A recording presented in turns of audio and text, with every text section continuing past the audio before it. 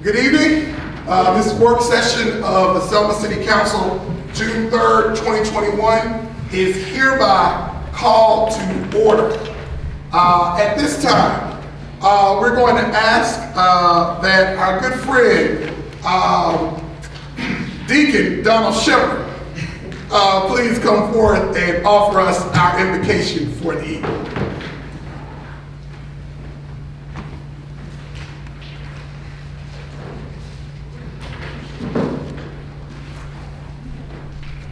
Good evening, everyone. Good evening. I'm going to ask everybody to please bow your head. Dear Heavenly Father, we come to you today with bowed heads and humble hearts, asking you, Lord, to just be with us. Lord, we want to thank you for all that you've done for us. Lord, we want to thank you for watching over us each day. Lord, we ask you to be in the midst of this meeting. Lord, be with our great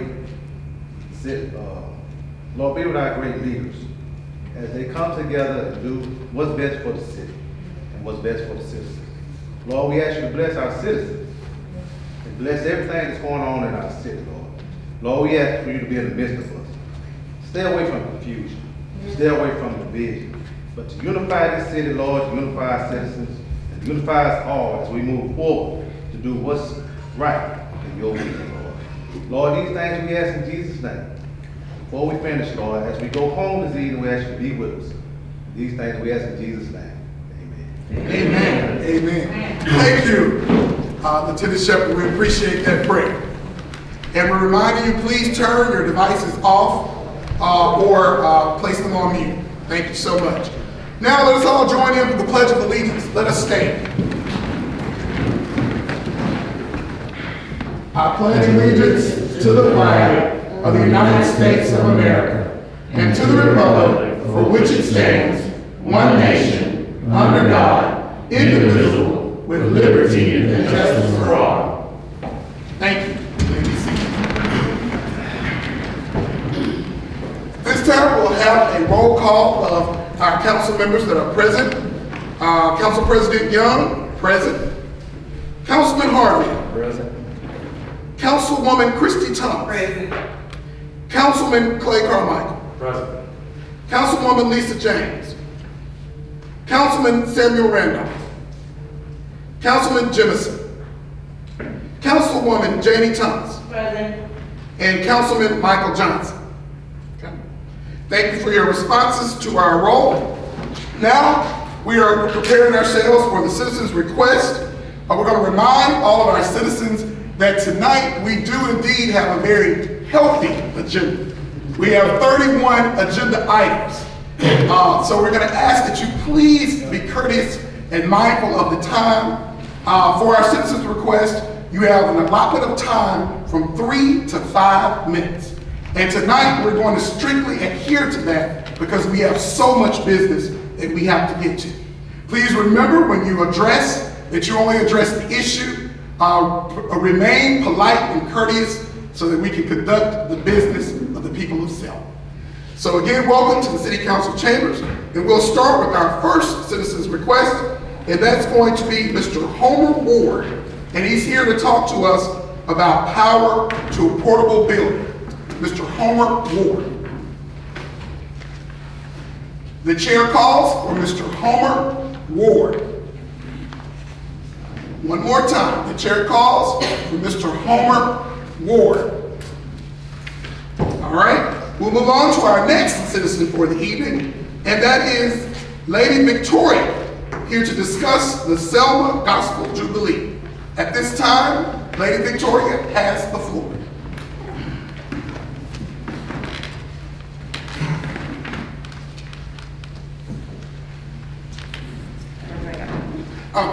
Right up to the podium. Yes, ma'am. Good evening. Good evening.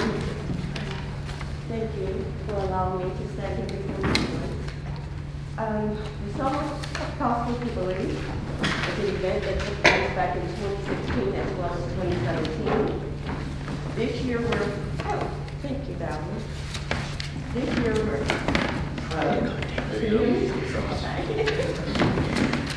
we're looking to host it again in 2021 on October October the 16th. I'm here tonight to ask the City Council to please join forces with the Selma Gospel Jubilee in partnership. We would like to have them, the partnership of the Selma Gospel Jubilee, to, I apologize. That's fine. I'm nervous. It's been a minute since I stood up here. I am so sorry. Please That's forgive fine. me. Take a deep breath, calm down. Everybody's nice, but. Okay, the Summer Gospel Jubilee is requesting for the amphitheater, which I've already spoken with Mayor Perkins about. The things that we're also requesting is to have the grass cut. We're also requesting chairs. We don't have any chairs down there to present this. And it would be nice if the city was to step in and provide chairs and make sure all the ground lights are working. The stage lights as well. And also assisting in hanging up the banners. The back room to be clean, tables and chairs, and security if possible, down there on the ground. We're also having that the mask is to be mandatory. Everything is in your folders. We're also looking to do a visual light candle the night before, which is October 15th, down at the foot of the bridge. Under the safety proposal, facial masks will be mandatory and worn on the grounds of the amphitheater. Hand sanitizer will be issued out to everyone upon entering the amphitheater. Social distance will be highly enforced. Sitting will be 6 feet apart from one another to enhance the CDC guidelines and regulations. If you have no mask, no facial coverage, you will not be permitted to enter. That's only where the fence is around the building, where you would have to wear that mask. Anything else, if you're outside the fence, I don't have any control of that. Because a lot of times people will pull up in their cars and sit out there and sit on the hood on their cars or whatever to listen to the gospel music of the event. Yes, ma'am. I also put in the flyer that in your folder, as well as the picture of the amphitheater and an idea of what it would look like with the banners. And that's only a small part of it, the things that we're going to be putting down there. So I'm hoping that you all would take into consideration and join partnerships with the Selma Gospel Jubilee. And I do apologize for my screw up here. Maybe next time I have it together. It's been a minute since I've stood up here. And I'm not used to speaking in front of everybody. Normally I have somebody else to do that for me. Well, I think you did a good job. Well, thank you. I just have a quick question. Yes. Is this event gonna be open to the public? Is it free? Yes, I do apologize for that. That's probably the first thing I should have said. The Selma Gospel Jubilee is a charity event. Okay. It is free to the city of Selma or to whom would like to come in. Everyone who participates are volunteers. No one is getting paid. Everybody's taking their time out to, present the show to make sure that it takes place. We are LLC licensed. I made sure of that to secure the name because we're looking to do it annually, once a year in October. Yes, ma'am. So we did, take care of that. Council members, do you have any questions that you would like to present to Lady Victoria at this time? Are there any questions? Hey, how you doing? All right. Are you reserving this? Are you reserving this already? Have you called for the amphitheater to be reserved? Oh, yes, ma'am. We are already on the books, and matter of fact, I'll be taking care of the payment tomorrow. I will definitely Thank have you. all of that That's tomorrow. all. So, no, I'm not requesting any. Oh, okay, that's why I don't want asking. any money.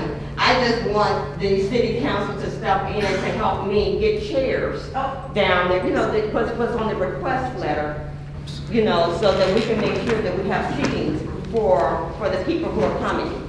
All of my singers are from out of town. My praise dancers, everybody is from out of town. So we got people from Tuscaloosa, Birmingham, other places coming here. Yes, ma'am. So I want to make sure that we have chairs, and that's one of my biggest issues, to have the chairs down there for, the people who's coming down to watch the show. Okay. All So right. no, Miss Jane, I'm not asking for no money. All right. Any other All of questions? that is taken care of. You did mention that it was a charity event. How are you gonna be able to raise the money for this event? Well, And and who would the monetary gifts go to? as of right now, we're doing the t-shirts. The Selma Dr. Jubilee t-shirts. We're in the process of raising money for that but prepaid t-shirts. Okay. So that's what we're doing. But to be honest with you, I'm funding it. Basically, I'm the one who will be funding it. All right. Any other additional questions?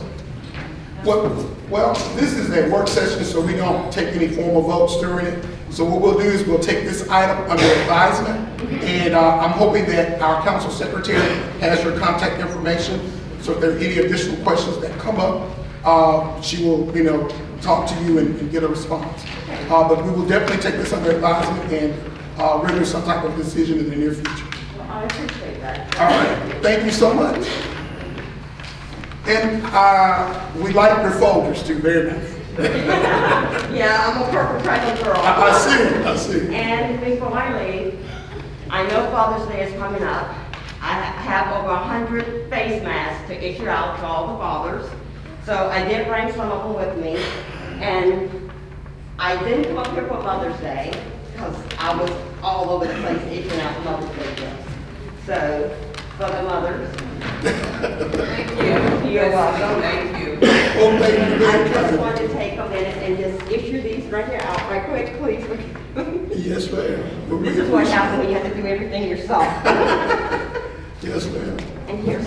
Well, while she issues those out, Mask. in the interest of time, thank you. Thank you. We will proceed, and we're going to ask our next citizens, to Mr. LaMarcus Snow, to come forward, Thank you, and he's here to discuss infrastructure and public safety. And Mr. Snow, you have the floor, sir. Excuse me, sir. How everybody doing, Mayor, Council President, Good evening. Council, everybody, I came before y'all today to talk about a couple of things that I've been running across while I've been doing community service. The IGA building, it is just open, it ain't no glasses there, and I'm saying because the GWC homes are there, kids can easily come from GWC and go in there. The ceiling is falling down a bit, and it's not boarded up and glasses everywhere. That's one, with the kids being out for the summer, that's just one of the probably 10 or 15 areas I ran across. But the compress in East Selma, it is highly dangerous. Some of the building structures out there, if you walk up on them and the wind blow, they might fall. So if you got kids and stuff gonna be cutting up through these compresses and walking the IGA to the store, it might run one thing up. Y'all probably wanna push the owners of the owner of IGA to board it up, and I don't know what you're gonna do about the compress, but it's just a big hazard also. And I also came to talk about some public safety issues. As you know, in Ward 7, it's been 5 murders over there in the last probably roughly 90 days. And I've been talking with Councilman Thomas, and I've been trying to help her clear out some fields and clear out some roadways and right-of-ways and stuff over there, just to get it open back up. And what I want to say about that situation with Ward 7, I don't know who's gonna step forward and do something, but somebody gonna have to step forward and do something. I don't know if y'all gonna get a curfew over there or something, but the people over there in Ward 7, they hang out all day, all night. They don't leave. If nobody got a job and somebody walking around the streets, they are using drugs or looking for something to get into. You get what I'm saying? So I don't know if y'all probably want to push a curfew over there, but 5 murders in 2 or 3 months in one ward in small Selma, that's crazy. And I also want to talk about another issue. If anybody know, I do have a past. I used to be in the street. I used to be a gangbanger. I used to sell drugs. I used to shoot the bird at the police officer. I hated the police officer. But now that I'm doing right, all of them are my friends. And as a street person, an ex-street person, I still can walk up in any hood and talk to these guys because everybody know me. And I'm gonna speak on this here. You know, I ain't got no authority. I'm just a voice. You know, it's up to y'all to do all this stuff. The Selma Police Department is gonna need some help. I'm just gonna give y'all an example. The Selma Police Department, I'm just estimating and thinking, they probably carrying around a 40 cal or a 9mm with a 16 round clip, one in the chamber, and probably 2 or 3 magazines. In their vehicles, I'm just estimating, I don't know. They might have an AR-15 behind their head with a 30 round clip. But in the streets, these guys got 50 round extendo clips. They got SKSs, AKs, and AR-15 with drums and 150 round clips. So we just need, y'all gonna have to get some police presence, more police officers on the streets in the city of Selma, and they're gonna need some better equipment. You know, I'm just talking from what I know in the streets. You get what I'm saying? And then another incident, I was down talking to some of my friends in the Bottoms. It was last year. I don't know if Councilwoman Thomas remember, but I was just out talking to them, you know, trying to get them to come to an event I had a non-violent event, and they was burning a fire on the sidewalk.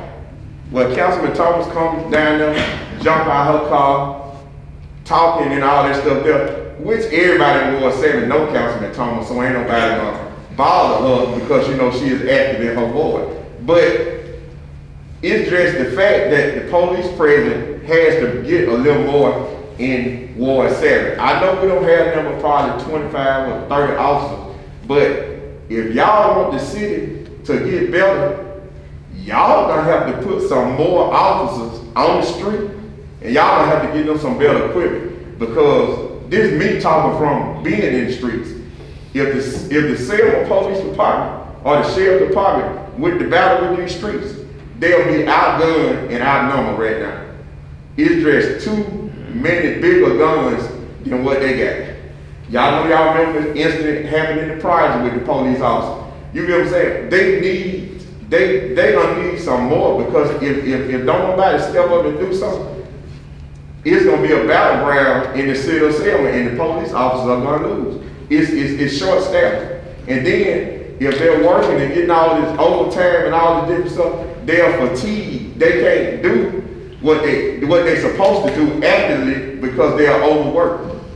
You know, I know y'all saying y'all got the budget and all that coming back up again. Y'all may want to get them some better guns, better firepower to fight back with the streets, because y'all see what's going on around here. If people kicking in doors and blowing people's brains out, what they care about our police officers? They'll do the same thing to them when they go to a call. And I remember when I was younger, when I used to run from the police and they don't see me, I could run up and down the alley. Before I know it, John Martin or John Bean, they had the other part of the alley stopping me. Get your hands up. The police cannot go through these alleys no more. They can't cut off, they can be chasing a murderer. They gotta go all the way around the street and not get through the alleys. You get what I'm saying? If I was an officer and I was a criminal, I'm gonna run in the bushes or run in some of these abandoned houses. Because I know the police ain't coming up in there, because it's an ambush. They can't see. The police just can shine their light from one part of the alley to the other part of the alley. Now they can't do it. And I ain't gonna talk about the other thing I'm gonna talk about, because it'll be all right. But it's just, the police need some better presence in Ward 7. Too much going on in Ward 7. You don't hear about people getting killed and all that stuff in these other wards. It's going on in Ward 7. If I'm walking down the street at 1 or 2 o'clock in the morning, I'm probably on drugs. I probably got a crack pipe or something in my pocket. Something's gonna have to be done over there in Ward 7. They hang out all night. And Councilman Thomas, she is not the police. She probably even have a gun in there, but she up at the car. Y'all can't do this. Y'all can't do this. You can't do that. You know, we need some more police present in Ward 7, and they're gonna need some better equipment to fight with these people in the street. Because if y'all think it ain't out there, talk to me on no. I be in the streets every day. Everybody hollering with snowman. They showing it. It's there. And it ain't going nowhere. But and then another thing, if this got to do with the government, it don't have anything to do with the Selma Police Department. If Chief Fulford pull me over on Monday and take my gun and get me turned over to the federal government for the ICE program, I can get right out of jail and go get my uncle or auntie to go buy me another gun and I'm right back home again. You know, it's just some things that y'all got to look at for the city of the police department. You know, they got to get better. They got to get better stuff to be on hand-to-hand combat with these streets. Because if y'all know what's in these streets, it's out there. Take it from one that knows. Okay, thank you, Mr. Snow. I'm gonna allow any council members, if they need to ask questions or make any comments at this time. And remember, we got a lengthy agenda, but I'm gonna start with Councilwoman Janie Thomas. First of all, I'd like to say this to LaMarcus Snow. This is not just a beginning. It's a long trail. I'm in that trail. I'm in that neighborhood. I grew up in that neighborhood. And at my age now, I have been fighting for that area a long time, trying to make it better for us. And back here it was. But I appreciate everything that you've done to help me, because it was a war zone prior to a month ago. People was killing people like nothing. And all of us are family over there. When I say family, I mean people that I seen grow up in that neighborhood. And we try to love one another, but you know, sometimes you can't control stuff. Just like you say, what you have in your district, that's what you have to deal with. But you have to fight. You never give up. You continue to fight till you get some help. So a lot of those things we'll be looking at and we will be pushing for it, because a lot of those citizens, they have a voice over there. They have a strong voice over there. And enough is enough. So I appreciate everything that you volunteered to come over there and help us get rid of some of that wildness and everybody else. Public safety is the #1 issue. I seen it. I see these things. I seen people die. I seen babies got shot. I done seen enough that I never give up. And I'm gonna keep doing what I need to do for Ward 7. Thank you for all what you do. Thank you. Any other council members need to make any remarks or comments at this time? Okay. Mr. Snow, we have a public safety committee meeting that is scheduled for tomorrow at 12 o'clock in Chambers. And we'll be talking about some issues. It won't be a very long meeting because we plan on having another one in the next 2 weeks. Yes, sir. We got issues, got an agenda out already. But I'm glad I've taken notes of the items that you have mentioned, and I hope that those things will be addressed in the very near future. And I want to take this point of personal privilege before I say that, those properties that you talked about, those dilapidated structures, could you please get the list of those addresses to the council secretary, Mrs. Ellison? And then Mrs. Ellison, will you make sure that those addresses are given over to the city attorney? Because I know that we have been working on weed abatement and all those things. We want to make sure that we have all those properties taken care of. So if you get those addresses to Ms. Ellison, yes, sir. It probably wouldn't be that bad if IGA would just get boarded up, but if a kid get in there, the ceiling already falling out, and then it's glass everywhere. Yes, sir. You You know, it's highly dangerous. The compress is highly dangerous. It's a lot of properties. The old cigar factory, the gates are down over there. People are just dumping couches and mattresses and everything over there. So, And I know anybody that is not from under a rock knows that you are out there in those streets every day, looks like every hour. yes, sir. And I want to take this point of personal privilege to thank you and Councilwoman Janie Thomas for never giving up. Both of you have a never give up attitude, and that's what we need in these days and times. So thank you both. Attorney Max. May I make a suggestion? Yes, sir. In terms of handling the information Mr. Snow is going to provide, if he would take that to code enforcement, and they'll give me a copy. Thank you, sir. Make sure you get to the right parties. So, Ms. Ellison, if you get that to code enforcement, I can't see you over there, but if you can get that to code enforcement, that'll be appreciated. I'll make sure I get a copy of it. Thank you. The next individual we have for citizens' request is Mr. Jeb Harrison, and he's here to discuss the city marina, current state and economic impact. Mr. Harrison, you have the floor. Thank you. I come to you today to express concerns I have over the city marina, and I'm sure a lot of other people in this town do as well. Over the past several years, the city marina basin has silted into the flooding of our river system, leaving the mouth impassable at times. Now, there's nothing we can do about that. We can't fix Mother Nature. However, we have aided in the creation of this problem. Typically, the Selma Fire Department is called to wash down the roads when the water subsides and the silt that is several inches thick is left behind on the roads around the marina.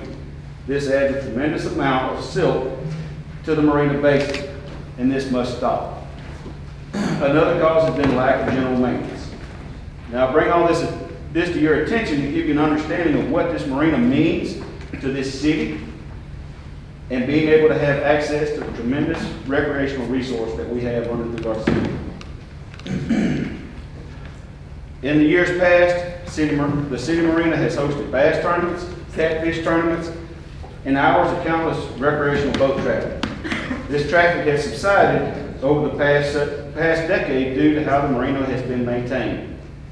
The city is missing the boat, so to speak, on the tax base, lodging taxes, sales tax, and general revenue. A typical recreational boater going to the river for one day is going to spend anywhere from $50 to $100 in fuel. He's going to put $50 to $100 worth of food and drinks and ice in a cooler to have on the river with him that day. Think about the taxes that you're getting off of sales tax and the fuel tax. In the bass fishing world, a typical bass fisherman is going to spend $50 to $130 in fuel, depending on the size of his gas tank. Tournament fees, $25 to $100 for drinks and ice, and countless dollars of live bait and artificial bait that he's bought here in this town. I bring that to you to let you know that the Alabama Bass Trail is a 100 to 200 boat fishing tournament that we missed out on several years ago. They chose Wilcox County over Dallas and the city after looking at our facilities. This tournament will have boaters in town for up to 5 days. A fishing team will use the hotels, they will purchase fuel, they will eat at our restaurants, they will buy things at our service stations, and they will also purchase things at our local bake shops. These teams typically spend $700 to $1,000 while they're in town. Think about the tax base we are missing. This not only affects the city, but it affects our local business owners as well. In a 2019 study by the Black Belt Adventures, hunting and fishing alone for the entire state of Alabama generated a $3.2 billion economic impact. For the Black Belt area, which is 23 counties, and we are one of those counties, the economic impact due to hunting and fishing was $1.1 billion. That's a lot of money. How much of that have we missed? Should you repair the marina, I don't think anyone would mind paying some form of boat launch fee to use the marina. I will close by saying if you repair it, they will come. And if you are unsure about what I mean by that, just look at the city of Camden. The city of Camden just spent $1.3 million on a new city landing, updating it. And in that time, they have been booked by 4 tournaments that are going to have 100 to 200 boats per tournament. I know though one particular tournament, there are going to be people staying there for 5 days, pre-fishing, using gas. Now, when I went down there and talked to the folks that were doing the tournament and talked to the city leaders, any idea where they're staying? They're not staying in Selma.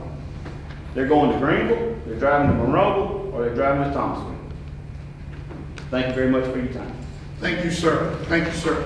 At this time, council, we'll start with Councilwoman Janie Thomas. Any questions or comments? Yes, I would like to say to you, for the past 4 years, I've been sitting on this panel. And we did vote, it came before the body of the council. We voted on doing the repair. There was some, and I think the clerk can pull the minutes. The money has never been used for the repair, but we did vote, the whole town, we voted to get that work done. So I think that our attorney needs to ask for the minutes of the record. I think it was done, we did this in it was 2017 or 2018. We did vote for that money to repair. We even had it was brought to us how much it would cost to repair that. And we did vote on that. So all of us want Selma to improve, even down at the boat dock. You know, like you said, it brings in money, revenue into the city. And we're willing, as that's what the municipality government does, to improve their city. And we are about improving the city of Selma, doing what we need to do. Right. Any other council members would like to comment at this time? Okay. Well, I believe, Mr. Harrison, if you stick around during the attorney's report, you might hear good news in the right direction. Yes. Dealing with the marina. So thank you, sir. Thank you. All right. Next on our agenda for the evening, we have Aubrey Diller, and they're to discuss the reopening of AIDS occasion. At this time, Aubrey Diller has the floor. Hello everyone, how y'all doing today? Good evening. Thank you all for having me. My name is Aubrey Dillard. If you don't know me, you probably heard my name before. I've been in, thank you so much. I've been in these streets for a long time with a number of businesses that me and my parents have, with helping the community doing nonviolence walks and prayer marches. Can you please pass me? Yes. You may pass. I just want to bring before you some documents. I have lived in other places. I've been in the military and I understand chain of command. So I had a couple of concerns about opening business in Selma and how things was done, which I did addressing certain people. I've been having a hard time since I've been back here. I've been a business owner in Selma since 19 off and on. Everybody know I had Arby's Beauty Lounge. First I was on downtown on Broad, now I'm on Citizen Parkway, which I have been an active business for years. I recently had moved out of Selma and I opened up another event center in Calera, which I was living there for a couple of years. I just moved back to Selma within this year, actually the first of this month, March the year that I actually lived back in Selma.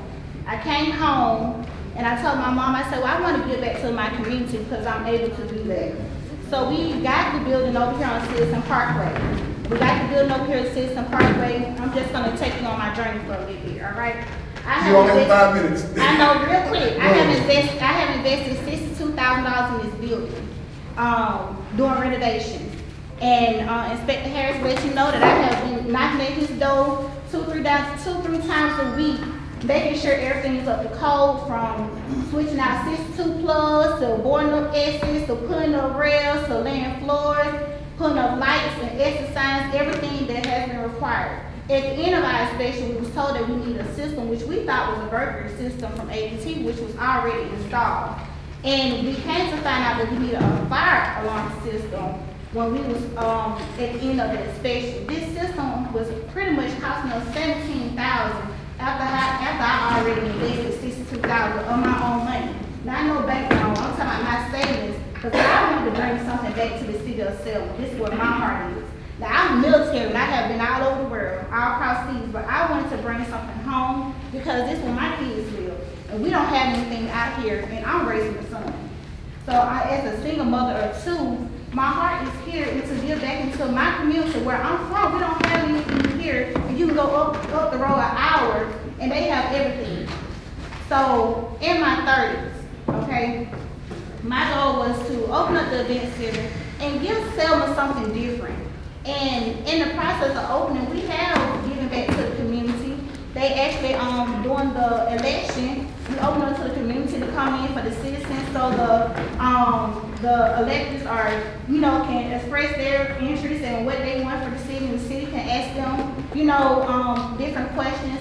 And at that particular meeting, I also addressed that, hey, maybe for small businesses, as we open, maybe somebody give us a blueprint of what we need. Because I had business in other locations, I've never been through nothing like this before. Actually, the same as that business I had in Calera, and a lot of obstacles that I have had in Selma, I didn't have to deal with that there. So a lot of things were new to me, which that's fine. As I embark on this journey, I have done everything in my power to do what I can do to make sure I'm following the chain of command and everything that's been asked. Everybody that's in office know who I am because I've been going everybody's phone up to make sure I'm in code. Long story short, as you can see how long we've been dealing with this, we haven't even been open a year. And 6 to 7 months out that year, I'm literally paying $1,800 a month for a building that I haven't been using out my own personal money. Okay, we finally get open, then we got hit with this security system, in which before you even put chains on the door, it was already established to be put in. We had some minor setbacks. We went to 3 different companies. We was going with Selma at first. Mr. Bill was handling our case. Unfortunately, he died of a massive heart attack, rest his soul, a little while back. And they had no one at that time to handle our paperwork, which kind of delayed us a little bit. I did talk to Mr. Rick, and I do have a message saying that he actually could get it on tomorrow to go ahead and try to push it through. But in the meantime, because they was handling that situation, we went on back through ABT because we already have a burglar system with them. So I actually got the first proposal of ABT, which says $16,933.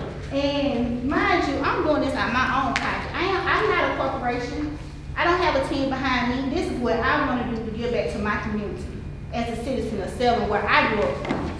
So I mean, it was a lot of different setbacks. However, we finally got to agreement that they really was charging us for a whole lot of things that we didn't need. And actually, Ms. Patricia from ABT actually went to the fire inspector and talked to Mr. Harris. I asked her, can she personally have a meeting with him to make sure that we are in code and make sure we're not paying for stuff that we don't have to have. So she actually went to the office, met with Inspector Harris, and got everything that we needed. And now they pretty much prepared the documents, everything already been submitted and paid for. So I actually asked her to write me a letter, as you can see, it's on top, with her contact information that anyone y'all can call and say, hey, this already taken care of. I had requested on Tuesday, which we was already planning on doing it this week when the chain went on the door. If someone can remove the chain, we would have had it done by Thursday because all the money has been paid for, but it was denied. We were told that we had to come here. So I just want to kind of put that out there in my journey, and for you to feel my pain. I have been in these streets working with the youth. I'm talking about prayer marches, and we have mentorships. My mama pastor. We do a lot for the community. And my goal for opening up AIDS occasions, not to have no nightclub, nothing like that. I wanted to bring something nice, upscale, something that professionals can come to and enjoy after work. We don't have anything like that. I wanted to bring a different type of atmosphere. In the process of that, things didn't happen, but that's my ultimate goal. I really was pretty much my back was against the wall financially on a lot of things because I had exhausted my funds trying to get this building open. But however, I'm here and I thank you for your time. I appreciate you all for listening to me. And like I said, I just want to give back to my community the best way I can. And however I can help to do that moving forward, you know, I'm willing to do that. Thank you. At this time, are there any council members? I see Councilwoman Jane Thomas's hand. Ms. Dillon, I have a question to ask you. Yes, ma'am. How long you say you've been out there at the Gibson Shopping Center? About a year. You've been out there a year. Can I ask you something? Mm-hmm. Were you paying taxes? Were you paying you had your license, you had your business license? We have merchant license now. The building was not up to par then. Like I said, we had put in $62,000 of work, so we wasn't fully operating. Okay. At the time that I gave the space to the city to have their thing for politics and stuff, we wasn't open at that. I just opened up them for the community to come in and ask them questions, because they were running for offices and stuff at the time. But we have been working on the building to get that done. The reason why I asked you this is because back in July 31st of 2020, you were certified, a letter to you about the ordinance that you had in violation of being open where you hadn't paid. It was done by our former director, Kim Lewis. It was said that you were operating without your license. And they had ordered you to, told you what you could be fined up to. And do you recall that? I never received a letter. Well, here we have as the body of this council, we were given some information. Okay. And this was done where the certified letter went out to you, warning you that you had to come up to the apartment. Was it a signature that need to be signed for? Because I didn't receive a letter. But can you come to see this, look at this? Sure.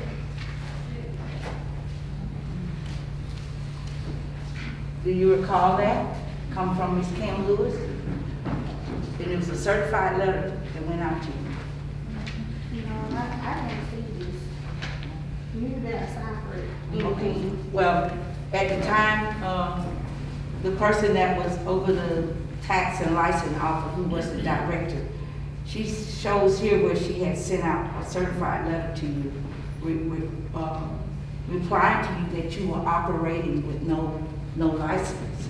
The city of Selma doesn't have, where you were in the business and wasn't paying license taxes. All right. Well, this evening, you're just here to address the council concerning the possible reopening of your business. This is a work session, so there aren't any votes that are taking place tonight on any matters. I think that with the information being provided, go ahead, Councilman Carmichael. I don't want to interrupt you. Okay. With the information that's being provided by Councilwoman Janie Thomas just then, I think since you haven't had a chance to see it, I think that you should have an opportunity to review that and see what that's all about, to see if that situation can be remedied, because that's with the tax and license division. That's just one of the departments. And then you also made us aware about the fire alarm issue. That would be with another city department. So I think that some time should be taken to make sure you've gotten all the information that you need. And that will also give this council the opportunity to review exactly what authority it has in this particular matter. And so, like many other times, I hate to disappoint, but we have to take that matter under advisement, as we are not going to take any votes tonight. But we do appreciate you coming and bringing forth that issue to us and putting it on our plate to look at. Councilman Carmichael. I think maybe what's going on is you've changed the type of license that you have, and the type of license that you have is going to have a larger occupancy, or the possibility for larger occupancy. Yes. With state code, which is what the Selma code has adopted over the years, is requires a sprinkler system. And No, we had to do, actually, we had 3 architect drawings, and our codes and stuff is all the way up to par. The sprinkler system, we cannot go over 299 occupancy to keep the sprinkler system down. We have already so hit you have a that. sprinkler system and everything? No, we don't have to have You don't one. have to have a sprinkler Yes. system? Oh, okay. We paid 3 different architects for that. Okay. Well, again, thank you. and contact the tax and license division. Go ahead, Councilwoman Mr. Thomas. President. Yes, ma'am. I know this is a work session. In order for this body of the government, the body to know exactly, when you put changes on, business, we have people that works in these tax department. If you don't mind, for this council, I know this lady is trying to get her business. Yes, ma'am. And like she said, that changes are on her business. And I would like to ask, if it's not gonna take but a few minutes, could we have our tax inspector that went out to do this, one of them, whoever's in here, can tell this county of why he put the change on? Is the tax inspector present? All right. Hold on a second. We're gonna address it. Oh, All right, thank you. I was trying to figure out what type of business this is. It's an event center, is what we're trying to open, more so do weddings and like baby showers and like conferences and things. So you would be renting it out to Yes, people? that's correct. Okay. Okay, thank you, Ms. Dillon. Appreciate it. Now we'll move on to the next citizen's request, and that's Ms. Tanya. I'm not sure how to pronounce the last name. Bodie. Ms. Tanya Bodie, thank you for coming, and you now have the floor, and you're here to discuss the reopening of business. Yeah, we're gonna address the reopening of our store. I don't know if y'all heard, but it's Candy Baby. I can't hear. Can you hear me now? Yes, sir. Okay, we have a store on Bar Street called the Candy Baby. We are requesting to reopen the store. We run into the same situation, not like hers, but somewhat similar. We got the changes on the door when we were and we moved. Our situation started when we went from a mercantile to an A2. Since that time, we have went and got we got 2 of the signatures. We had to get 3 signatures, one from the building inspector, one from the health department, and one from the fire chief. We got the health inspector and we got the building inspector signed. The only holdup was the fire inspector. So we've been working with the fire inspector to find out exactly, and again, this has been a continuous situation, to find out exactly what we need to actually get up the park. So the first time that he went out there, we had put a door in. So he said we couldn't have the door. So okay, he said he can't certify because we got the door in there, and the door wasn't in it when he first did it. So if we put the door back, it would be okay. So we put the door back, came back out again, and then he informed us that we had to do a life safety plan. Okay? So we tried to go forth and get a life safety plan done, which we finally got done now. We got everything we need to open the store back up, but the problem was, in the interim, we have tried our best, and the problem is, with here in Selma, you do not have a list of credible contractors you can actually go to when you're trying to run a business. We begged, we pleaded, we did everything possible to have him tell us what we need to do to get so we can be on board. I have done everything in my power to say, look, we understand that you cannot give a person name, give a contractor name. We understood that he couldn't recommend anybody. But we also asked, well, look, is there anybody else in our situation that's trying to give you what you need that we can talk to? Because this public records who's opening up a business. So just give us another business name of a person that we can go and talk to so we can get you exactly what you need. Couldn't do that. So now we sit right here trying to run around and trying to go from a mercantile to an A2. And the only stronghold we had was pleasing the fire chief. The fire, and like I said, I'm not putting the blame on him because again, he has to follow rules, but the thing is, we're trying to run a business, we're trying to be legal, we're trying to do everything correct. We got 2 of the signatures, the only thing we needed was the fire part. We could not get an answer to save our life. We talked, we got our architect to go down there, and we got our architect to talk with them. They couldn't, it's like, he didn't know what they wanted. Because he said, no, we can't give you this. In order for us to give you this, we got to give you mechanical drawings, we got to give you electrical drawings. And we talk about a small business. This guy would have charged us $15,000, $20,000 to do a mechanical drawing. What really ticks me off is that if I would have had him do that mechanical drawing for $15,000 to $20,000 being a small business, it would have wrecked us. And the problem is, they knew the answer. They've been dealing with Donor Delight. The guy that we finally went to was a guy named Mr. Lee, an architect that does all the work. The only thing he had to tell us was, look, go to Mr. He didn't have to tell us to go to Mr. Lee. Go to Dunkin' Delight, go to Donor Delight, go to another company that's doing the same thing and they can help you out. He couldn't even give us that. That's what ticked me off. We sit up here trying to be legal. And what made him angry is that he embarrassed my wife. It pissed me off when he embarrassed my wife because they're coming out here like they're the armed forces with the police, with the fire chief, and we run a respectable business. Let me tell you something. I don't know if y'all ever heard of Candidate, but we get really good business and we solve the community. We give. If y'all haven't read, we gave away bikes this last Christmas, and even though they said we was illegal, we were still paying taxes. We still record our taxes. And again, what ticked me off, I was out of $20,000. What makes me mad at he embarrassed my wife. And it wasn't even necessary. We did everything in our power to come up to par. We did everything to try to please them and get them what they wanted. And even when they talked to the architect was even dumbfounded and said, what do y'all want? And again, if it wasn't for my wife being nice and talking to our customer, this lady, we would have never known about Mr. Lee. And again, what ticked me off, they knew who Mr. Lee was. They had the answer, and we tried our best to be legal. We have done nothing illegal. We had so much business down there, it would be foolish enough to try to run up the business without being legal. Because we knew we could, we just don't operate like that.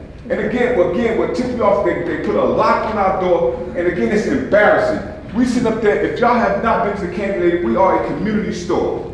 And again, we have been giving gifts. If y'all do know anything about us, we are nice people and we operate under the law. And for them to come in and embarrass my wife and to embarrass our company like that on something that wasn't even our fault and we tried to do right, and then go sit up there and put a lock on our door, which again, I understand we was legal for operating without their business. I'm not trying to deny that. But at the same time, I tried to do what was right.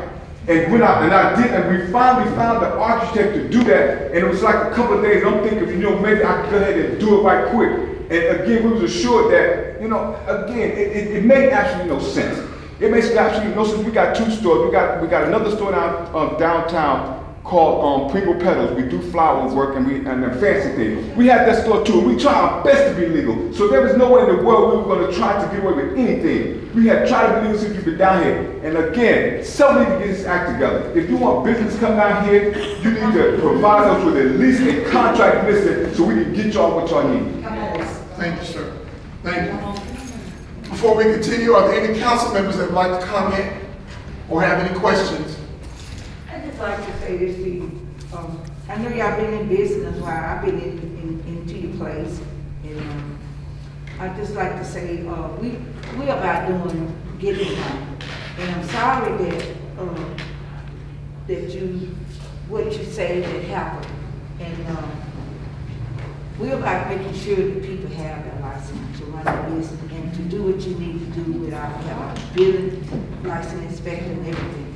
So I'm hoping that we can get this straightened out for you guys and that you'll be able to run your business the right way.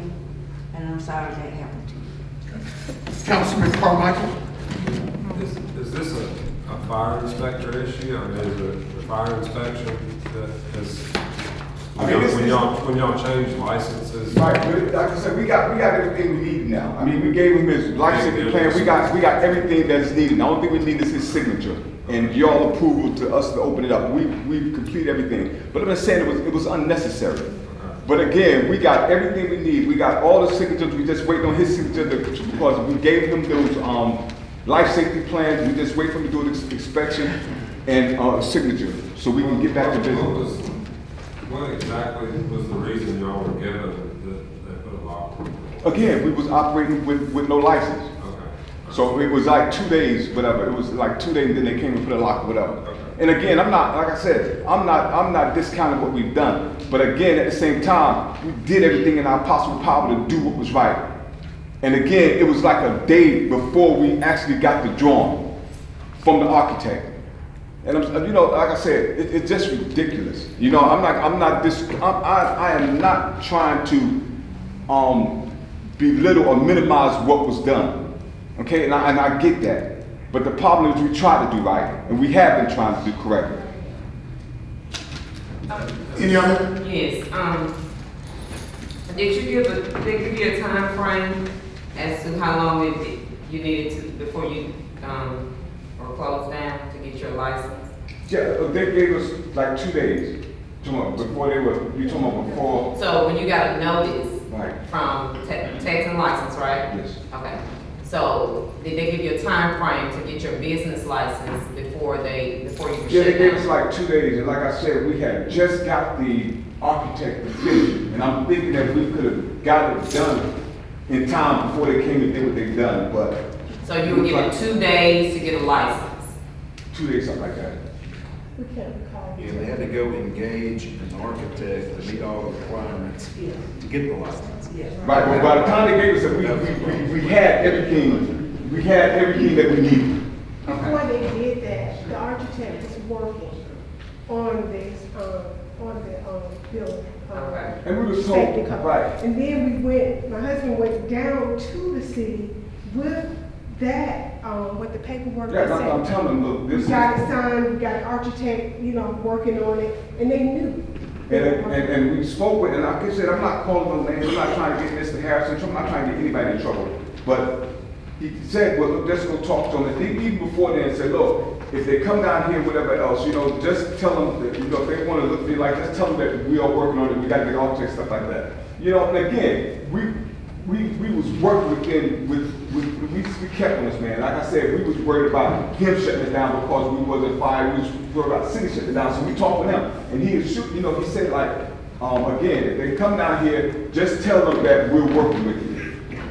And again, I'm not excusing nothing that we've done, but again, it would be something different if we was not in constant contact with them and trying to get this mess straight. It's not like we didn't have a business license, because we had one, but we had to transition to another one, and we were trying our best to get that mess So straight. as of right now, you're shut down? Right now, we shut down with a lock on the door. And I think it's ridiculous, because again, we tried our best, and if we have to wait, again, we're losing a lot of money. If we have to wait to open back up to y'all to make a decision on whether we can open or not, it's not right and it's not fair, because we tried our best to do what was correct. And it's not like we were trying, and again, we was paying taxes the entire time. So it's not like we was trying to cheat the city. We didn't do anything like that. We kept the books, we paid our tax. The only thing we didn't do was pay for that business license because we didn't have what was needed. And we tried to do that every single day. And again, it was an embarrassment of the whole thing. It was an embarrassment. And like I said, it was unnecessary. We've done nothing to let this community but try to raise it up. We got that store down there, and then we tried to do something for those kids in that area. Y'all know the area where we are. You know how bad it is. And we sit there and try. We give those kids stuff. They don't have food. If they don't have the money to pay, we got a thing set up so they don't have to worry about paying for anything. And again, it's ridiculous. Again, I'm more mad about how they embarrassed my wife than anything else because it was unnecessary. I'm a grown man. I don't care about that.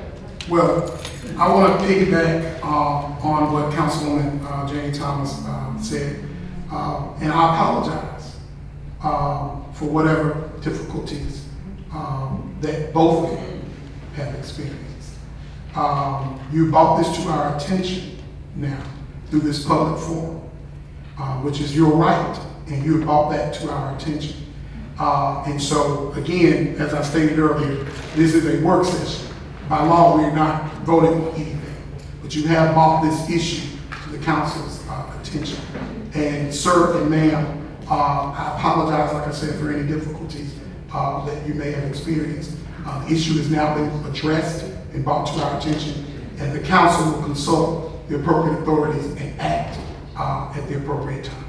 And so when will we know when we will be? I believe it's going to be on Tuesday's agenda. Go ahead, Councilwoman I would like to Johnson. say for all the business a time frame is very important. And a time frame is when you're not on the schedule, that you haven't done what you're supposed to be up to the status of to keep your business open. And this is one thing that this municipality government is going to have to look at, how the time frame when they come to you, and the time frame and when they allow you, give you time. And this is one thing that we are going to have to look at, because there are information that we should look at this municipality, because we're the ones that agree when a business should be operating the right way and should have a license and everything else that they need.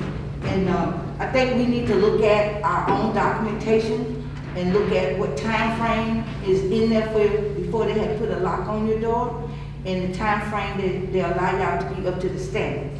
So this is what this, we would have to do, because this is a work session. This was brought to our attention, and we have to look at, what's. Okay, so how will we find out when the decision is? Well, we have council meeting Tuesday. We have council meeting on Tuesday. We have to come back on Tuesday to see if y'all made a Yes. decision? Yes, sir, you can come back on Tuesday. All right. Thank you, and again, we're sorry. All right, the next item on the agenda for the evening, we are now moving to the mayor's report / attorney's report. Mayor Perkins, and good evening to you, Mayor. Good evening. Good evening.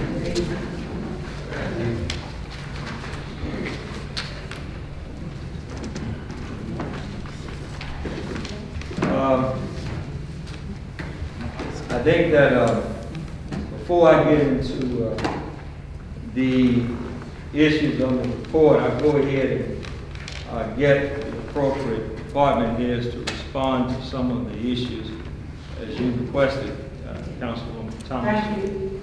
So let's start with the marina. Ingrid Thompson from Planning and Development is going to speak to the marina issue. And then we'll come back and talk about the event issues. Thank you, sir. Good afternoon, Okay, can someone please address me with a question, and then I'll give you all an answer after that. I would like to address you. Please. In that time frame, you were the person from Planning and Development that came before us, that we were talking about the marina. Yes, At ma'am. that time. Yes, ma'am. And we said that amount that we would need to, a broad amount. Yes, We ma'am. also did I think it was an ordinance or a resolution for that amount to do the repair. Yes, ma'am, that's correct. So what happened? Why didn't we move forward? Ultimately, there was some issues regarding getting the contractor legally in compliance with the actual work that was going to be done at that time. And because the scope of work and the actual process wasn't accomplished at that time, we were unable to move forward with it after that time, and ultimately it lapsed.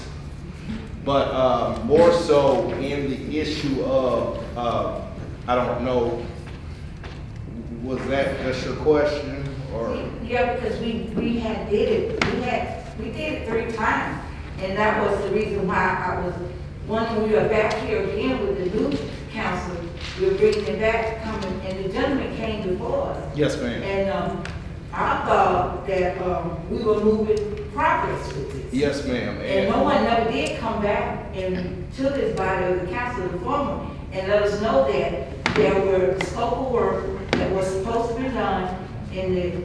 It was addressed at a council meeting as well in regards to the process of getting that paperwork together, because that's why it came up again after that time when the initial vote was done.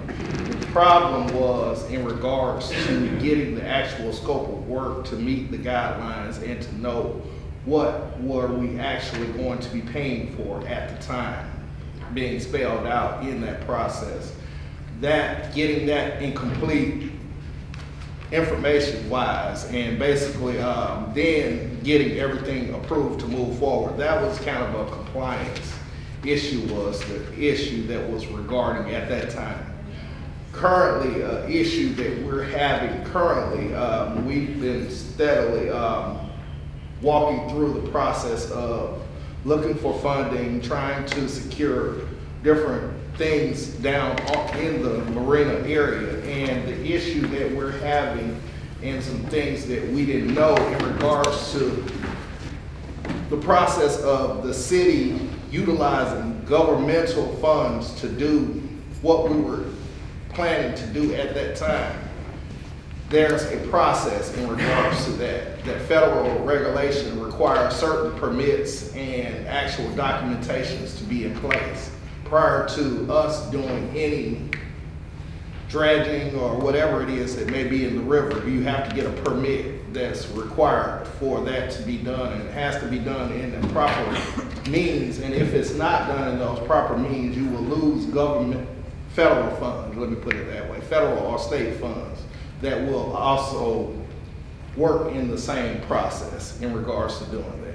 So did we lose from the time that we did it then? No. We agreed, so we still have those funds there? No, well, the issue was with that was the funds that were potentially to be done at that time was a fund that doesn't carry over for the budget year. And the amount went away with the passing of a new budget. And now it's the process of finding funds, but because of what work we've been doing and to find out that there's a process, that possibility that the city may potentially be able to garner some federal and state funds to actually help with this process. We are now under the engagement of a permitting process that the federal government requires and regulates the city up under, because we're going to do this properly, and it can have an adverse effect, not specifically for the dredging, but for a lot larger funding source that we're ultimately looking to use. Basically what I'm saying is if we don't do this correctly, we jeopardize the process of other federal funds being gained by the city. So we have to make sure that we adhere to that process as well. My last question, and I'm through with it. It bothered me, I know you're telling us now, but that was been 2 years, almost 3 years prior to that project. And now we, like you said, the mayor has went into the new budget, what we had laid out for that project to be done. So now we are back at the beginning. You're going to do another federal grant, or are you going to find the fundings for to try to get this taken care of? We are currently in the process of doing that, but there's a time issue that's going to go on with that as well. That's what we're bumping up against now. And let me do this, try to help a little bit. Ray is here also. He's aware of what's going on with this. I've been meeting all day in Montgomery talking about this and other things, but this particular situation, there are two different projects going on. One is the dredging and the other one is the docks. Those are two separate issues. But what's happening is, in order to get the dock work done, and Tim has been working on this. Y'all know more about it than I do. Yeah. But Tim has been working on it. He's made a lot of leeway on it. And in order to get the dock work done, there's a matching fund requirement. We could actually use the dredging project to actually come to satisfy the matching requirements for the city. So we can actually save money if we can combine these two projects. The other thing is this: we can't touch the river until the Corps of Engineers give us a permit. And that's where we are now. We got to get the permit. If we go down there and start dredging and cleaning out that river right now, if we do that right now, then we will lose our relationship with the Corps. And right now, they have already committed to giving us $30 million to shore up the riverbank. We don't want to jeopardize that. That's the issue. But Ray, you want to go ahead and explain that further? Okay, is this working? I'll go ahead and tell y'all, and the mayor's absolutely correct about permitting from the Corps of Engineers. And I'm a boater, okay, so I've been in and out of that marina hundreds and hundreds of times. My father designed it in 1966. I've got the blueprint. City is built with city forces, by the way. They used the dirt they got out of there to build the dike around the sewage treatment plant right up the street. Contact was made today with the Corps, and y'all got to realize that the Corps of Engineers is a vast, a lot of fingers that work, all under under one, actually it's under the U.S. Department of the Army. But contact was made. The indication I got was they think that that the Selma City Marina, and to check it, and I thought I'd know by tonight, I don't probably know by tomorrow, may be covered under a permit, and the permit would be through, it'd be an NPDES permit. Those are big words. But it might be covered under one of the NPDES permits that would allow potentially for some work to be done. Now, to me, there's two issues. What the council approved last year, and I was brought in after the fact, was literally cleaning the mouth out. Had nothing to do with dredging the whole marina. Just digging. But just digging the mouth out. The marina itself is about 1 acre of water. And at normal pool, it's designed to be 5 feet deep. My estimation is it's probably 3 feet silted in. There may be 2 feet of water in places, probably not at the mouth. That was seemed to be the problem people were focusing on last weekend on Facebook, boaters trying to get in and out. The company that gave the price, given a price to go down and clean out and also clean around on the banks. And if y'all know anything and remember the marina back 10 years ago, 20 years ago, 30 years ago, it didn't look like it does today. So I think the ultimate goal is to get the whole marina dredged out, to make it whole again like it was designed to be. And with Jeb's still in here, he's right. It's not gonna last forever. We can't control Mother Nature. It's gonna silt in again. But here's the thing, whoever we get to do that, if they find this NPDES that we are covered under, there's gonna be a whole lot of guidelines and requirements to go with it. Like silt fencing, hay bales, confinement, whatever material you dig out, you have to take it to an off-site place where it can never wash back in. So it's not going to be quite that simple, and we need to make sure we do it right because they have the power to fine you. And the mayor's right, you don't really want to make them mad because they're going to be good to Selma.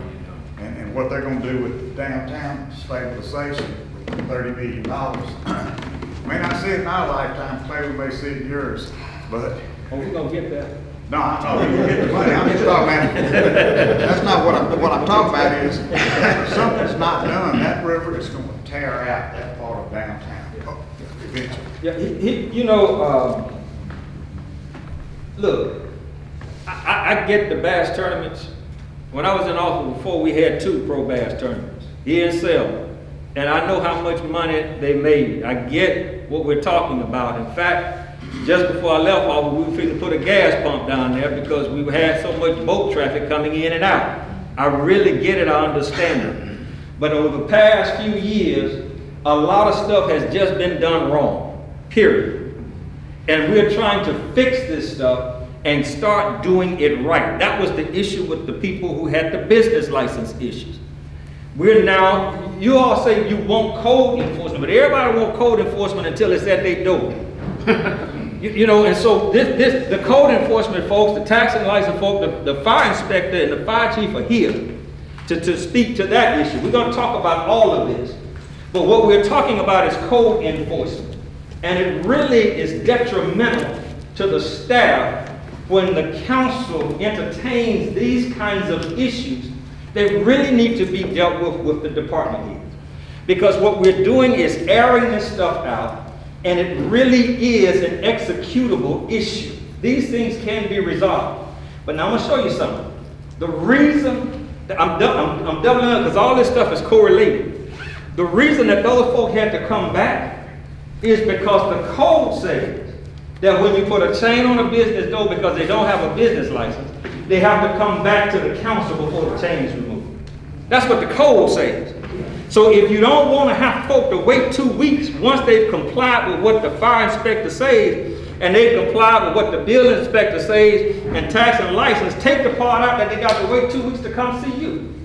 Because all we had to do then was go back and take the chain off the door. But that's what the code says. So we are simply complying with the code. That's all these folk are doing.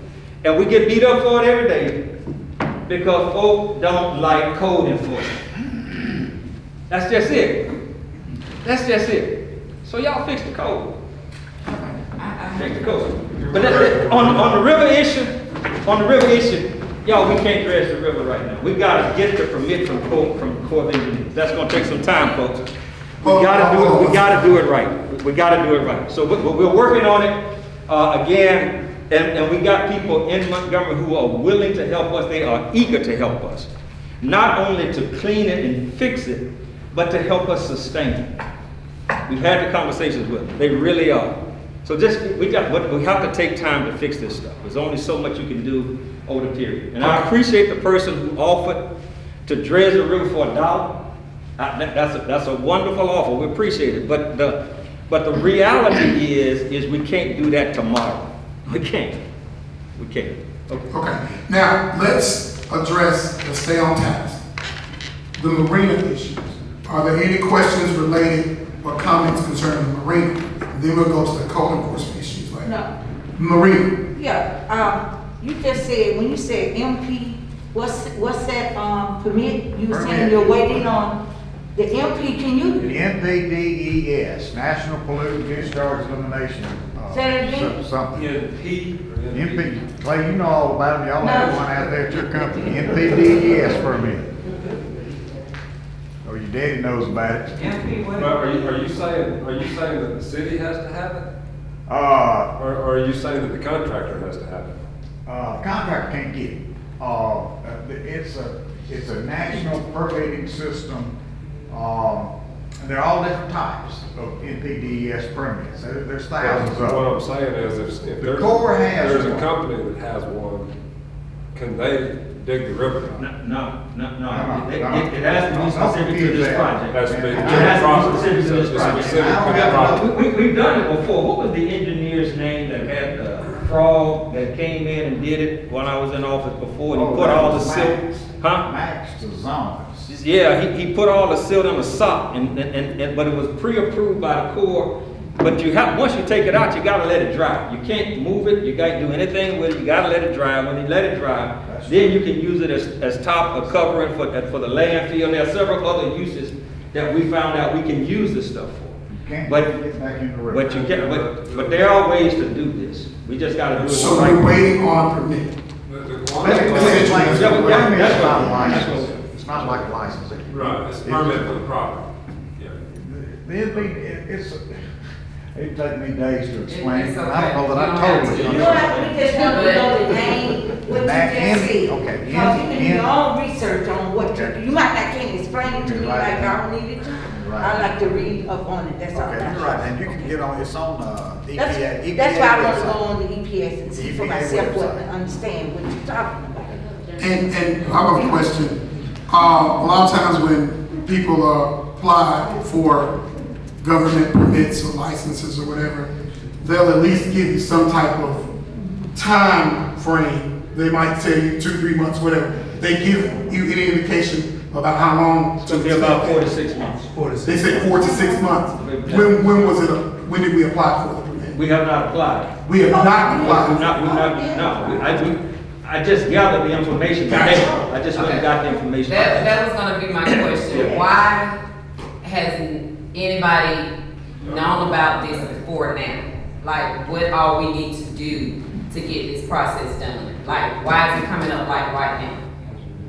I mean, because if the council approved to dredge it, if the council approved to dredge it, why didn't anybody do the investigation? I can answer that question to a point, and Ray probably can back me up on this one. When you're dealing with, if the city is spending its own funds, it's not bound as much by federal regulations in regards to doing certain things. There are certain environmental pieces that won't regulate you as heavily Okay. if you're not using that entity. So since we're using governmental funds, then And let me say, I wasn't involved on getting the price last year. That was the former council got a private company contractor in town to get that price.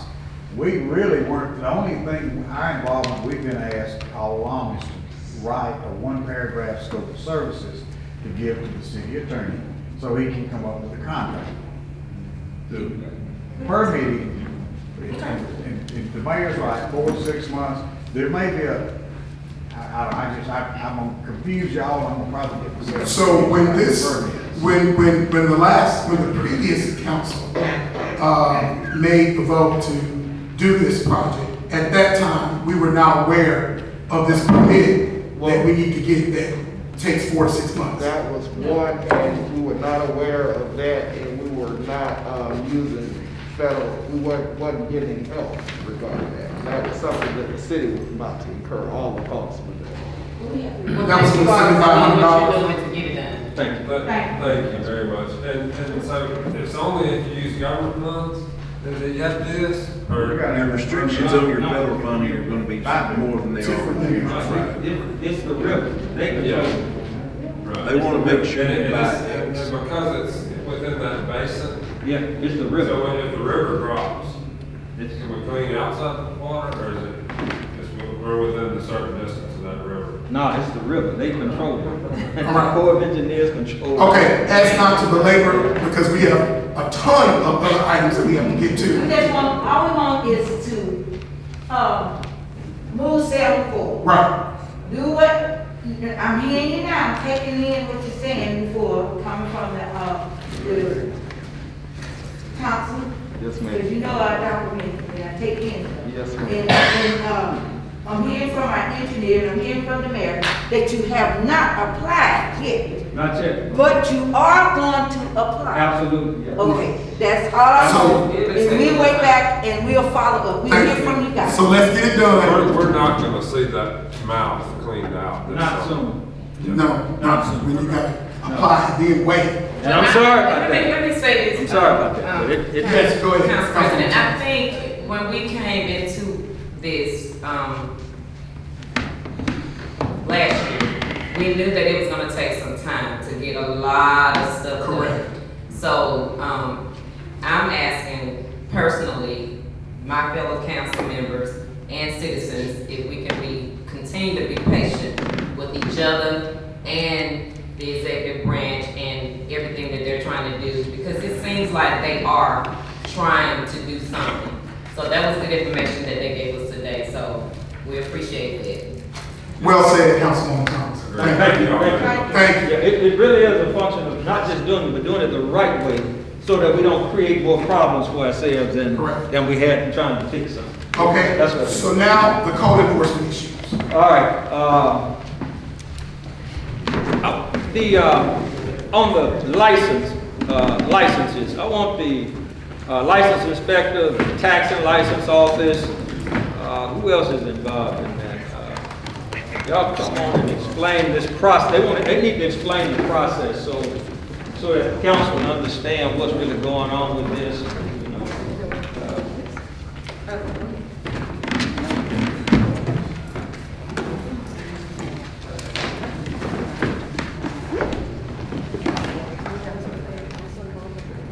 Yeah. Fire inspector, y'all come on up here because y'all involved.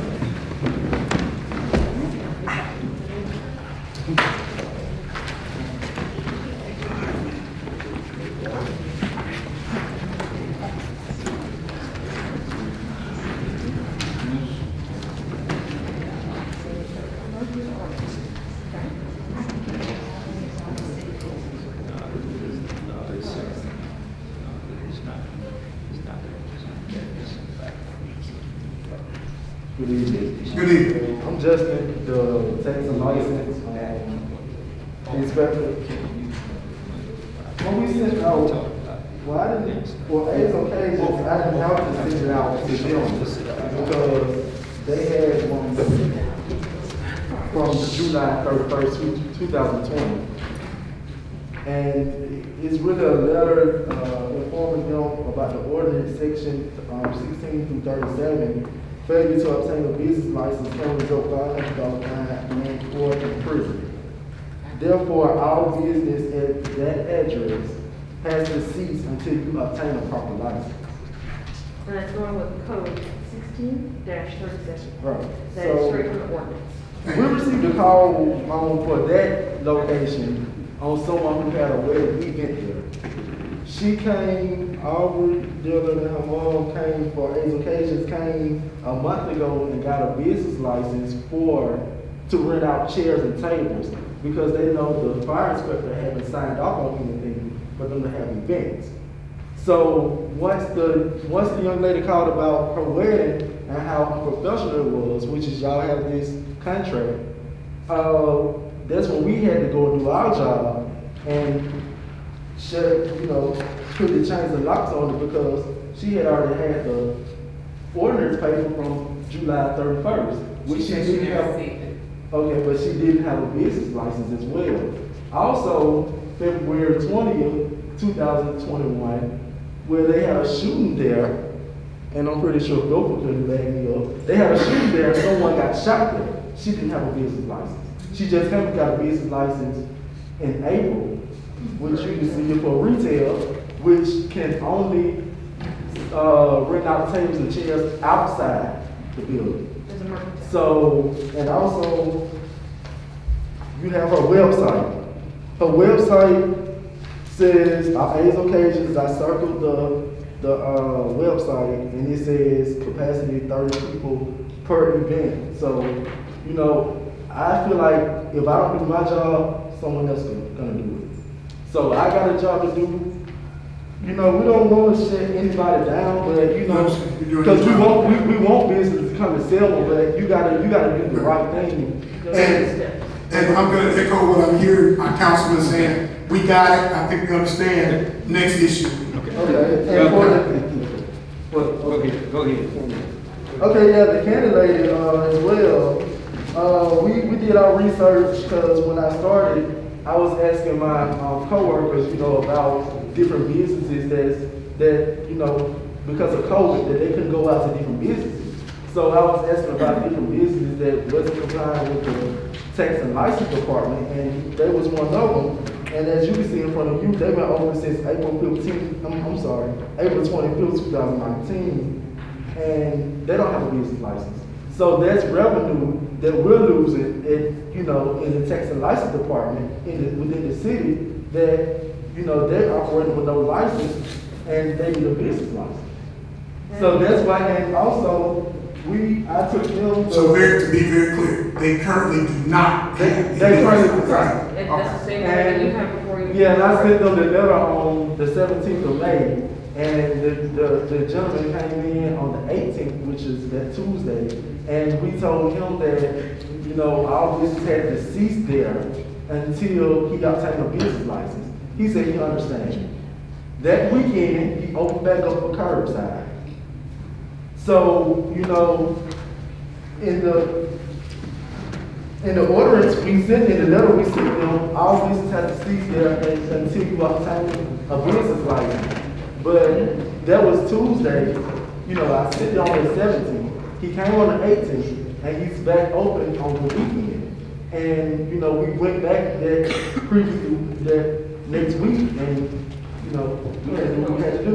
Okay. So. All right. So what's the status now? Have you applied now? That's why they had to come meet with you guys because, And so now that is going to be before us to actually go on whether or not they're allowed to be open. Correct. I just want to make sure I get everything clear for myself and everybody up here. Correct. So the status of that now is before us now. Right. And we'll have jurisdiction on whether or not to vote to allow them to reopen. Okay. Go ahead, Councilman Harvey. Just a quick question. He was mentioning, and I'm not going to try to cite the license, I'm just going to use A and B, okay? He said he had a business license A that was not what he needed any longer. He actually needed a B. What was that about? Well, I think What location? that's for the. This was the 20th, this is the candy thing. He said he had one type of license that he had been paying for. Yeah, the fire inspector. Yeah, the fire inspector. And they're coming up now. Okay, so this was business license. Now fire inspector. Thank you. Yeah, we're trying to get. We get it through it. We're going to work through it. Okay. Fire inspector's gonna come now. And what we're doing is just trying to get the public informed and aware of the process. And all we doing is code enforcement. I mean, that's what we say we want to do. It's hard. It's nothing easy about it. And these folks are the ones who have to do it, and we need to back them up. Good evening. Good evening. Just to elaborate on Ms. Dillard's situation, it was already enacted in 2020. She originally, the square footage of the building originally caused her to have a sprinkler system. Okay, so they brought an architect in, they walked stuff up, took away some square footage, and she no longer required to have a sprinkler system. But the type of assembly building business she wanted to run, she still had to have the fire alarm. We told her that, like she hadn't got it yet. That's gonna be, I don't, as for the Candy lady, they changed some stuff in the building. And that was, you was talking about. And I'll let Inspector Harris elaborate on that. Good evening. Good evening. I'm going to talk about both business and it's probably pertaining to the same thing. Just like when the councilman asked about different types of classification. Codes are required different types of classification. You can have classification as a B, M, S1, A2, it all depends. My job is that only thing I do is I go in and I apply the code. I don't tell the business what to use it for. If they tell me that they want to use the building for, I apply the code to it. Like Ms. Dillon, her situation was, she had a building over 12,000 square feet. The code required, any building over 12,000 square feet is required a sprinkler system. So what me and Fire Chief Brown did, we allowed her in the building to cover up 2 areas in there where they had to be fire code walls, had to be fire rated. So what it did, it knocks her square foot down under 12,000. So she ended up with like 10,000 some square feet. But she still required to have a fire alarm system in there because she changed the building from a mercantile to an assembly. It's an A2. That's what she's trying to use it for, to help entertain. Now, by her having that 10,000 square feet, anything over 5,000 square feet, she got to have a a fire alarm system in there. So that's why she's stuck with the fire alarm system. That's weird. And on the architect side, it's not my job or my responsibility to tell them who to use. What I do is because if I go out, have an advantage in business, I will tier business to certain people, then they will come into the city, and then I'll be liable for the city like. I just tell them what the codes are. I tell you, I'm an architect, but they have to be in the state of Alabama. It's plain. Pick the phone, go up, call one, and whatever they decide to do. Now the Kenny, his business, when I did his business sign off, he also was a mercantile. I go back and I say, hey, there's something wrong. He changed his business from a mercantile to an A2, which is, he's having a restaurant. In order to change that business, he had to have an architect involved. He put walls in and he cut holes in the wall to make doors. He can't do it. He alterates the building and it requires an architect. That's why he's stuck with an architect. He said that I did not tell him. It's not my responsibility to tell him who to use. My responsibility is to tell him that he needed an architect that is certified in the state of Alabama. Period. He can use whoever he wants. It took him a while to do it. I don't go out and make sure. I cannot sign off on a building that an architect has not approved. If I do that, I'm liable, the city council liable, and the mayor liable. We're all facing lawsuits. That's what we're not going to do. My job is to enforce the code. Some say I'm tough, but I'm fair. I'm strictly about the code. I'm not going to deviate from it. I'm going to stay on the code. And whatever you tell me that your business are, that's where the code leads me. You say you want to change it, I say this is what's required to change that building. That's why they having problems with the architect. because of what they're trying to do. Are they Like Ms. Aubrey obtaining? said, if the money she spent, and I literally told her, I think, the mayor, I had to take paperwork down there before, that I'm costing her money. I told her, I said, well, I can show you how to not cost you money. Put the building back where it was used for. If it was a mercantile, use that mercantile, won't cost you nothing. But when we change the building from what it existed, designed to be used for, you got to have architects. Because she's trying to get more people inside that building than what it's part for. Just don't have enough exits, so architects say you put exits in. Those are codes.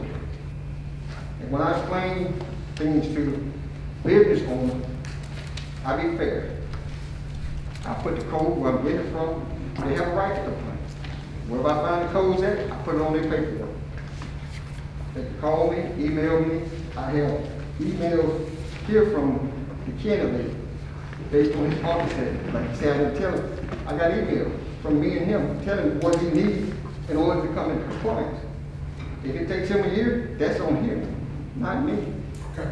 All right, so that we get on to the next thing. Are there any questions? I got a quick question. Go ahead. Are they getting their required building permits to make these changes to these properties? A lot of this because they need to submit their plans for what they're gonna do when they get the permit. We're catching some of this on the back end where I'm hoping maybe we can start catching some of it on the front end. Well, what they're doing is, when I tell you, it's a process that they have to go through. Right. They have to get plans to do.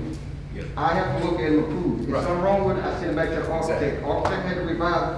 I get That's it. the Yep. situation we're going, but they think I just supposed to sign off. I can't sign off on it until everything goes through a step, a Right. process.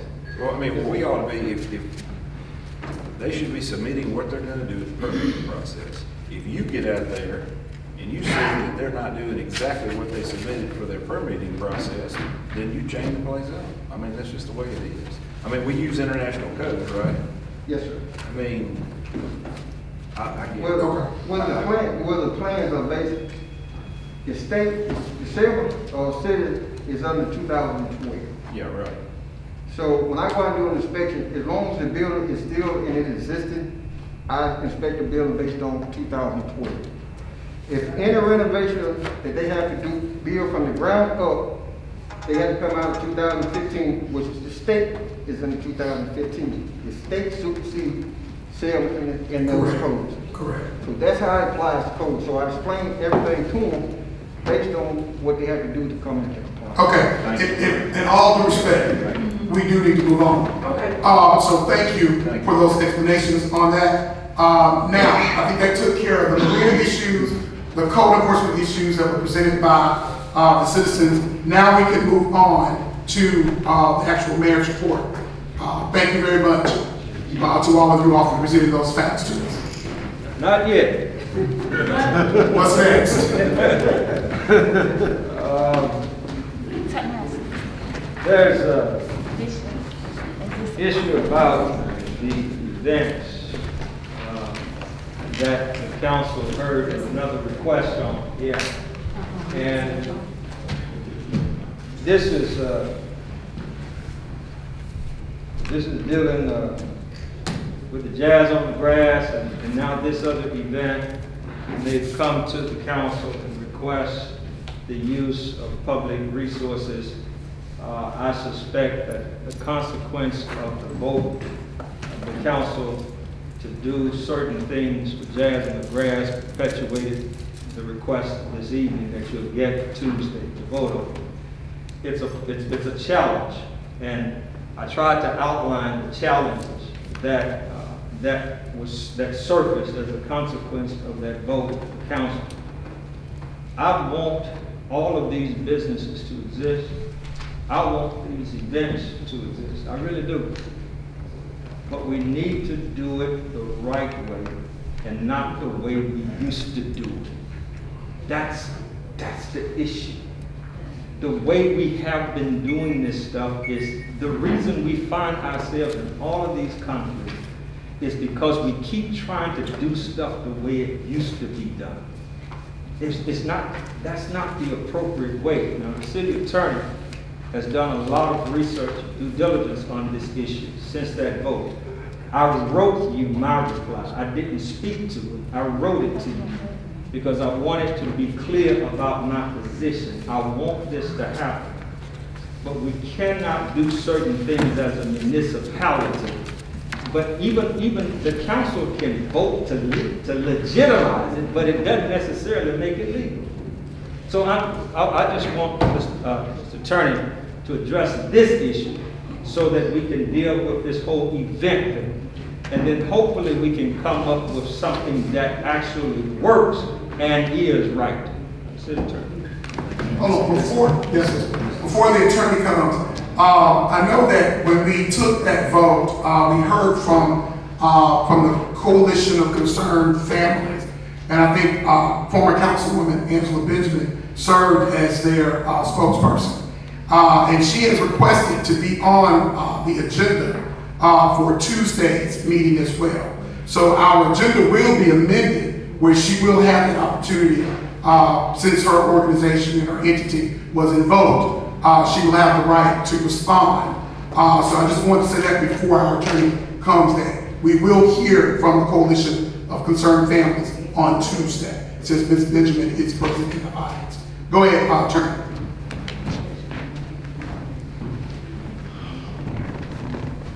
Thank you, Council President Young, Mayor Perkins, Junior.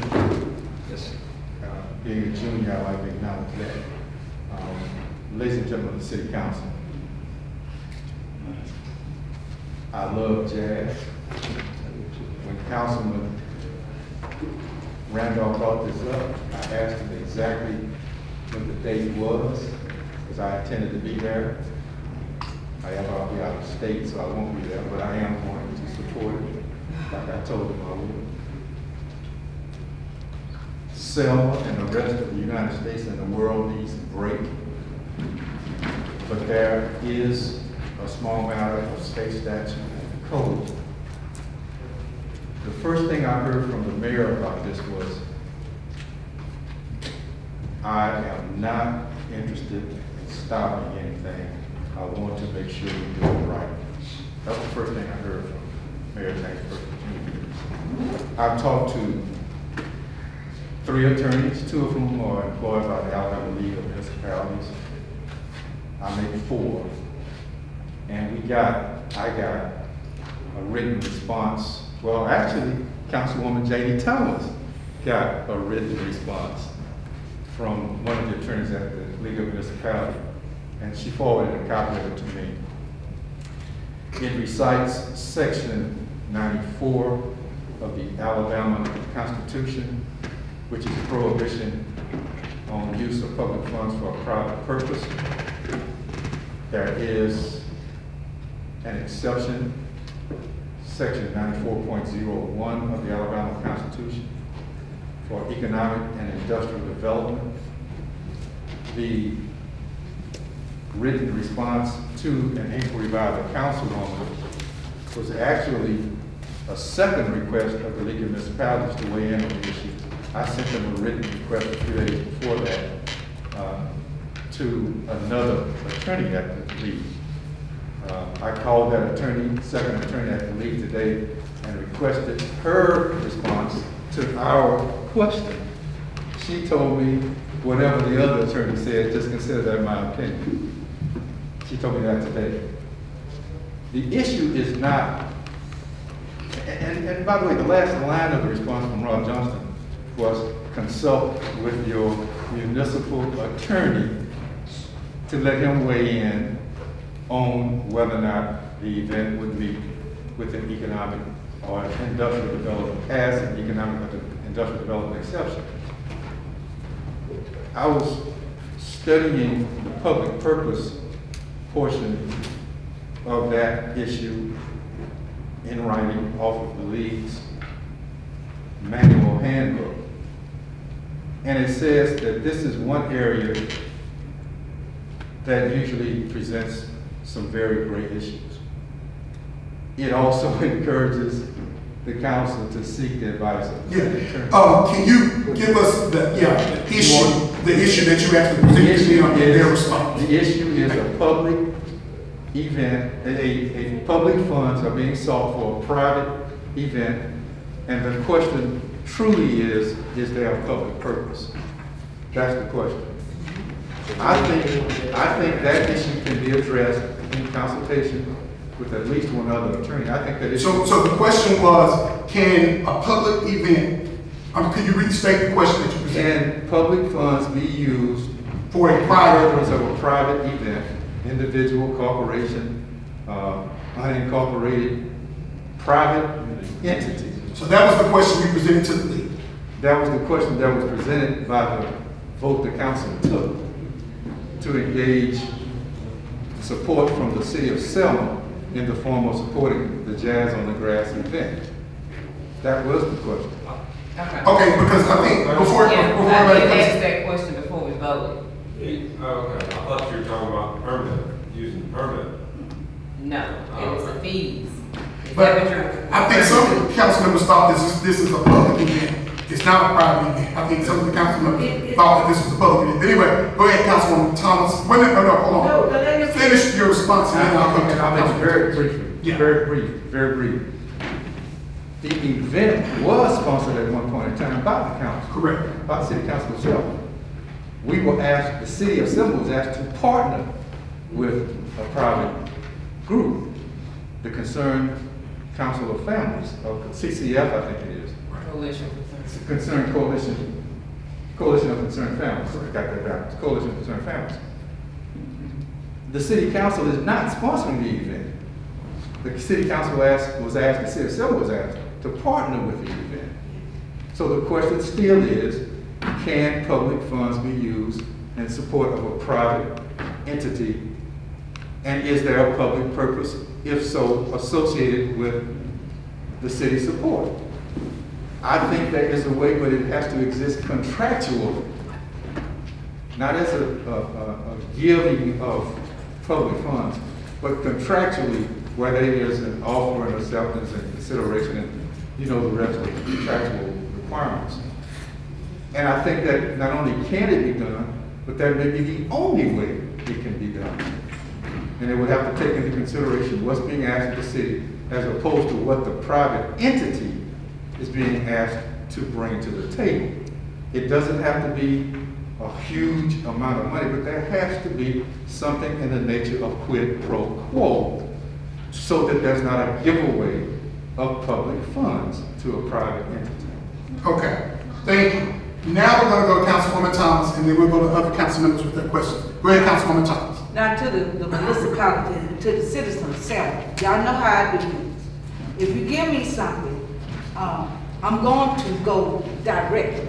And also, I go to our selected reading. Our selected reading is here for this whole body of the council.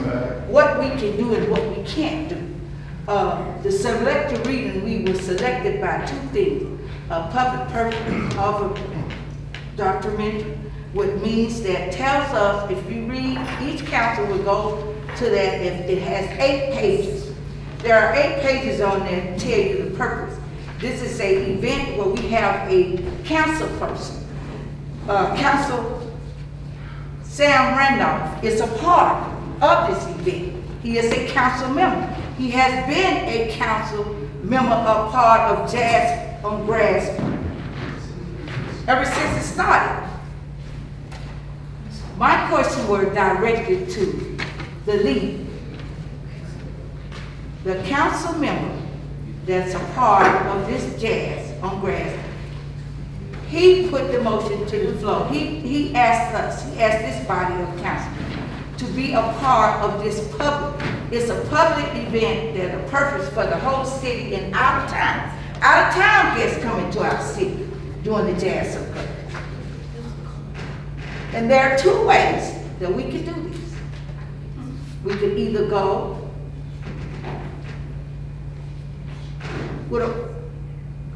with what the selected reading said, that we as the municipality, the things that he asked us, we can use those things for this event because this body of the council is a part of this event. We can't use, because we are the government body over all of the city property, all of the city things that we use for our city. And we have someone who's been a part of this. It is not like that we are getting something, we are not charging a fee. This is an event open to the public of the city of Selma. We are not making any money. Our council person is not making any money off of it or nothing. This is an entertaining event in the downtown entertaining area where it's open to the public. We are not making anything off of it. And also another one that we can go to, all this come out of our selected reading. Selected reading is about 500 pages. And council member, when we have issues, this is what we go to find our answers. We could either do an oratory expended Melissa fund. It tells us in there how we can use our funds on things like this. There's a public, open to the public. He invited us. He asked to use the chairs. He asked to use facility, which that we have to make sure that we do our facilities, our liability, it is covered under insurance. It's just like when we rent our buildings out to citizens that want to rent it. It has to be covered. All she asked was, all the council person asked for was to use the restrooms. And it is covered under our insurance. Because June 1st was the first day that the mayor said that our facilities will be open back up. That's another thing that helps us. Also, with the tables and the chairs, we just only using them for that day of the event to be returned. Now, he made a point. The lady from, with the, having the gospel show, yes, she came before the body of the council and was asking the need of us, she would need some tables and chairs, which she's paying. She's paying for the use of the amphitheater. And my thing is here, according to our selected reading, I would put this in the hands of the council because it is our duty. We are over the government. We are the municipality over the government. And I think that by Tuesday, I think that I know that I will give all of the council, I have read it, I know, because I did my work. I like to get an understanding of what I can do and what I can't do. But I am only one vote. I am only one person, but I believe in doing things right, and I believe in going by what required of this municipality. Everything is in that place to tell us what we can do, and we are not breaking a law. We are not breaking our section code. I made sure that when the mayor sent the letter, he said we was in violation, and I wanted to see what I was in violation with. And I went and I talked with the lead, because I stay in the selective reading. When he give us something, or somebody say that this council is out of order, or we are doing something wrong, I want to read it to see, to clarify myself, to make sure. So I did do a little reading in there, and I read some things that I direct to our municipality lead. And he did tell me, he said, the council has authority over the city property. I said, well, are we doing anything wrong when our council person came before the body of us to ask us to be a part of this? He said, does it serve a purpose of the entire city? I said, yes, it does. Because it's an open, he said, is it making any money? I said, no, we don't make any money. It's something that we been doing it for a while. We get no fee. They said, well, the council get a cutback. I said, no, he don't get a cutback, because ain't no money being charged. It's just open to the public. So it's this body of the council to read what I sent to them and to understand how our municipal funds are supposed to be spent. It's there in black and white. Thank you, Councilwoman Thomas. Thank you. Any other council members need to speak on this before we go on? Councilman Randolph, since he was the one that brought it forth, I think it's appropriate for him to speak. Well, I'll tell you the truth. I've been speaking so nice about Jazz on the Grass and One Hot Summer Series and the partnership with the citizens of the organization. But we have to remember, people tell me, so, oh, they're gonna come up here at the last moment to try to derail this thing. I just want y'all to know, the prior council voted 10 years ago, the partnership with Jazz on the Grass, 10 o'clock praise party, is in the minutes now. Because it brings community events to our people of the city. We've been having events downtown for years and years. To the last mayor, he tried to stop it, he couldn't stop it for some reason. And Mayor Perkins, I like him, but I am not trying to stop it. I know you're not trying to stop it, but it's just like you're throwing up a smoke screen. I'm not throwing up a smoke screen, I'm telling the truth. All right, let's remain on topic. I just want to. Any other council members need to come in? Oh, wait. Okay. But like I said, this is very important. We're just trying to have a community event. We want to recognize our citizens of Dallas County who have died from COVID. And we just want their family members to come out and have a good time. And we got people staying in the St. James Hotel, Holiday Inn Express. So that's economic for our city. These people come in the cell and get what? They're gonna spend 2 days here and what? They're gonna eat. They're gonna eat here. So buy gas or whatever. So it's not like we just trying to do something just to be doing it. But we already investigate what we need to do to make this thing work right. And so I would not bring anything to the council that I know was against the law. I wouldn't do that. So we got to realize this is for our people. If we can't have something for our people, there's something wrong. We got like I said, we got the entertainment district. Yeah. And the entertainment district, that's what it's supposed to be used for. Man, we got this multi-million-dollar amphitheater that ain't being used for nothing. So we trying to bring some downtown. That's all we're trying to do. And I'm gonna tell y'all now, I'm having a 10 o'clock praise party coming up soon.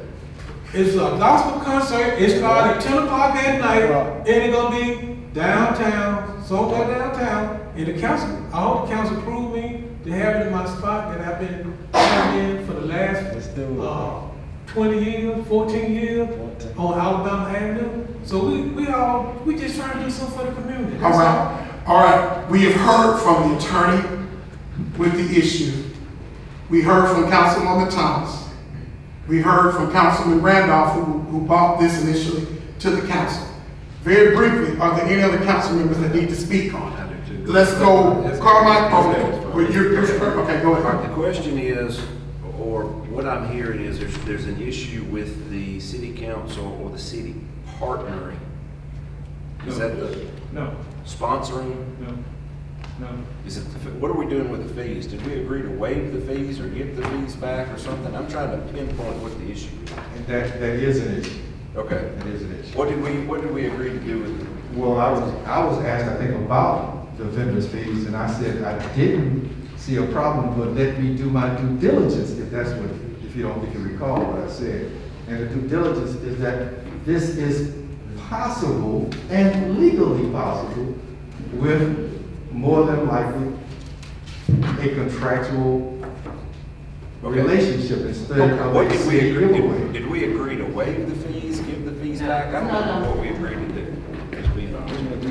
And can someone speak to that? The fees were asked to be given to the organization, set aside for the organization. Give back. The vendor fees were asked to be set aside for this event. In other words, they were talking about using the fees to pay for the event. The fees that were to come to the city, they wanted to use the fees that were actually owned by the city to pay for the event. In other words, the city uses the money that belongs to the city to pay the city. Okay, hold on. Is that the major issue? No, sir. The major issue is the precedent that's being set. Those are the issues. Look, there were several items, and I itemized them in the letter. And, they asked for several things in this process. They asked for a resolution. I said yes. They asked to allow the employees to wear yellow. I said yes. They asked for all employees to recognize the day officially. I want the council to understand that June 18th is a paid holiday that this council has approved. And so you're not going to have a lot of employees working. But what we're doing when we set this event up the way this was done, you are now requiring employees to work on a paid holiday. That's a problem. That's an FLSA problem. These are the things that I'm talking about. The issue is they asked that we deliver and placement of trash cans. I said yes, because we do that for all events. They asked that we deliver and set up 50 chairs and 6 tables. I said no, because we don't loan out furniture. And we need to say no for the other request, because that had already been asked, and I had already said no, but they came back down and asked the council because you told the other person yes. They asked that we deliver and set up the stage. I said no. Event planners and event doers, they set their own stage up. I said no, the city didn't need to do that. They asked for extra lighting and assistance with tent setup. I said no, because we're not to set up the tents. The only things that I said no to are the things where we have to use city resources for the purpose of doing this event. They asked that we may have to add, they said they may have to add or subtract from this part of the list. I said no. You can't just randomly choose other things at the city and give the city additional assignments. I said no to that. They said to donate the use of the convention center as a rainy contingency. I said no, because we don't donate the facility.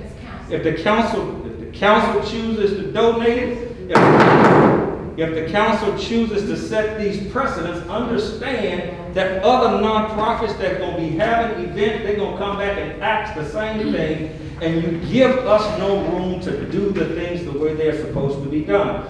They asked to donate the use of 19 Washington Street for bathroom use. I said no. 19 Washington Street is currently under construction because we are converting it to the code enforcement office. I said no to that. See, when you did the vote, you didn't know what was going on on the execution side of government. There's a lot that's going on. But when you voted on this, you voted on without this knowledge. And I was not in a position to stand here that night and to debate or argue this. I took my time. I used the weekend. I wrote the document. Okay. I sent it to you. Thank you. All right. I think Councilman Carmichael was next, and then we'll go to Councilman Thomas. I got a couple of comments.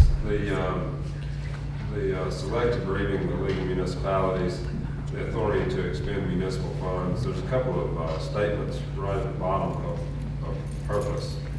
And it says, since Slauson, which is a court decision, the Attorney General has consistently held that the determination, since Slauson, which is Slauson versus Alabama Forestry Commission, since Slauson, the Attorney General has consistently held that the determination of whether an expenditure is for a public purpose is a factual one and can only be made by the governing body of the local government making the expenditure. The League recommends the creation of a contractual relationship before the municipal governing body approves an expenditure of appropriation to a private individual, corporation, or association. So, I mean, those two things I think stand out pretty well.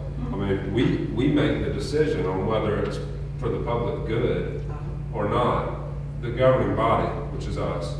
And then they recommend having a contractual relationship with the party who we're entering into this relationship with. I mean, that's Thank you, Councilman Carmichael. Anything else we can add on? Yeah, sorry. Go ahead. I know you're like,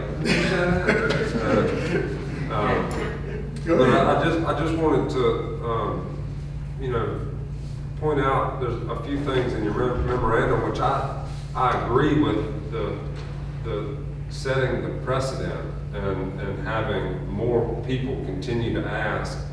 And some of these things are, what I've talked about before, you know, business type, expenses or income that we can actually make some money off of as a city. I mean, some of these things can be revenue when it comes to buildings, renting out buildings, whether we choose to donate a building or donate equipment, and versus you know, making money off of it versus donating it. And we need to be careful about that precedent, and I think we need to probably look further into, and I'm not saying right now, obviously, because it's going to take a lot of time, but we need to look further into how we do this. You know, and when we have this policies and procedures manual that BMSS works on, this needs to be something that's in there, how we deal with the city's property. You know, I mean, we need a clear procedure on this for future reference. And but for this, I mean, like y'all said, the city's been doing it for 10 years, and it is a partnership. The council's consistently voted to partner. Councilman Randolph's a member of the committee. I've been a member of the committee before. It's a good event, and I really don't see any problem with it if we can consistently and continually do it as a sponsor. Now, what designates us as a sponsor is another thing, and I think what I've sent out to everybody about our city seal, and I've seen it fly around on some events before that have not come before the council, and I think we need to officially adopt the city seal, because currently our city seal is a bale of cotton with the city of Selma on it, and no, we hadn't seen that one in years. And we have the city seal right there, and I sent out an attachment with a resolution that I drafted that I would like for Attorney Madison to look at, and everybody to look at, and maybe we can bring it into the administrative committee. And we will. Let's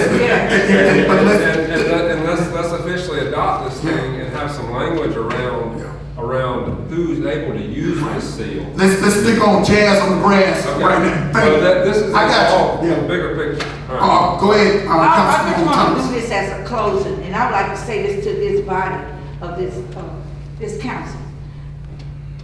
When our mayor bring us something, and he direct and tell us that if he feels that we are in violation, it is our duty as the representative of the government body to do our own research, which we do have anytime, anything that we are accused of out of line or anything. That's why we have a selected reading manual. It lays out everything that this body of the council knows, that what we can do and what we can't, and how we can spend our money. We will not have to have the mayor to tell us that we can't do this and we can't do that. That selected reading will put this city on top. It will make this body of this council strong. So I don't argue with the mayor or nothing when he brings to me. I do my research because I am an elected official. It's my duty as somebody that if you bring me something, I'm going to look. I did not do 4 years of 80 hours worth of training to know what is right and what is wrong. And I like it. It's like a Bible. It teaches me. It makes me stronger.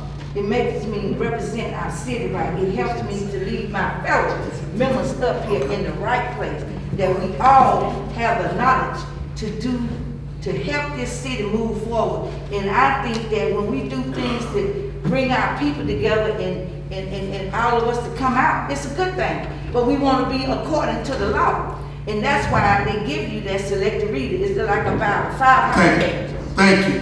Councilman Harvey will say 10 seconds. Go ahead. I just wanted to say, if retracting, giving the fees back, reduces heartburn, I would be in favor of that.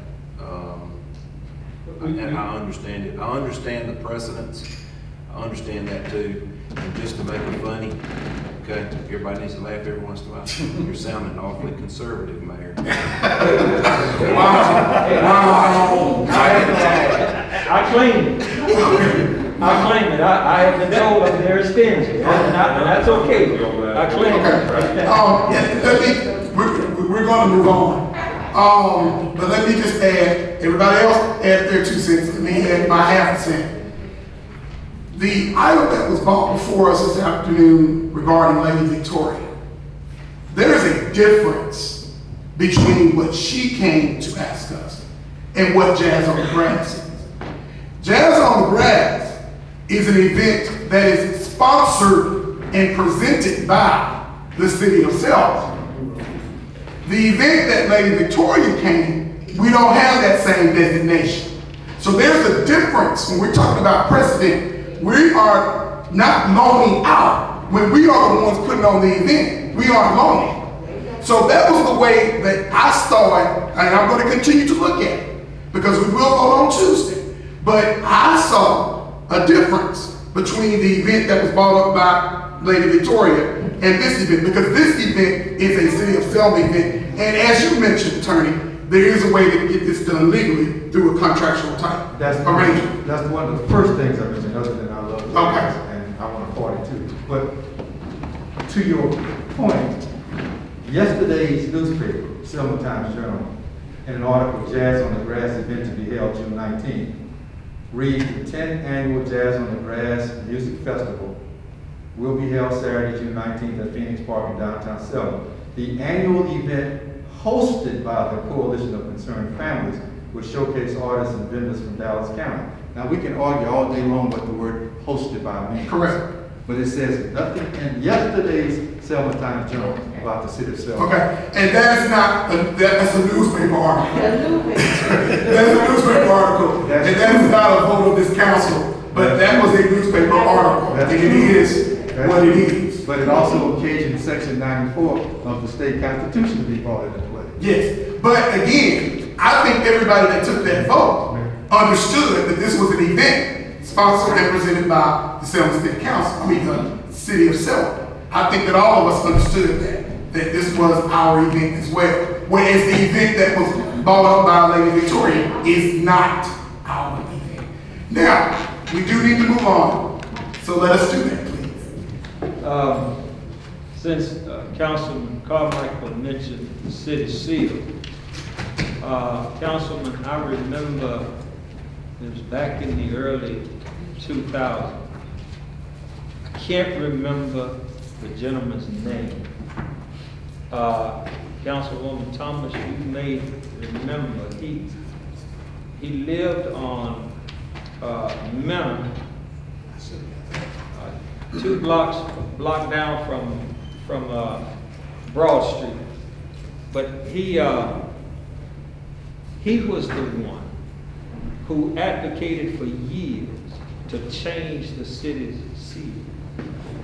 And it was at that time the council did vote to adopt the new seal. That was a design that came out of Planning and Development Office when Elizabeth Driggers and his Sexton were running it back there. So there is a vote somewhere. I don't know where it is, and I can't tell you exactly when, but I do recall the input from Madam Butterfly, the Butterfly on it, and all of that. That was a collaboration effort to do that. And so that's not it. They may have adopted that one, but yeah. that was janky. Well, I know, but that's what was adopted. I know. And everything else. It got changed. I think in the last administration, but I don't. Because what happened was they took that design from the designer and started using it and adopted it without paying them to finish it. And what happened? Okay? So, I mean, this. You just, like, there's a lot, I don't wanna get into it, we just need to. I didn't know that. Which one we gonna adopt? You wanna adopt this one or the? The one in front of your podium right The there. new design? Yeah, then we need to make sure it's in compliance. Is it compliant with what we adopted this? Yeah, well, anyway, I You just. need to make sure when we adopt something that. Let's speak one at a time, please. Thank you. Go ahead. The item.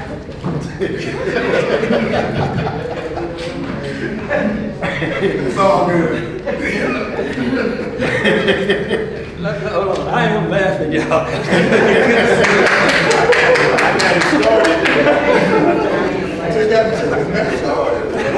Just to let you see me laugh. Councilwoman Thomas, did you pass that document? I did. Thank you so very much. Yeah. This is an issue for the landfill. Folks, we've got the wrong dozers out there, and every week one of them goes down because they are not designed to do landfill work. And so what we have is a proposal to get some John Deeres, which are heavy duty, with a shield underneath it to protect the wiring and the hoses and everything, so that we'll have the right kind of equipment that's not breaking down every week, and so that we can get the right, and that's what you're seeing there. Ms. Love, you here, you all know, and this is an opportunity for me to acknowledge and to announce the transition, the death of Moselle Williams, the landfill director, died. His family will be having a memorial service this coming Saturday, 1 o'clock, and there are certain benefits that the city has for employees when they transition. Some of those benefits they didn't need, but they did ask for the use of a convention center. I did grant that. This is an exception. A department head dies, we need to do something. The benefits that we had set up for individuals who transition, who are employees, they didn't need that. And so we move forward with that. So that will be for the family. They say they have a large family, so I'm not doing this to make a public invitation. It is left to the family to do that. But I am doing it as a public acknowledgement of his transition. And because of his death, we will miss him because he really became a part of our family while we were working with him. But we were fortunate to have Ms. Deborah Love, who is the environmental chemist under contract with the city, who knows all of the ADM requirements and all the things that are necessary. And she stepped in and has been helping to navigate the transition that we got going on. She's already under contract officially with the city. Is that Ms. Love? That's Ms. Love. Okay. Ms. Love here, she can stand. Ms. Love, let them see you. And so y'all give her a hand because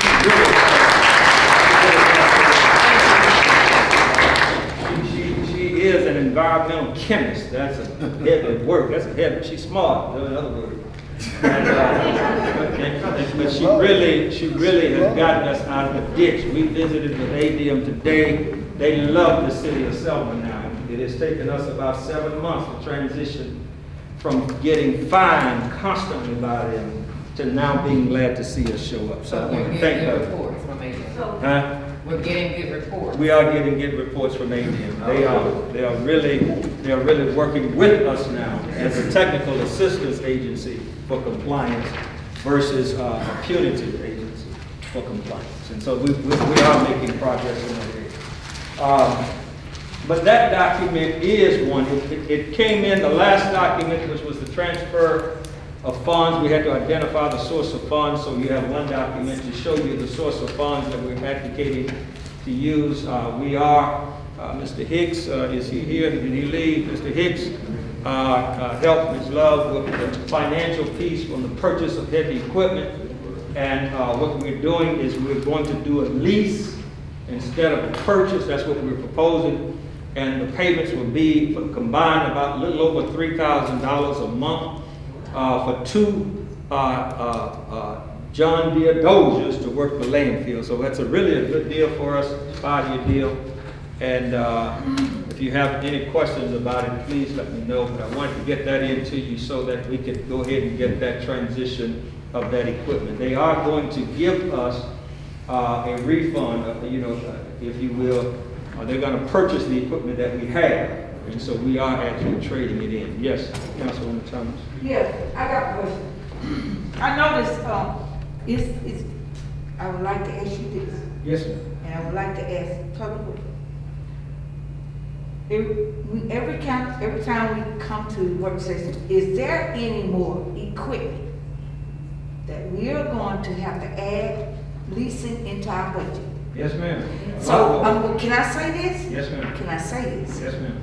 I just answered your question. The answer is yes. Okay, you giving us a list, okay? Be me, the only thing I have a problem with.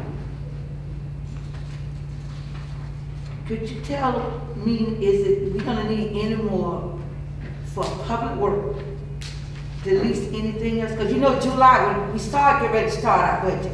And mean prior to me now, I'm just being straight with you, I don't sugarcoat that. Before July comes, are there any more plans to come before this body of the council that we will be leasing any more equipment? You're talking about between now and July, I doubt it. Okay, so with this it right here.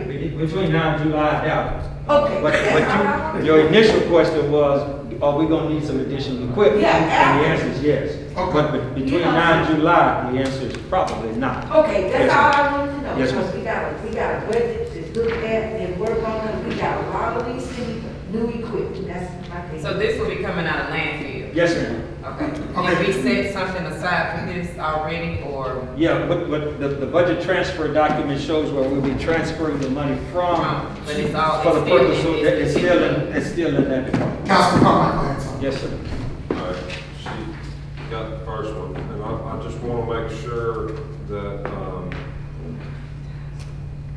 when we vote on this, then the transfer is not,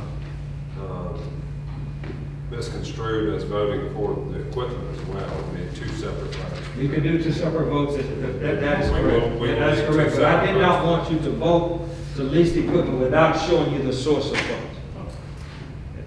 Okay?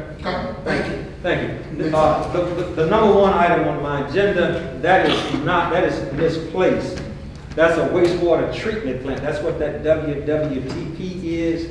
And so that's going actually to the water and sewer board. So disregard item one. Yeah, disregard item one.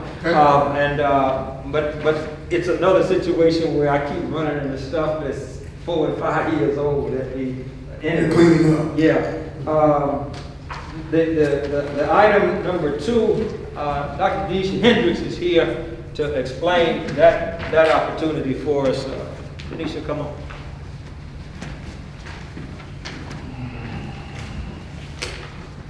Good evening. Good evening. All right, so I think this is some good news. How about that? All right, so what we have done currently, we are with Centos as a city in terms of where we receive our uniforms for employees that wear uniforms.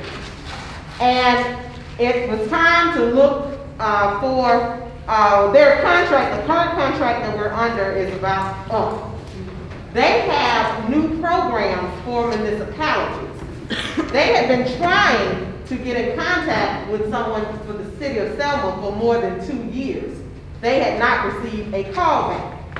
And because with the new program, it allows us to save money, better products, and then wind up not having to pay as much for the same service that we're receiving now.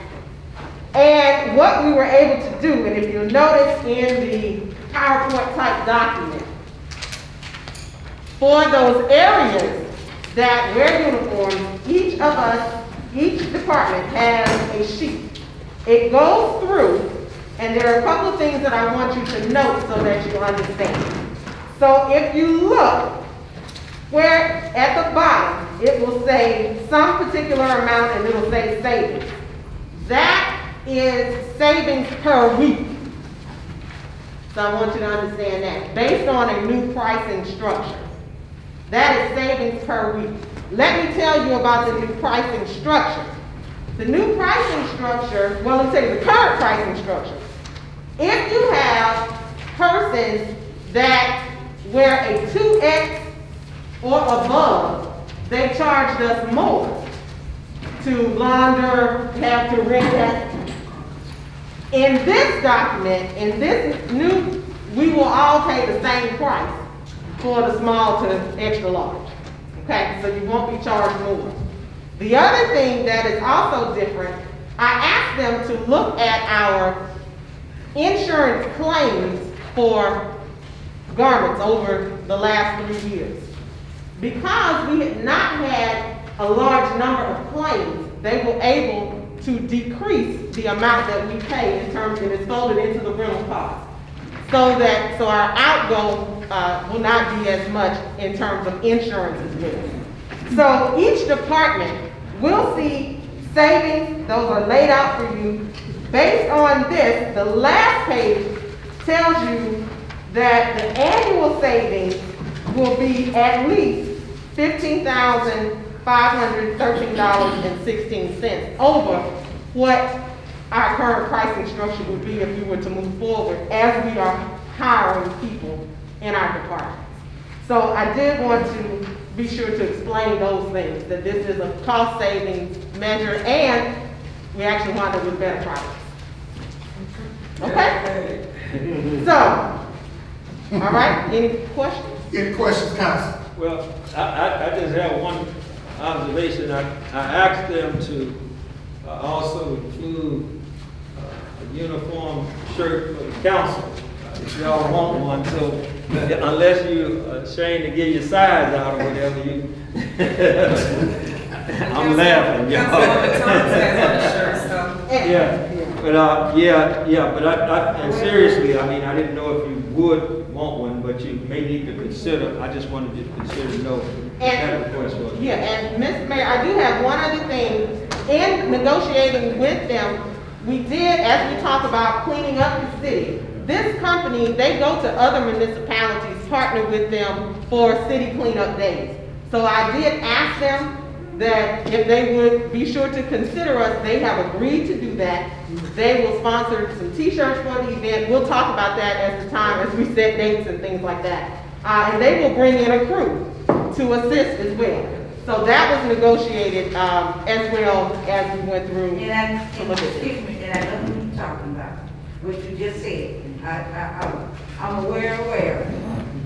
Thank you, ma'am. But don't try to give them my position. Yes, ma'am. Okay. Any other questions? Any other questions? That's all. That was good news. Thank you. I have a question, I'm sorry. Oh, I'm sorry. Go ahead. Yeah, it just came to mind. I don't know what I'll do with it. So the last meeting, we voted to transfer funds, and that vote may have been misconstrued as approval for purchase. And I just want to make sure what we need to do to clear that up. If there was equipment that was purchased based on that vote, if we need to take another vote for that equipment, and if we can get a purchase order. And if we can get that to us so that we can vote on it Tuesday to clear that up. We can probably just amend it. You had need to vote. I'm talking about the one that he's talking about now. The one that we voted on for the lawnmower. Yeah, we voted on the consent agenda. Yeah, I think we, just for some clarity's sake, I think we voted just to do the line item on the budget. We didn't actually vote on the purchase. So the proper way to do that would be, since we've already voted on the line item, is to do a vote on the purchase and make it retroactive for that council. I think that would clear our books up and get things straight. Sure. Okay. Yeah. Just so it examines But I everything. will copy of the purchase order to your secretary. You can have. That'd be great. That's no problem. And we can get that on consent on Tuesday. No problem. Okay. All I guess y'all saw pictures of those John Deere. We got those 0 turns from not John Deere. Bushhog, yeah. So we are doing business local as much as we can. Buy local. That's all I have, Council. Okay. that not the way. Thank you very much. But I do want us to, I do want to say one more time to the citizens, I really want every business open and operating. I really genuinely.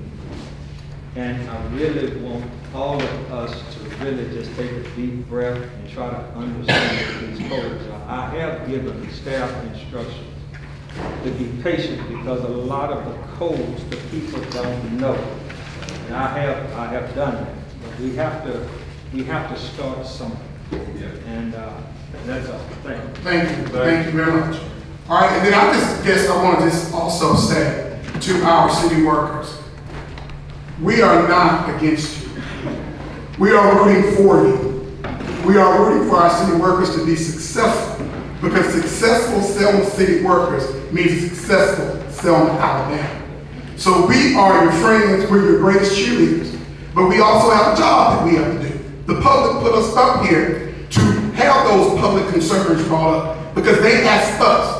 So we would not be doing our job if we didn't do that.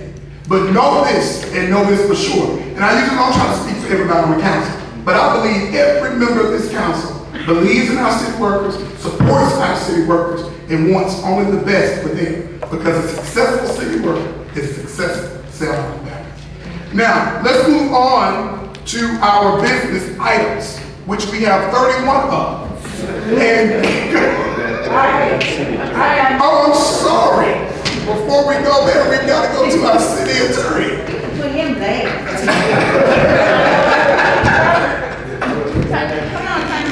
Attorney Madison, show us another Thank you, sir. Thank you for reminding me. I'm sorry. I'm smiling too, you can't see it. I think life is too long, too serious, to never lie. Item 1 on my report is personnel contracts. It should be plural. There are 2 contracts, and the speaker with the microphone down. There are 2 contracts, one for City of Selma Fire Department, one for City of Selma Police Department. There are some formatting issues in both of these contracts, and by formatting I mean substantively nothing should change, but I actually see some words that for instance, F-O-R-T-H is spelled F-O-L-T-H. That, believe it or not, is a formatting error because I know how the document was transcribed. The 2 contracts are for reimbursement of hiring and training expenses, and that's deemed necessary because we have shortages in both police and fire personnel. One of the things we're doing is training policemen and firemen to leave Selma and go to other places, and they won't money. So what the personnel office is asking, the mayor of the personnel office, and I, by virtue of submitting this to you, is asking, is that reimbursement expenses for training only. We're not talking about trying to make everybody pay back all their salary earned if they leave Selma prior to a 24-month period. The 2-year period is critical because it's required in the fire department, I'm sure, as time to migrate from one category to another. And that training has to be offered by the city and is covered by funds from the city. But if those individuals in the fire police department leave prior to that 24 months, as I said, we just train somebody to go somewhere else to make more money. And we can't stop people from leaving. We can't do that. But you can require them contractually that they reimburse the city for some of their expenses if they leave prior to the 24-month period. There are exceptions if they're in training and completed. They're called the military service. The training is explosive. They have a chance to leave and come back and complete it. There's also a requirement that if they're ill or injured during the training, that's an exception, and they will not be forced to pay back funds there. So I think most contingencies, if not all, are being covered in the documents. If you read it and have any questions, I'll be happy to see if I can answer them. Those are the 2 contracts in the first item. The next item is the Public Works Resolution R4820/21. This resolution is a declaration of surplus of unneeded property. It's a fairly it's a formality, and you should be fairly familiar with it, at least some of the council persons who are returning are. And the attached 2 pages to that surplus resolution list, as is included in the resolution body that you see attached there to the list, that's the property that we're considering, asking you to consider to be declared as surplus and unneeded by the city, and then can be disposed of by the city. Item 3, the drug task force contract. That contract is an ongoing contract between the city of Selma and Dallas County and the 4th Judicial Task Force, which encompasses 5 counties in actuality, but it's to allow the city to continue to participate in that drug task force. They need money, they want money. There's been some discussion of it already. The DA wants more money than the city might be willing to pay, but the usual fee has been $7,000 for the past few years, failed in 2 installments. There's also a typo, a reference of 2018, and that all obviously should be 2021. I'll make that correction before you vote on it and resubmit that to you for your approval and consideration. There's also a typo that says Chief of Police Spencer Carter. Yes, that's definitely wrong. That's wrong. It should be Kenton Fulford. So I will make those corrections, is what I'm saying, prior to your vote to intend to make it tomorrow morning. The close off of streets was a request I had by a council person. That information was submitted to you for your reading. I think it's about 4 or 5 pages long. It boils down to the fact that to close, to vacate, what the legal term is, to vacate a street, public property, a street in the city of Selma. The process involves getting a request, which I think by some counts is already being asked, a request from a specific area. That area has to be brought before the council. There are steps to the process which require individuals who live adjacent to the street that is being suggested for vacation or closing. There is an opportunity has to be given for people to comment on any inconvenience or any inconvenience or extraordinary requirement of them to be unable to use the vacated street, and they have the right to be heard. So there's a timeline which has to be followed, and those documents I provided you lay out the timeline. I can talk more about that later too if you consider that. Go ahead, Councilman Randolph. Attorney, are you talking about the people that came to the last work session? No, I'm not. Okay. No, I'm not. But that's another example of what this would apply, what would apply to that situation. As a matter of fact, I was thinking that while they were making their statement. But no, that was not the area that came to my attention immediately at first. There's an aiming statement which is in my paperwork somewhere in the form of $203.34. $203.34. I'm good. It's a lot of paper. $203.34. We owe it, we need to pay it. Asking for your approval to pay to vote to approve. There was a 6th item which I don't even want to talk, but you see it on my list and it's already been addressed. Any questions? Can you talk about the alley? You don't have any information on the alley yet? I've got some information. I talked with one of the residents about the alley today. As a matter of fact, I brought up another individual with me. I told him I would make a recommendation to the council, and I didn't want to preface what I was going to bring to you with going into details of that individual. But I actually been to the property before they came to the council. I went to the property at the request of one of the property owners adjacent to, involved in the alley in question, and looked at both properties. I had some more questions. I still have some more, but I'll be prepared to make a suggestion on Tuesday night for your consideration and vote. Okay, thank you, Attorney Madison. You're welcome. Appreciate it. All right. Was that fast enough? That was wonderful. Thank you, sir. All right, now we'll move on now to those 31 business items. And I believe the first 9 belong to Councilwoman Janie Thomas. Yes. So go ahead, Councilwoman Thomas. Just a quick one, a follow-up. You know, we were giving, this is to, the director, Ms. Menifee, a follow-up on the elevator. You know, we had 3, contracts of 3 companies that we were talking about the price for the elevator. Have any more discussion, decide, to bring back to us which one y'all were gonna try to go with so we can get that elevator moving? Mayor, can she come to?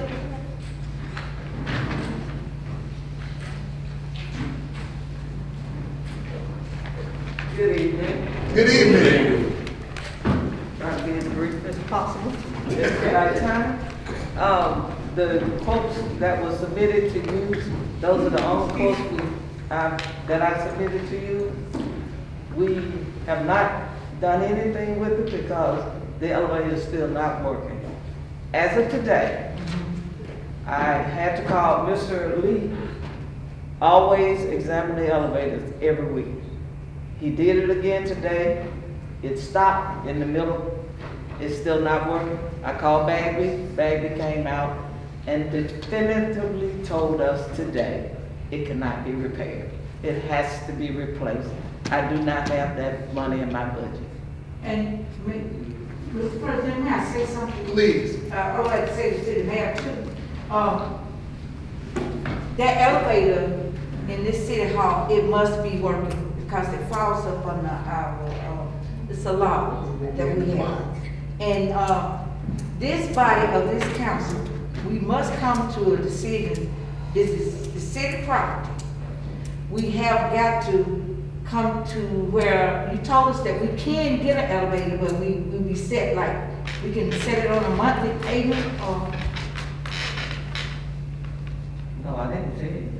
I thought you said that we can get an elevator. I submitted the quotes to you and that information, but not on a monthly payment.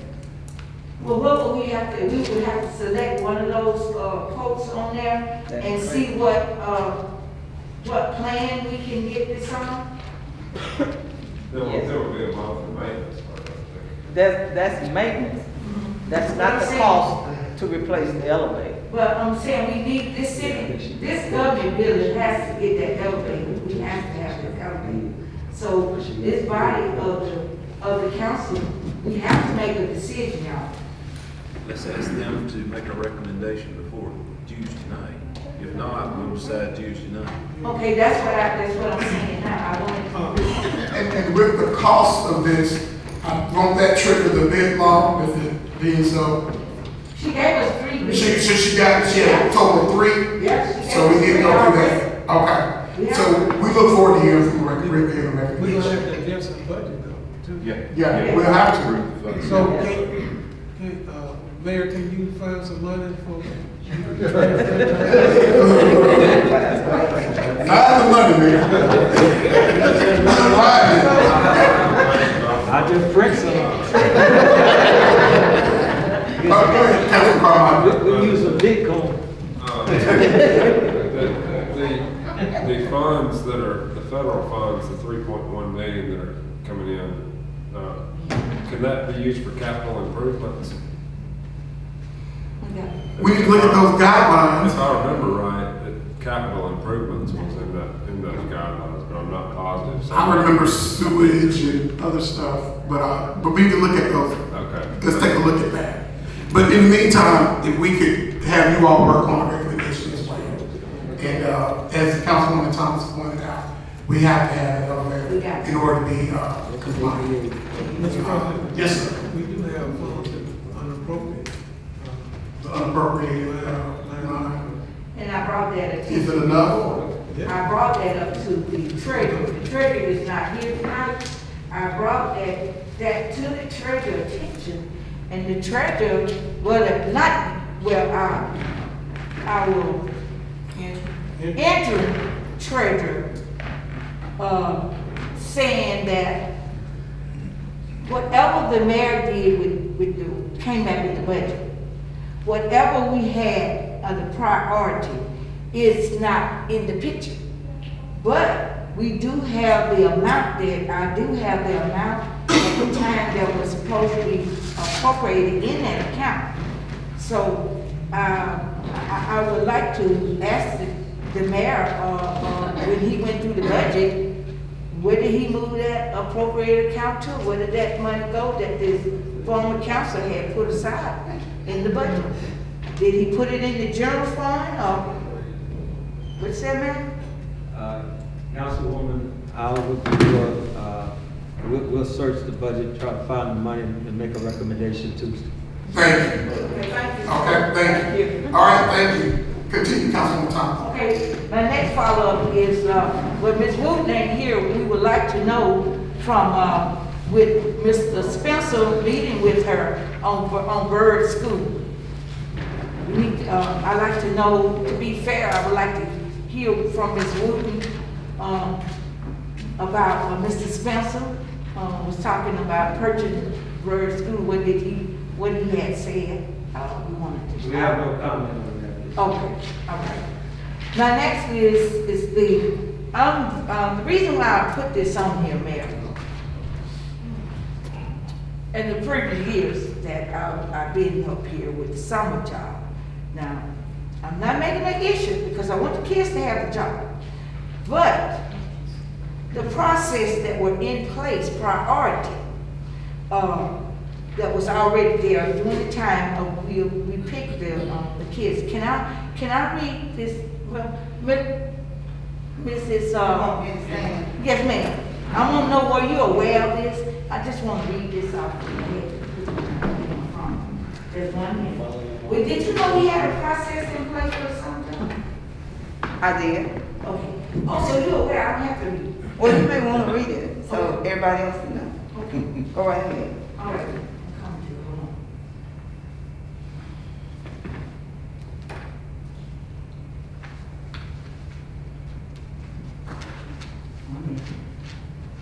I'm not fast with from the hold on. Go ahead, Councilman Randolph, while she's looking. But, I don't know what it says, but in the past, each council member had the opportunity to draw names from kids in all the wards.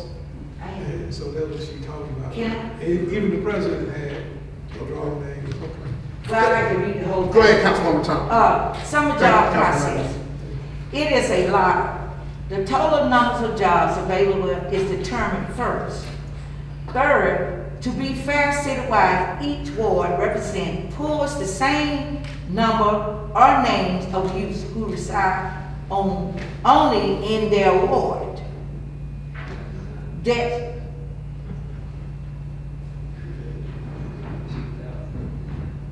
Are you finished? no, ma'am. I didn't finish. They wouldn't let me finish. Oh, okay. Okay, and then there's a bucket already in the personnel office marked with the ward's number. That's where it was, priority. Number 4, all of the council members pool to their empty for all the remaining names in the citywide bucket.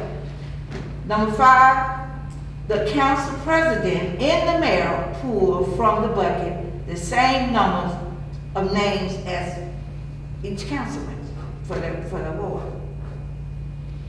Then the extra names that be left over there, just in case if someone don't show up or something, if we can pull those names, additional names, for someone that got pulled out of the bucket and they didn't come back, they can take that job.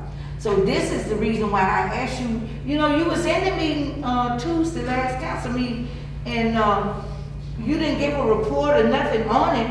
And then that morning, I heard on the radio saying that June the 1st, that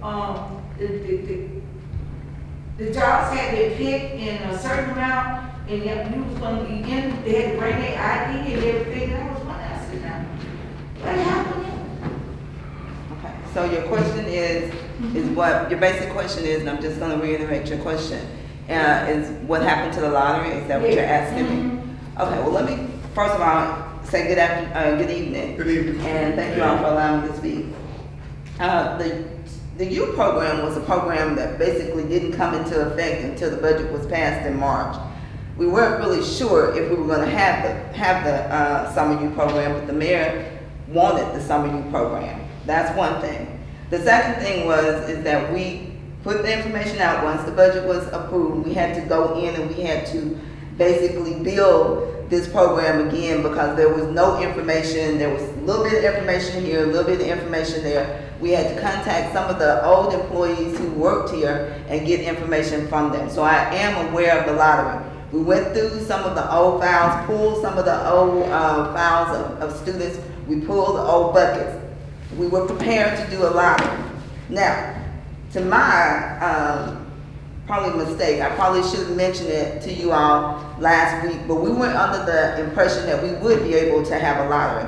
It was planned for Thursday or Wednesday of last week, but once we got all of the applications, we extended the deadline to Monday, which pushed me off a day. We, at the time, when we extended the deadline the prior week, we only had about 15 students who had applied for the youth program. The mayor came in, we met, we talked about different ways that we could contact students to get them to come into the program. So he suggested we extend the deadline. We extended it to last Monday. When we closed, at close of day on Monday, we only had 34 applications. That was the close of day on Monday. So there was no need for a lottery because everyone who submitted an application was automatically chosen. Then the mayor came and we met. He said, since we only have 34 and we have 67 positions, I still want applications accepted. So we went back out there, we made contacts, we started calling, and we tried to get applications. So as of the day Friday, as of Friday, we took applications until Friday. We ended up with 37 applications. We called every student and asked them to attend an orientation on Monday, trying to make sure that each student would have at least 4 weeks to work. When we got to orientation, there was still no need for a lottery. When we walked in, the first announcement I made, congratulations, each and every one of you, thank you for applying. You automatically are a part of our lottery because you submitted your application. That was it. Now, when we walked into orientation on Monday, I didn't make a huge big party out of it. We walked in as a business. I wanted them to get the feel that this was a business decision that they were making. One student left because he did not want to be a part of an orientation. 10 students didn't show up for the orientation. So when we left after the orientation, we called those 10 students. Everyone that did not show up on the list and didn't sign in, I called them personally. And I asked them, were they still interested in the summer program because we were still accepting. Half of those students said, I have another job. So that means I had 5 that were supposed to show up the next day or come in the same day for their application. Mind you, during the program, the mayor asked each student in attendance to go to their personal phones and text their friends and ask them to come to the personnel department because we still had openings for jobs that we wanted to fill. Now, out of that text, we ended up with 7 additional students. Now, as of today, we have had 3 students to back out. One said they didn't want to work summer program. One said they had to go to school and they could not fit it in their time schedule. And the other said that they just did not want to work this summer. So I think that I have to commend the personnel department. I have to say Nancy Pamacheche, Pauline Williams has done an awesome job because this was the first time I had been a part of a lottery and neither of them had been a part of a lottery. So I don't know exactly. I hope that answers why I was concerned. Yes. I know for the summer job, we have had over 100 kids packed. when we did, the only reason, we didn't do a summer job the last year. But every time we had a summer job, it was packed. I mean, it was packed. And my only thing that I believe in is this. When it comes to the finance and with the situation what you just said, that it was in the budget. And a lot of us didn't really, I had questions. Because I wanted to know with the amount of students, the amount of money that would be paid out for the summer job, for each, how many students was gonna be in the process that y'all had looked at. And between the 4 weeks here and the 4 weeks there. So, but I was very kind of disappointed because I was looking forward for at least to see a lot of kids, because most children were asking when you gonna start the summer job. And for it to be turned out like that, I'm just, I'm just trying to figure out what happened. Because normally when you have a summer job, maybe they got other jobs, but normally we have already done it like that. And was it put, did y'all talk about a lot of it besides putting it in the paper? Did it run in the paper and everything? We took applications to all of the schools, the schools, even the private schools in the city of Selma. They talked up the program for us. We put it in the paper, we put it on Facebook, we put it on the radio. The mayor talked about it on his show. Randy talked about it on his show. Terry Chestnut talked about it on his show. We did practically everything we could, but I will tell you this, and this is what has come to me. Other surrounding communities are paying their students $15 an hour. They were able to get grants prior to last year, and we're paying $8, which I think is awesome. Some of the students who did not apply that I spoke with, because we have called and asked students why is it that they didn't want to participate, they are working other jobs. Parents have called me and said, thank you, my child is working at Burger King, McDonald's, and all of these other places that are paying more. Some of them are making more than $10 an hour. Now, we do have to understand that the jobs are everywhere that you go, and these people are paying to bring these students in. And this is a 4-hour a day, $8 an hour job when they can make more and work more hours. All right. Okay. Thank you. Go ahead, Councilman Carmine. Go ahead, Councilman Carmine. What age groups was it? We started at 16 to 22. Now, we normally start from 15 to 22, but when I was reading the child labor law, and since this is a rush program, I went up to 16 because the child labor law, if you read it and you really focus in on it, if they're a 15-year-old child, there are certain things that they cannot do.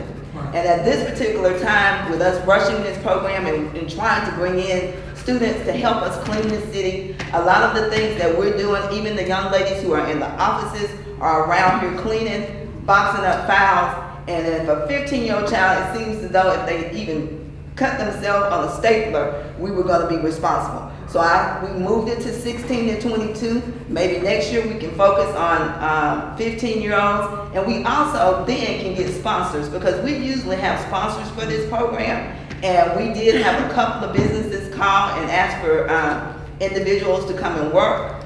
But I don't have enough students because they are helping us. We got students wiping walls in this building. In other buildings, we got them putting files away that haven't been filed. So we're trying to clean buildings out. So, that is what we're doing at this particular time. And we are grateful to have them, and we thank every parent. All right. My last question, and I think that the school was closed during the time for the kids to get the application to apply. We got the applications out at the beginning of May. Will you put the application out at the beginning of May? Yes, ma'am. We gave them to they were delivered. I didn't deliver them personally, but Nancy Pamacheche did. So. Well, Councilwoman Thomas, you raise a point, because I remember because of the incident that happened in Selma, it wasn't open very long. And nobody was saying it was open through the whole month of May. They were open the entire month of May? Yes, we put those applications out the first week of May. Okay. And we spoke with, now, I'm not gonna say, because I didn't personally speak with the individuals, but Miss Councilwoman Thomas brought in some applications herself. from some individuals. Yeah, some of my kids, wanted the summer job, and, they didn't have a ride, so I took it to them and I brought it back. Did you bring them in? Did they get the job? Yeah, everyone who brought an application got a job. Now, I will say one of your students got another job, and he did not come in. Okay, because they wanted to work, and, I went out in my community, and they filled them out, and then I was worried about did they get the job. I was concerned did they get picked, you know. Okay, Councilman Carmichael, briefly. I just had one more thing. I didn't know anything about it, and of course, until after it happened. And, Well, let me tell you this. And hang on, just Okay. real quick. And I did have some people that had asked me about it, and I sent them your email address and just said email her, surely she'll get back with them. The emails may not have gone through.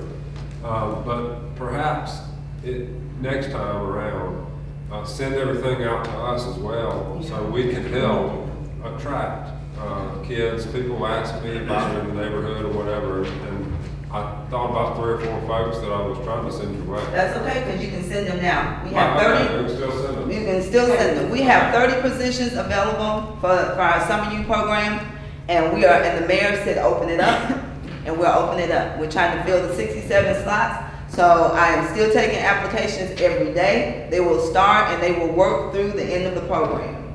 Still open. Still open. Applications in. Excellent. Thank you. All right, continue, Councilwoman Thomas. I'm through with that. I just wanted to know because when it comes to the children itself, and I know there's a lot of children that would love to make some money in the summer job, to make some money because they need it. So that was my concern, that I know that the process that we have been following, and I just wanted to know who changed the council process with what happened. Because I was hoping that we get a chance to see the kids. Well, you will be invited to the ending program, and that's going to be our celebration. So I'll be coming to you possibly for a donation. So, and that will be the portion when we end and we present the different activities. That's it. We need you when we need your money. And again, yeah, and I do thank you again. And if you have any questions, my door is open, and call me. Thank you, Mrs. Rutledge. Thank you. Thank you. Thank you. All right, go ahead, Councilwoman Thomas. My next one is, I want to ask the mayor, Mr. Henry. I got to ask the mayor. I can ask you. I heard, I've been listening, I listen to a lot of stuff, but I have questions.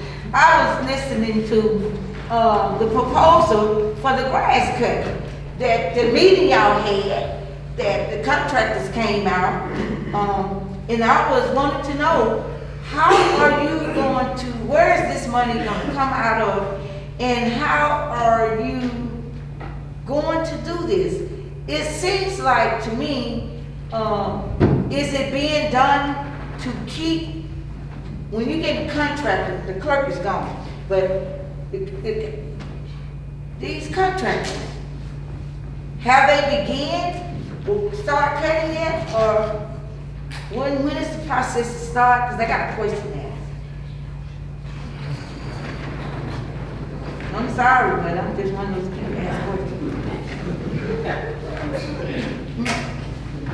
Because it's city, it's government money, and if we get contractors in here. Huh? I just wanted to ask you, I know you had a meeting. Good evening, Mayor, President of the Council. Good evening, sir. Everybody. This is a code enforcement venture. We have a team, we pulled a team together to come up with this, and the code enforcement is the one that I think you would have to direct this question to. Because the process is going through, we did the process and everything, but they have, to answer your question, they have not started cutting grass yet. Okay, so it went through the code enforcement. So the code, I gotta ask code enforcement, do they have that kind of money? Are you contracting, grass cutters? Everything has been worked out from what I understand. Okay, but still, I wish the code enforcement, the director should be here, because the body of the council is entitled to know, how the funding is being used and what line item it is coming out. Are they just being paid like, the bid law? I know if you're gonna get a grass cutter, what's the price are you trying to for these contractors to be cutting grass. Cause if you gotta have some kind of layout in the contract, how many people gonna be cutting grass? You gotta have. Attorney Madison was on that team, as well. First. Sir? First, yes. So if he wants to answer to this, I mean, it's not a secret. I'm not being sarcastic. No, I'm not being funny. But, rules are rules. We have to lie down and as the legislator of this body, I would like to know how this thing's set up. How y'all doing this contract, cutting grass? Are you doing it in one bunch? Probably the only question I can't answer is the line item. I was informed in the group that was involved with the entire initiative consisted of code enforcement, the city clerk, public works, my office. I don't know if I left anybody out. I think that's it. But I was informed that was $40,000. The contracting was done as an indefinite delivery, indefinite quantity contract. It's called an IDIQ. Say it again. Indefinite delivery, indefinite quantity contract, IDIQ. Right. There were bids. First of all, there was an RFI sent out, a request for information.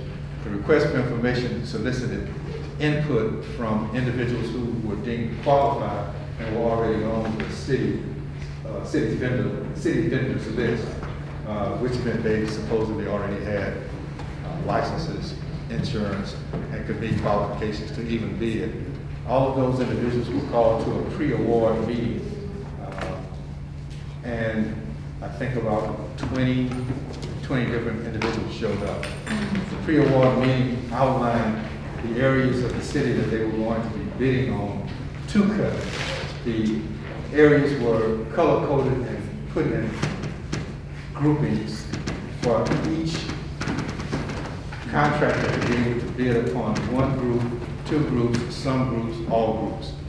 That was the purpose of the pre-award meeting, to outline the steps involved with identifying the areas of the city by lot number that they were going to be able to cut. They were then given a week to go view the properties that were being identified for cutting, and had that week to visit, come back. Well, they were able to ask questions and get those questions answered also at the pre-award meeting. Then they were given a week to go out and look at the properties and a target date by which they had to have their bids in, which I think was the 2nd of June. Yes. 2nd of June. 2nd of June. Right, that was yesterday. So you already did a bid on 2nd of June? Yes, ma'am. Okay, the bid you did on 2nd of June, you're the attorney that advised of this contract. So, in this contract, do you have the layout of all the contractors that are cutting that grass and how much they're supposed to be getting? That is a map which outlines by both lot and blocks of lots. Can I say this? Does that seem like you were trying to go around the bid law with this grass? No. The intent was to have the bid submitted so that we would not have to worry about violation of the bid law. That was never any intent. Okay, that's all. I just want to do it. That was a bid in conjunction with the bid law. Okay. That was a bidding of the. So when we get this what you're doing, the code enforcement will have this, the clerk should have this on the record, because the body of this council here,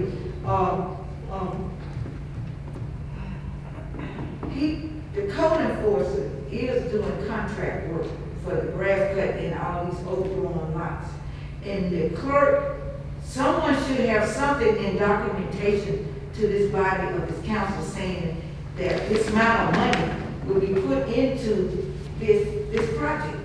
Councilwoman, every contract that will be prepared will have to be approved by the council. Okay, that's all I was asking there.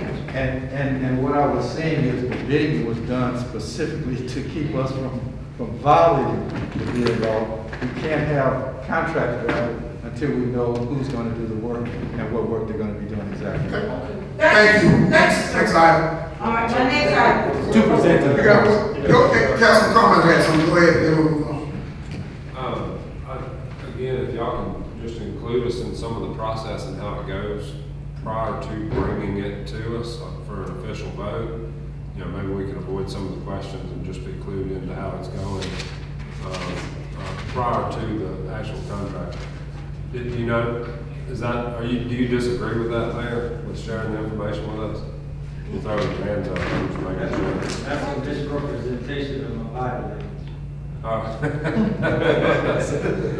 Sorry.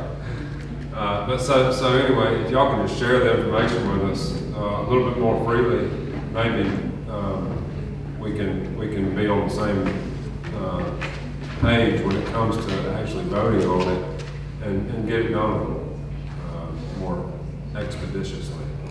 Okay, my last one, I'm actually not gonna ask, these other two will be quick. The next one is, Major Madden, you're a city attorney. I have asked you, about a follow-up on this section of the code, of a code officer. Have you did that yet?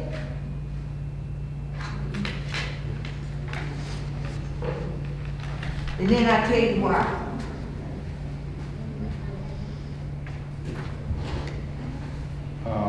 I did review the code. I got a copy from the code enforcement office of the job description of code enforcement.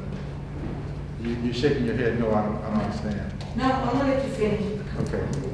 I did review the code in terms of enforcement, code enforcement. I did get a copy of the job description of the individuals who are working in the code enforcement office.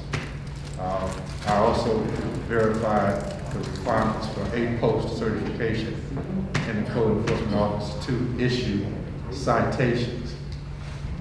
Do you have another question? No, I do. You really did not clarify the law to me as a code you gave me. You gave me a little portion of it. I wasn't expecting you as an attorney to say that like that. But I'm going to, the reason why I'm saying this is because in our budget, where we have the job description of the classification of an employee, we need to specify. I know we have an APO certified officer, which is part-time. Then we have 2 employees that are out here every day working for the city,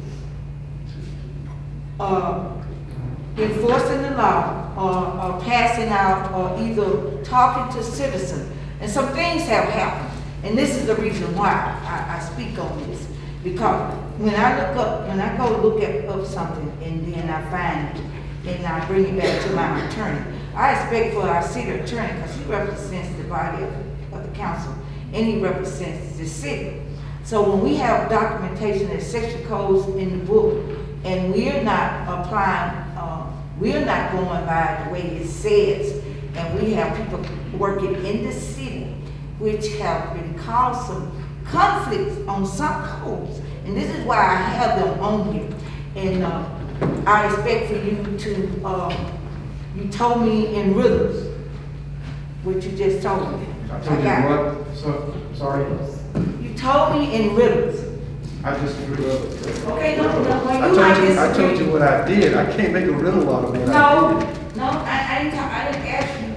I asked the city attorney of the city of Selma.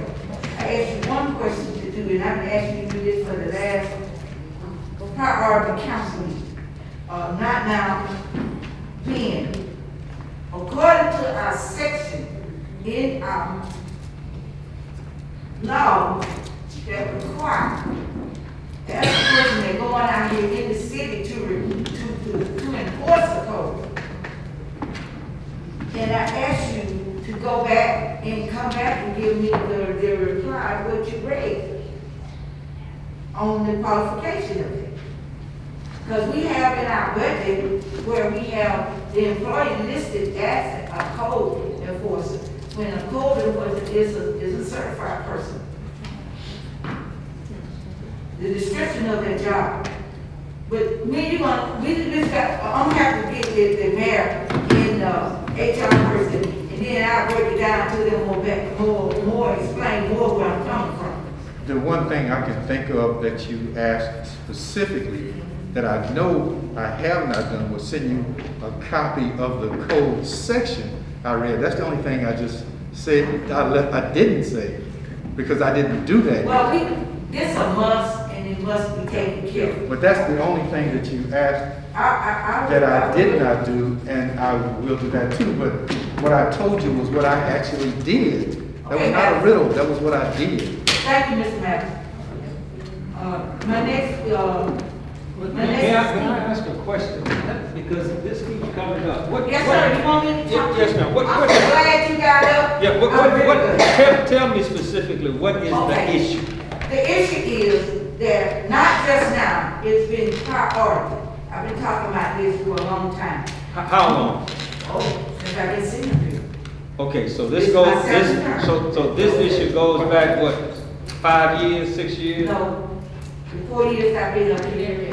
Okay. With Dario. Okay. The reason why I say this, can I tell you this? Yes, ma'am. Because when we have what we have in our code to require, we said ACO certified officer that has been qualified, been there 3 or 4 years of training into the public office of the police department, because the priority years before, even when you were in there, we had police officers. They were not all safe, they were not all, I don't think there's ever been all APO certified code enforcers. Okay, well, that's the problem that I see right now. Because we have one language, one way, and then we doing a different way. So, but you got in our budget the same way. So my thing is this here, the part-time person that you hired for, APO certified officer, he's not full-time. So when you say part-time, so how many days a week does he work out here with 2 employees? I think he works 32 hours or something like that. Is that something like 32 hours is what he works, and so, Okay, and then we have 2 employees are going out in the city of population of identifying code violations, but when a citation is issued, the citation is issued by the APO officer. So he has to go to both of them wherever they No, he doesn't have to go with them. They can identify code violations, but they can't issue a citation because they don't have the APO certification. Okay, so with the APO certification, whenever a violation is identified, that code enforcer that is APO certified is the person that actually issued the citation. Well, sir, but here's the thing I hear you saying is that we need to clarify that those individuals who are working who are not APO certified, they need a different title than the APO certified. I've been saying it all the time. What I'm saying is she asked that question 2 or 3 meetings ago. But nobody understood the question. That's why I stood up. Because she's been talking to the attorney. That's why I stood up, because I wanted to understand why does this keep coming up. That's why I stood up. Please explain to me what this is about. I get it. I get it. My George, I think we got it. I got it. So to get to the bottom of it for real, she's asking that those individuals have a different title. Have a different title. That's what she said. And that's fine. I don't have a problem with Can that. I say what it could be for the job? I'm a labor woman, and I know I deal with this here.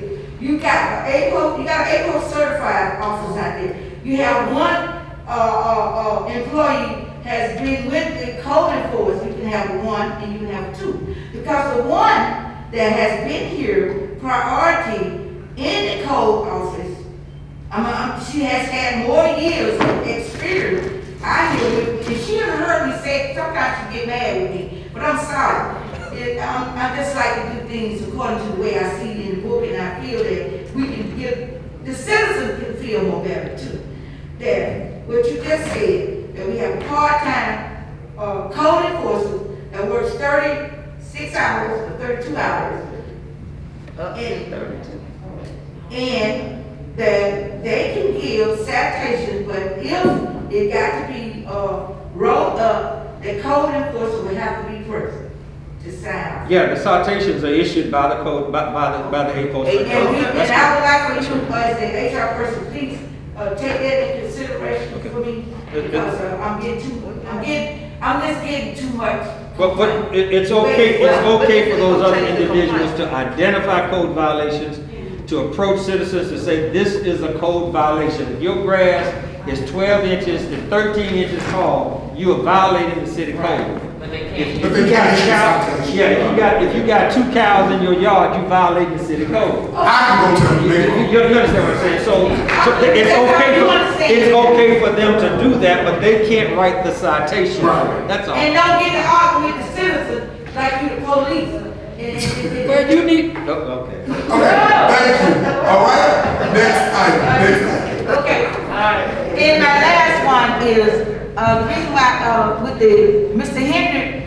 Henry Hicks has already taken care of this. I think he probably saw it, and he's taking care with the railroad, the section code, with the railroad. I looked it up because so many people it's in my ward. It was in my ward, and so many people were complaining about the railroad on Boynton. So what I had to do is, I said I had to find what they said. And I found it in there. It said that our engineer or our public work director is supposed to handle this issue, because from the right side to the left side of the railroad is supposed to be public safety for the citizens driving across, which is not. And Mr. Henry told me today that he finally got with the railroad, and he said to give him, 30 days?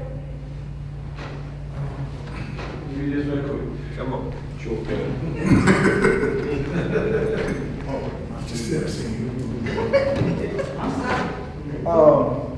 Just so everybody knows, this is for across the city and maybe touching everybody's ward. Division and Harold will be responsible about Norfolk Southern, Ward and Maxey, Norfolk Southern.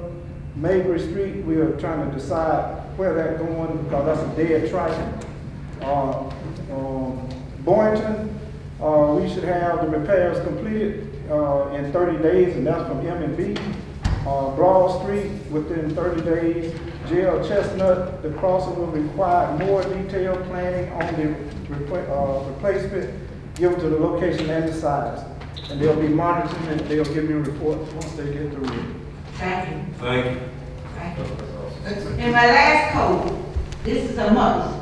We have this code dealing with our sewage and our community backup. I did follow the procedures. I did I've been working on this for 2 years, and I told Mr. Hicks, he fixed one of them. He taking care of one issue. Hazard waste should not be coming up in our community. It should be a system where the drainage should be fixed, where the citizen that lives in Selma should not have to be worried about backing up into their homes. And I know we got some old drains, some serious problems in our area where nothing has been done. But we have some residents that keep having the same problem. So hopefully, since we got the new truck at the Hicks, we got the new truck. Well, I told them you had ordered one. When you say truck, what truck you talking? The new, no, not the sweeper. What we have the problem with is, the water and the sewage back up, come up. You talking about the jail? Yeah, the jail. We got the jail. Okay, well, you probably be getting some calls. We get some more rain.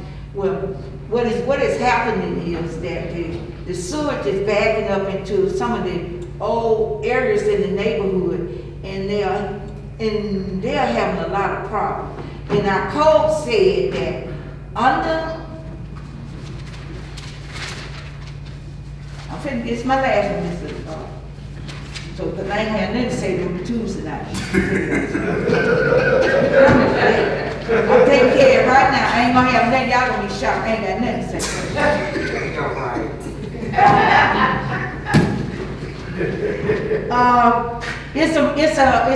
It's an in violation of regulation of the public sewage where that our engineer, well, Mr. Ray Hogg knows about it. And, but I just had to do this because I don't like this happening to the people over there in my ward. So I want him to know that there's a code on the book that they must take care of this matter. They must go out there and use the jail to get this taken care of. Not necessarily, Councilman. Sir? There are some exceptions. Okay, can you tell me those? Yes, ma'am. All sewage blockage is not the consequence of the city lines being blocked. Okay. Sometimes it's the individual property owner's line blocked. Now, we can go out and inspect to determine if the city lines are blocked. If they are, at that point, we can do the work. If not, then we have to refer the property owner to a plumber. Okay, well, this is a city problem because I've been dealing with it for, right now they have a barrel over it right now. It'll begin to be a cave-in, but it's a sewage problem, and it was told to me that they were going to fix it, and we've been very patient over there, and they haven't came Is back. this location, is this one of the locations we've already identified? This is on Minter and Lauderdale. We have a barrier, we have the barrier in the middle of the street. Yeah, Minter and Lauderdale. Mm-hmm. It's a sewage problem, and it was told to me that they were going to come out and fix it. But whenever it rains, that whole area from Minter all the way down where the draining at, they back up and that whole thing come up and all you can see is just sewage. It just floating. So. Is that storm? It's sewage. Oh, okay. Tell me what y'all. I ain't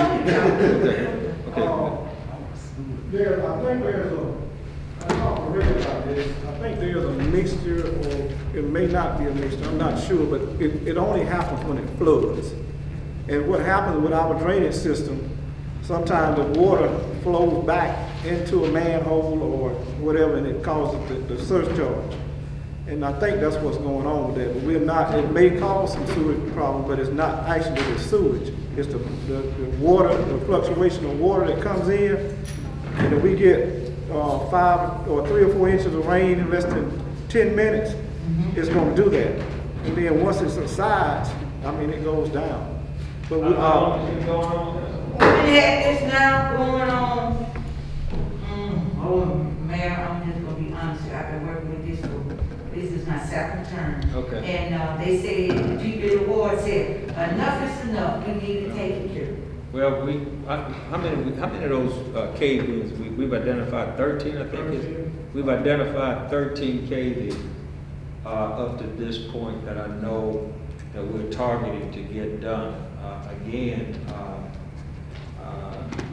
I think this council, because every call that you get, when every call that we get becomes a priority, you're gonna end up in sticker shock with this next budget. Well, they've been having backup sewage and coming in the home. I understand, and we really are working them as fast as we can, but there are some financial consequences of these decisions. All right, thank you, and I'm through, y'all.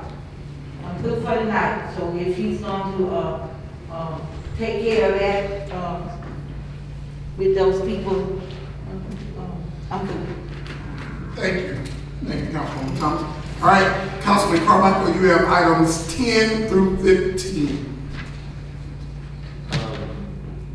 All right, trees on right of way. Is that something that the right of way seems to be city-owned property? Is that correct? Yes.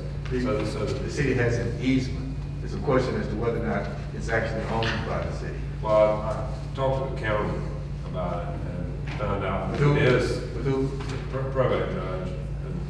It used to be our attorney, and he said that the right of way between the sidewalk and the curb belongs to the city. Okay. And so the trees that are in that area would be the city's responsibility. That would make sense if the city owned it. Yeah, right. So I guess. That's a big issue. It is a big issue. That's a big issue. I don't, if the city attorney, if the probate judge none said that, I don't agree with that, no. What the city has is that the right of way is the street.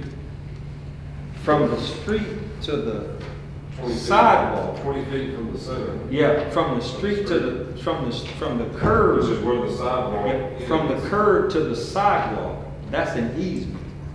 That's privately owned property.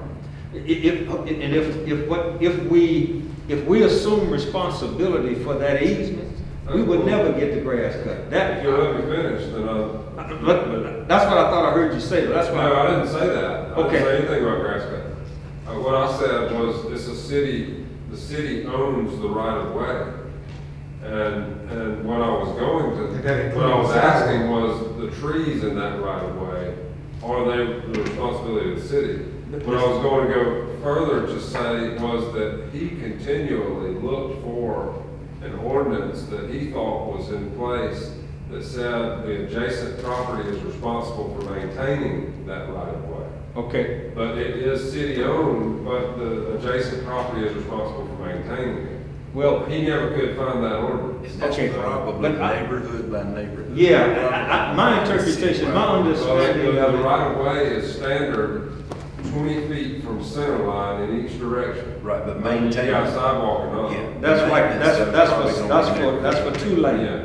That's for two lane. And so there's been issues with trees in the historic neighborhood. No, that's for two lane, yeah. Yeah, but. Which is any neighborhood street. Yeah, absolutely, but the trees in the easement, the city has the right to cut them, to trim them. The utility company has the right to cut them and trim them. Because that same easement. To maintain it, if The the trees tree creates an issue. The trees in that easement, the city has the right to do that. So the city can't come in and cut trees off of power I lines. understand the city has the right to do things in the right of way. Right. But I'm wondering what the property owner's responsibilities are for that right of way.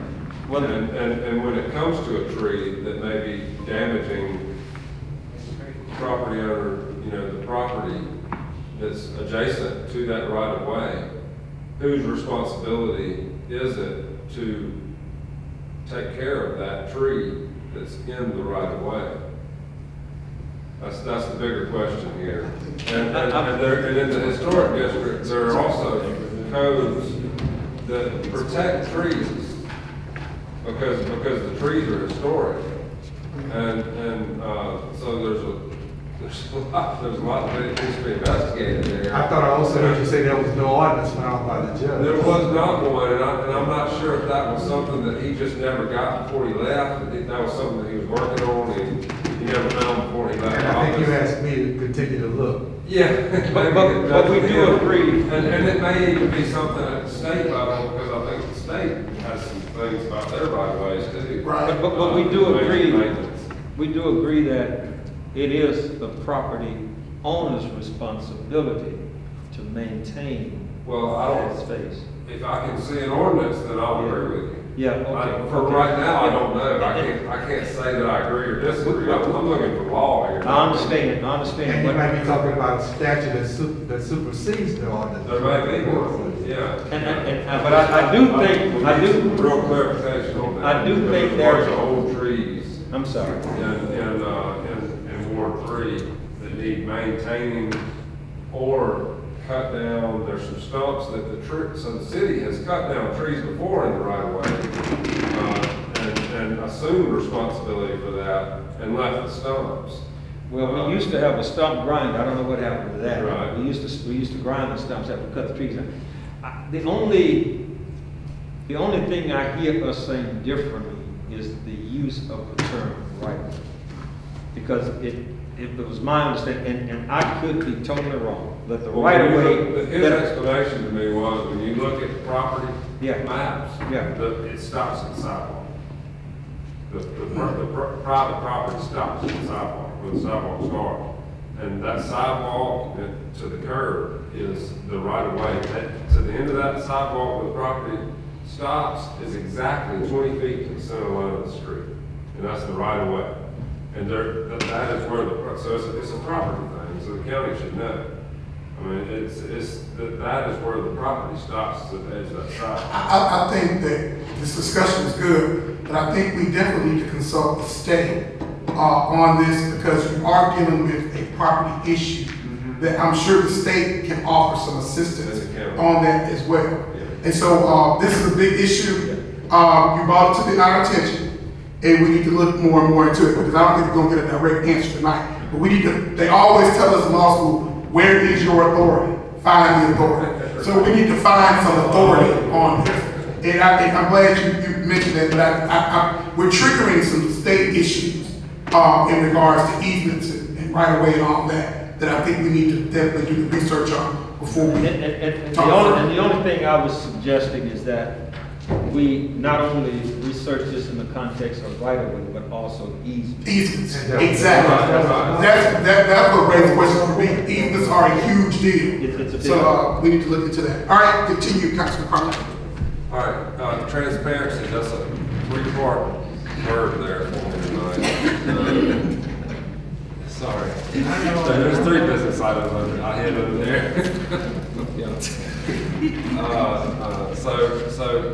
And I'll try to be as quick as possible. So online documents, is there a plan to get documents online on the website? As far as public documents and building our website up, just a simple question. I mean, I hope that we can get these things up, because I look at other cities' websites and you can actually read their codes and look at their ordinances and. We're getting there. Okay, good. Thank you. Yeah. Another one on the transparency, the radio stuff that I brought to y'all a couple of meetings ago,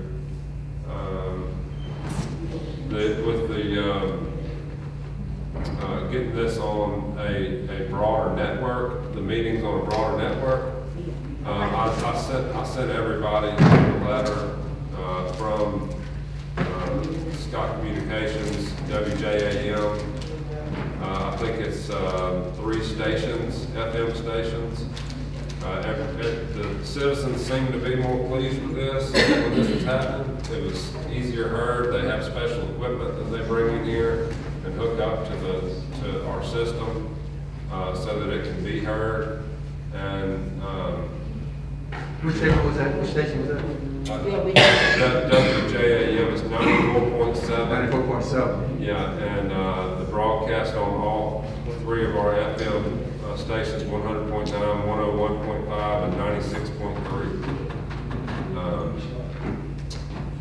I would assume that needs to be, I mean, would you want to draw that up into a contract of some sort for us to vote on? Or what? Sorry? Which contract? For the purchase, I mean, for the agreement to use them for a 12-month term. I think that's an issue that the mayor needs to weigh in on. Okay. Mayor Perkins, do you want to weigh in on that? The only thing I can think of is that what we got now is free. And that's the only thing I can think of. Right. You know, I don't, you know, Alexander Communications, they don't charge for broadcasting the council. You mean the WHTV does that? That's correct, yeah. I think that's the name of it, isn't that the proper name? Alexander. Yeah, Alexander, yeah, I think that's the proper name, they don't charge. Now, Alexander's the one that I'm talking about. You're talking about Alexander? Yes. That's Scott Communications. Scott. Okay, that's Scott Alexander, okay. Right. I I don't, Mike, they don't charge. That's that's the only thing I can think of. You're going from a free service to one that you're gonna pay for. So that's, It's by people sponsored of the HBU, the radio, that listen to the council meeting, it's being sponsored by 5 businesses. okay. See, I just know the city doesn't pay for it. That's all I. They're being paying out of other businesses. Okay, yeah. So I would like to propose that we get this moving to be more open and transparent so that people can hear. Because I'm hearing that people cannot hear, and it's harder to hear. That's the transparency issue. That's a transparency issue. Yes. I'm just that's part of what. I'm just. He's saying. I didn't know where you were. Yeah, I'm still on transparency. I got one more item after this one. So what I'm trying to propose is if we don't have any objections that we move on this Tuesday, or if you feel like you need to get something written out that we can vote on, then we give it more time. Well, if I get it ready by Tuesday, you wouldn't have had it read tonight.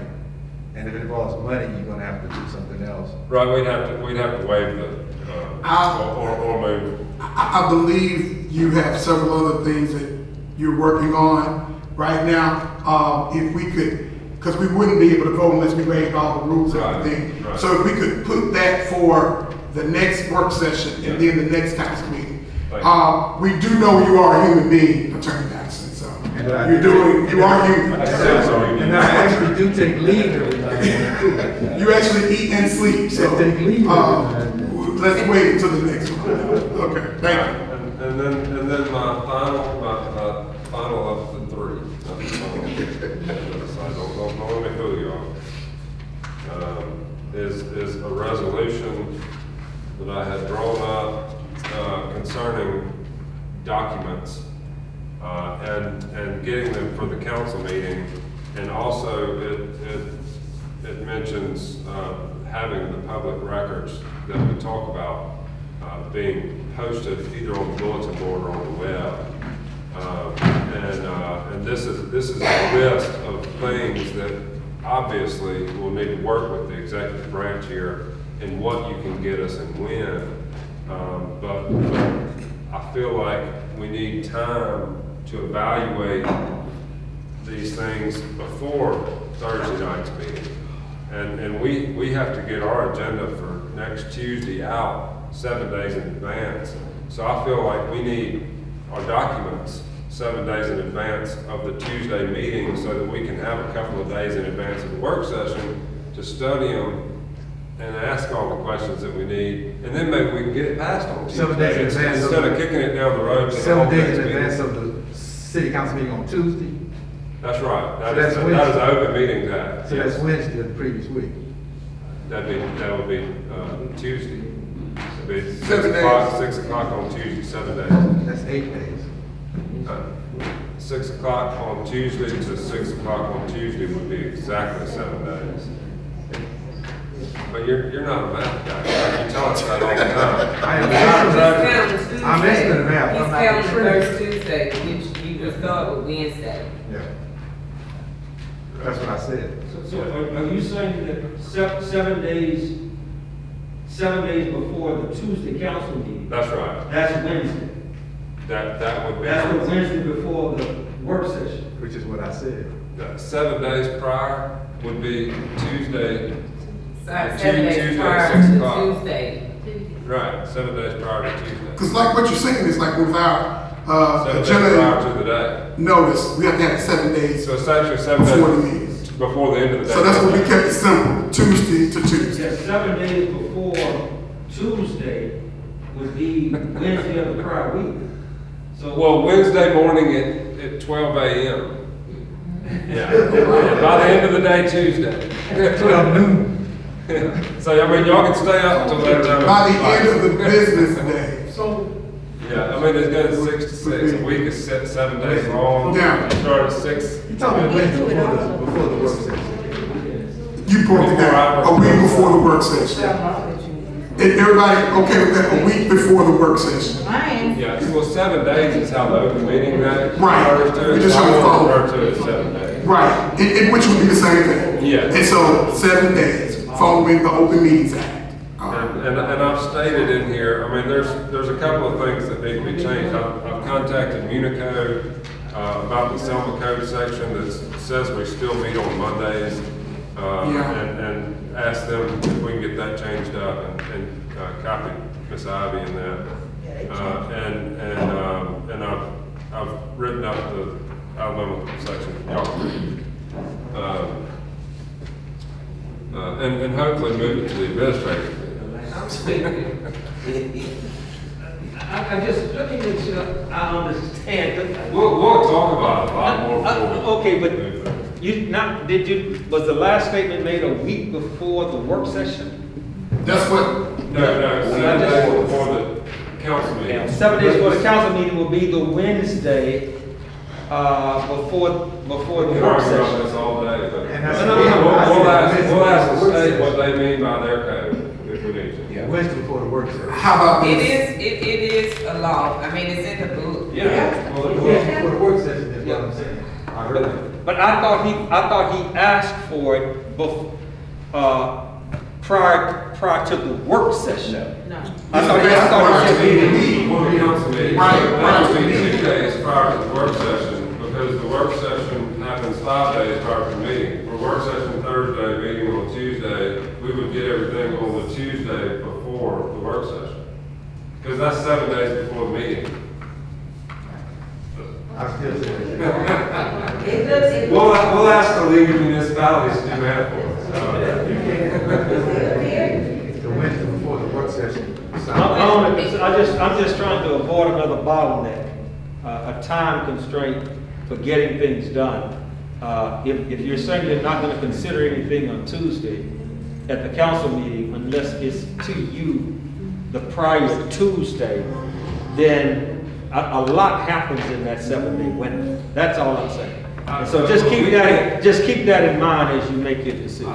Well, we'll keep it in mind, and more than that, we'll talk to y'all about it, and the department heads and everybody about each document that you can have for us and what you can't have for us, and I mean, we're gonna discuss this a great deal. And the main thing is here, we're just trying to make sure that we are compliant with Alabama law. Many of us that have started going to training, we don't just sit there. We actually are learning stuff. And at the training, they mentioned specifically about the Open Meetings Act and the requirement of having the meeting notice of agendas out 7 days prior to that meeting. And after going to training several times now, because this council, whether you all know it or not, since we come in, we've been to 4 separate trainings. And I think Councilman Carmack, we go in another one later on this month. So when you go, you learn. And when you know better, you do better. And so what we're trying to do is, while it might create a small bottleneck in the beginning, but hopefully as we get in the habit of doing things properly, it won't become such a problem when we get accustomed to doing it right. And that's all we're trying to do with this. If we're going to get our information out based on Alabama law, we just want to make sure we get all the information that we need to make our decision. I absolutely agree with you. Thank you. All right, Councilman Carmichael, move on. Alleys, it's kind of pertaining to closing streets, but also opening these alleys because they're grown up. I've gotten a bunch of complaints, and I could be specific, but I'll just say there are some alleys that are completely grown up, got huge trees, haven't been cleaned in years. There's one alley that I know about that somebody has, I think, chosen to barricade the alley themselves, and it did not go before the council. LaMarcus Snow was talking about it earlier about alleys and public safety and what that poses. We've had issues with alleys come before us at the last meeting. I just want to bring it to the attention, I'm having issues with alleys as well, and I don't know if we need to look at, in some type of planning in the future. I know you are looking at 25-year comprehensive plans and planning and development department. If we need to look at those alleys and see whether that's something we want to continue to maintain, or if it's something that we want to close off and allow those houses to maintain. And of course, as you pointed out earlier, you may not have said it, I read it, that's up to the property owners adjacent to that alley. So I just wanted to make a point of that, because technically they are our responsibility currently, and they are blocked. I mean, you can't get, some people can't get in and out of the back of their house. There's a tree down in one of them, and I filed a complaint a couple of times where they can't get through the alley to the back of their house, and then one of their neighbors is blocked off the other end intentionally, so they can't get out that way. So we just, and to further that a little bit on the street closure that we were talking about on King Street, I just was glancing at our code when it comes to vacating streets, and they're referring to the planning commission, and everything has to go before the planning commission first. So do we have an active planning commission? Yeah. Yes, we do. And if I may, one of the things that I see coming is code, period. Code. Right. All things code. Yeah. That's coming, that's great. But just as the Alabama legislature in 1901 and then again in 1975 made sweeping changes to the state statute, it takes a lot of time to review the entire code. However, in contemplation of what you're saying about vacating streets, not just closing them, vacating them, one of the first things I did for the previous individuals, not tonight, the previous individuals who came before the council about the alley over on Philpott Green, one of the first things I did before they came to the council that night was go to the alley to look at it myself.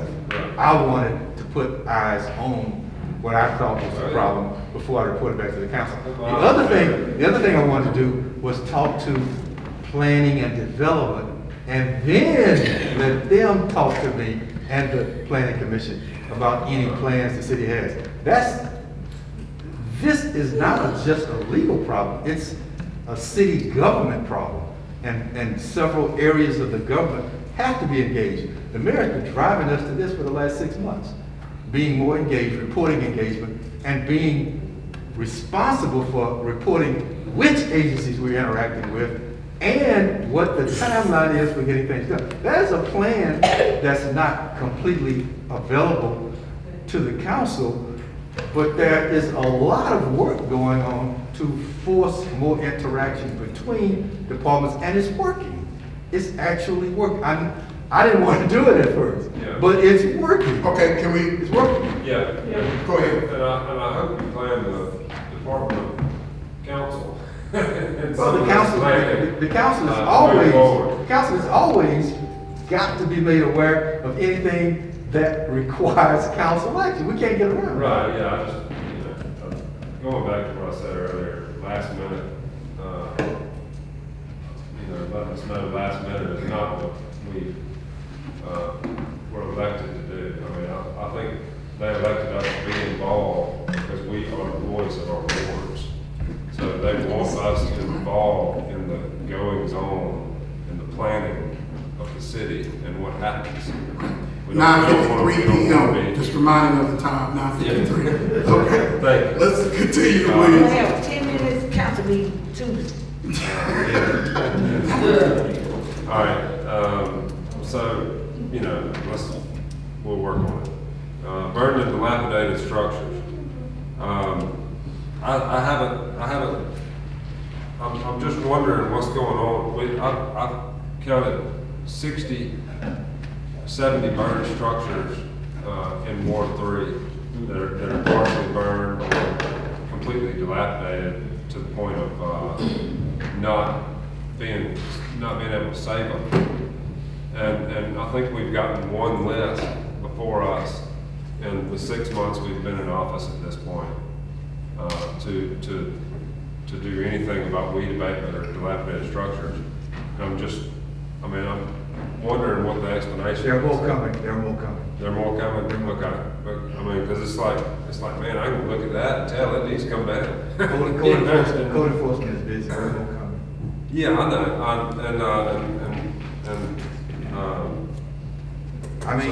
I got one list, I think, today or yesterday. I'm not trying to say anybody's not doing their job here. I mean, I'm not saying they're not busy. I'm just wondering why that process is taking so long. We've been in for 6 months and we've only got one list. And then, I mean, this was something I think we all want to happen. We all want to see these structures. If they're past that point, we want to see them come down and clean the neighborhoods up. I got a list today. You did? Okay, so we'll be seeing it Tuesday? I didn't say that, I said I got it today. Okay, so we'll be seeing it next work session? You'll see it soon. You'll see it soon. Okay. All right, I mean, we want to get some stuff moving. Councilman, it's been 6 or 7 months, but we didn't get a code for the department. No, well, not a code enforcement department, but we did have code enforcement in there. Yeah, I know, but we, yeah. We just hit it. I mean, you're looking at April and May. You're looking at March, April, and May is the time that we've had to try to get all of this stuff done. We've identified over, 250 different properties or so that are owned by the state of the city that's in a mess. I know, I've noticed that. That's great, and I appreciate that. Like I said, I'm not saying nobody's working. I'm not saying nobody's doing their job. I appreciate it. I'm asking a question about what the holdup is, or if there's some, are we gonna get some stuff in the future? Just an explanation. I was simply answering your question. Were you? Okay. Yes, that's all I was doing. Okay. You asked why, and I was telling you. Okay. Well, what? Tell me why again. all I heard is it's been 3 months. So.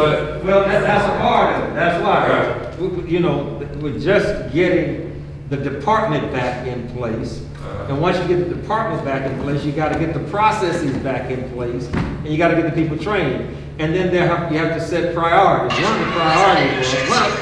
One of the number one priorities was this.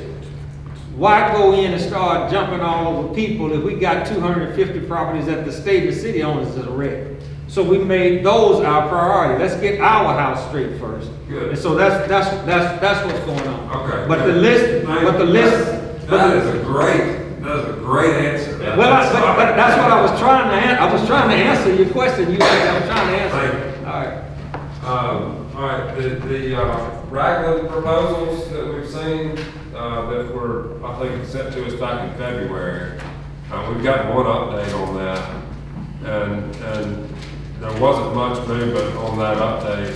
And I'm wondering when we'll get another update, or how y'all are moving along on that. Because it seems, and again, I know your hands are full. This is a big investment that can happen for our community, and I think we need that right now, if we can make it happen. And of course, this is a council responsibility, but we're asking you to do it and bring us something, and I'm just wondering when that might happen. Those negotiations, you're in negotiations.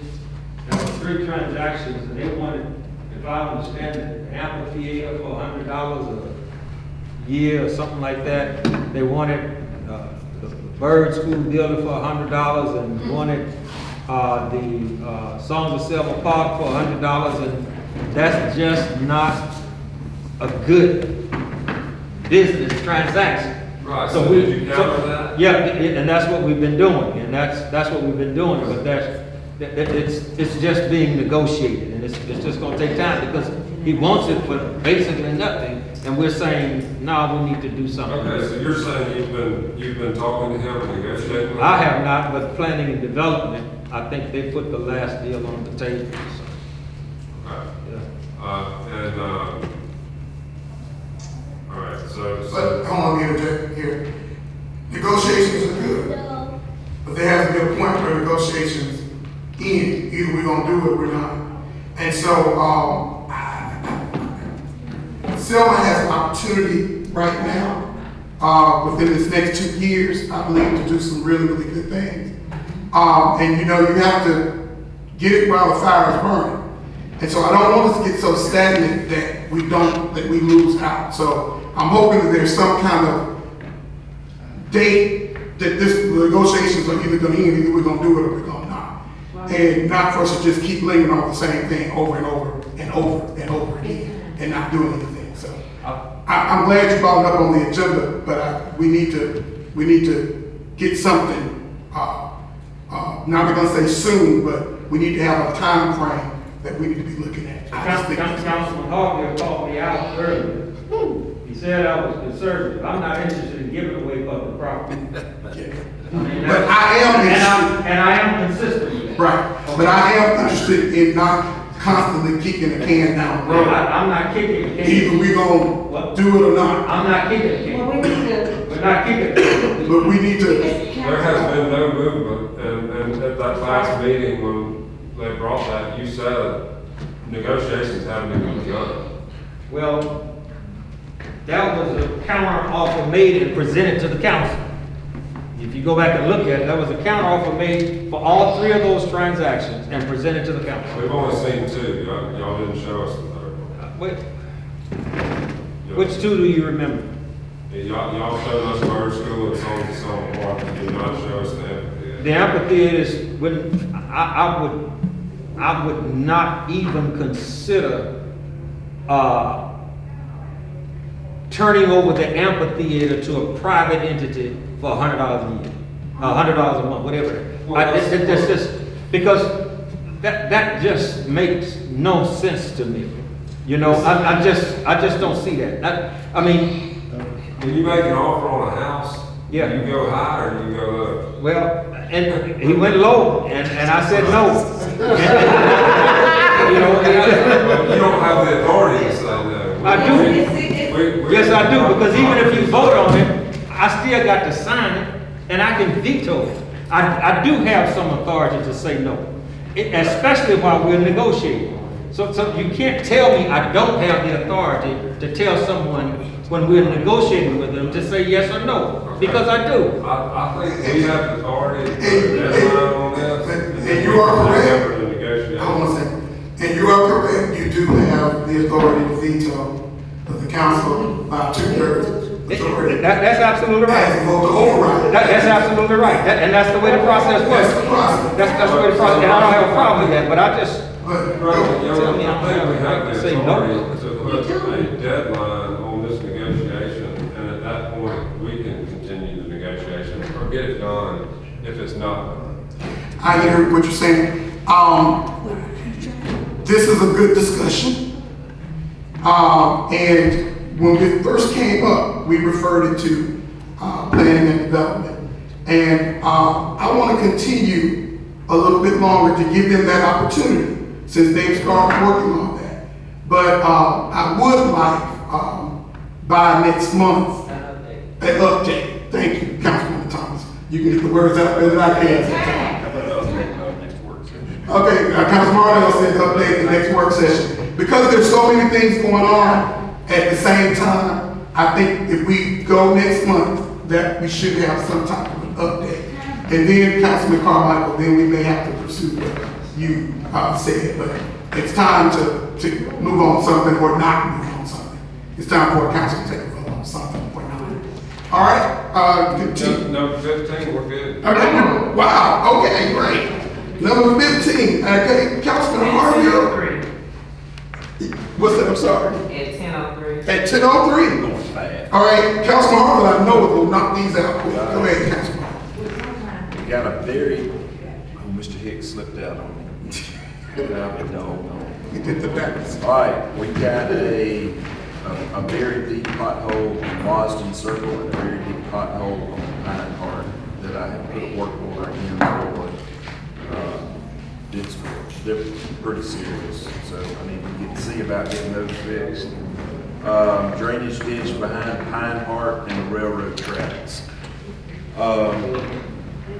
My understanding, the way the neighborhood, Pine Heart, that little neighborhood is set up, water runs, there's no curb in the gutter. So water runs between two houses back into the drainage ditch. And my understanding is the railroad owns. Well, there's been a tree and some other debris that have backed up the drainage ditch, and now it's stagnant water has come all the way back into the backyards of the houses on Pine Heart that back up to the railroad, which is unhealthy.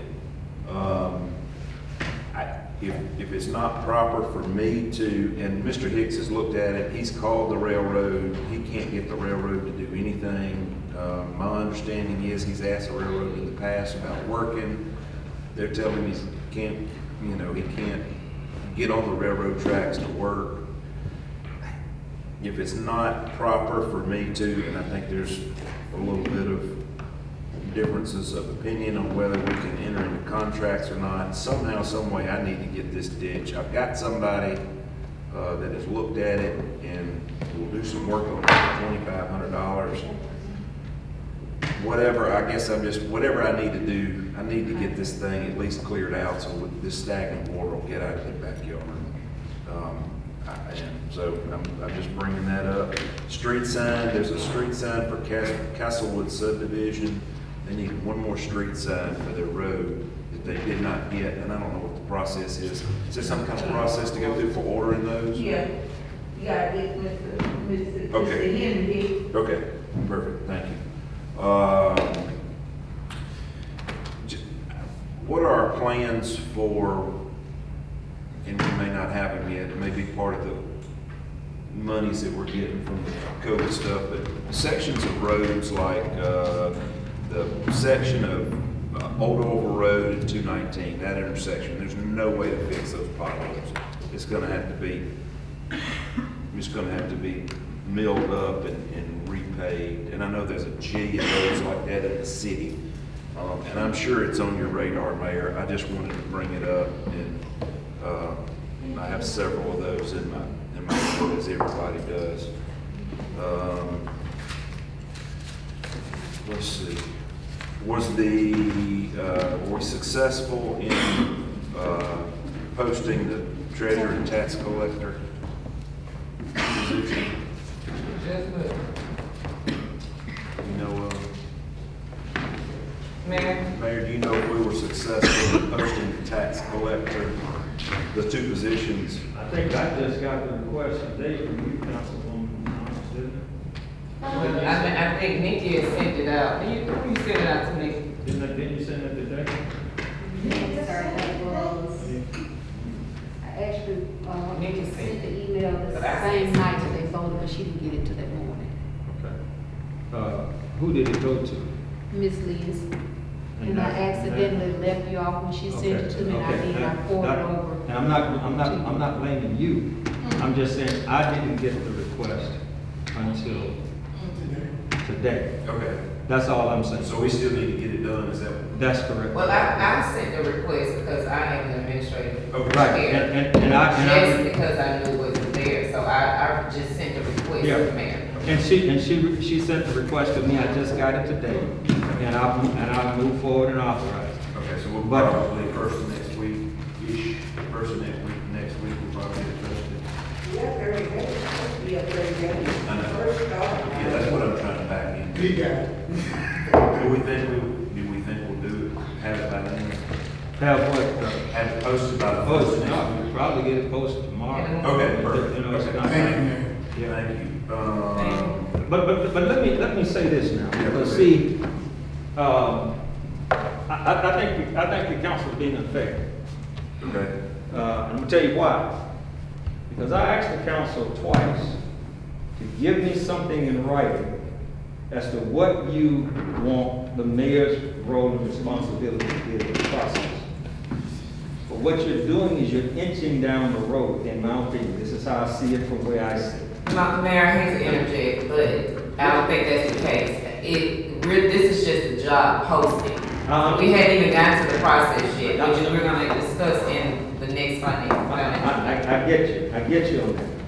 But what I don't want to happen is we inch down the road, you get everything you need, and then at the end of the process, you give me what you want without any effort to negotiate what my role will be in the selection process. And that's what I see happening. And I just want to be clear. I ask for a written statement as to what the role of the mayor would be as you make appointments that you're authorized to do. You have my word, you will not be left out, I promise you. We are gonna meet on Monday. I thought I had the agenda in front of me. We're gonna meet Monday, the finance committee's gonna meet Monday night, and we're gonna start discussing that. Hopefully you can come and be a part of that discussion, even defining what we're gonna do, because we have no clue yet. We haven't even talked. I had not gotten an answer. Okay. Okay, I did not get it, but I was willing to respond, and I have responded. Well, I didn't send you a response, but I did give the directive. Let's move forward. Let's go ahead and post it. But I'm not, you know. You're not gonna be left out. You're not, I promise. All right. I got my word. I just want to interject this. I believe at the last council meeting, Councilman Randolph said it. He did. I think I said it, and I can't remember somebody else, but we all understand that you have to be involved in this. You have to. We all saw things that happened last time, and we don't want those things to happen again. So all this was, from my understanding, is just getting the position posted. I understand. Yeah. Okay, but also remember now, because see, this got started when I asked the question the first time.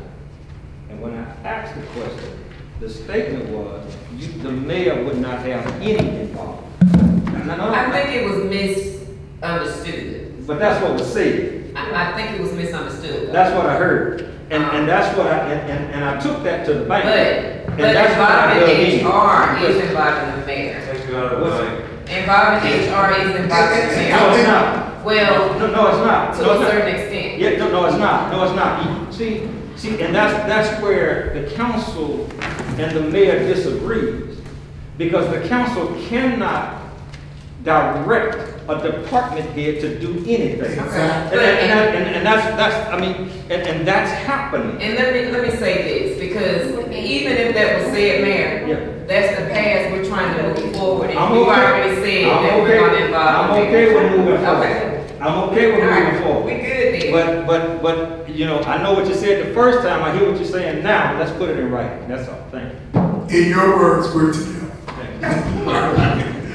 Go ahead. That's all I have, unless you want my announcement while I'm here. Yeah, go ahead, man. I do want to announce that Landfair Road, thank you, Mr. Hicks, I know he's gone, is going to be redoing that road that is a total disaster, and that's coming in the next 2 weeks. Yes. Yes.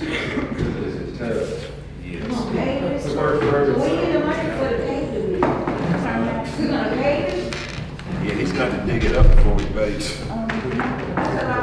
Yeah, so the citizens just need to be aware of that. Thank you. Thank you. Thank you, Councilman. All right, Councilman Christie Thomas, you have the next four. Oh, sorry. I'm coming back. Okay. I'll pass out. Go ahead. Oh, wow, okay. But anyway, my items were to be directed to some of the directors that are already gone. I wish they were still here. But if possible, maybe someone can relay the message, Mayor. I'm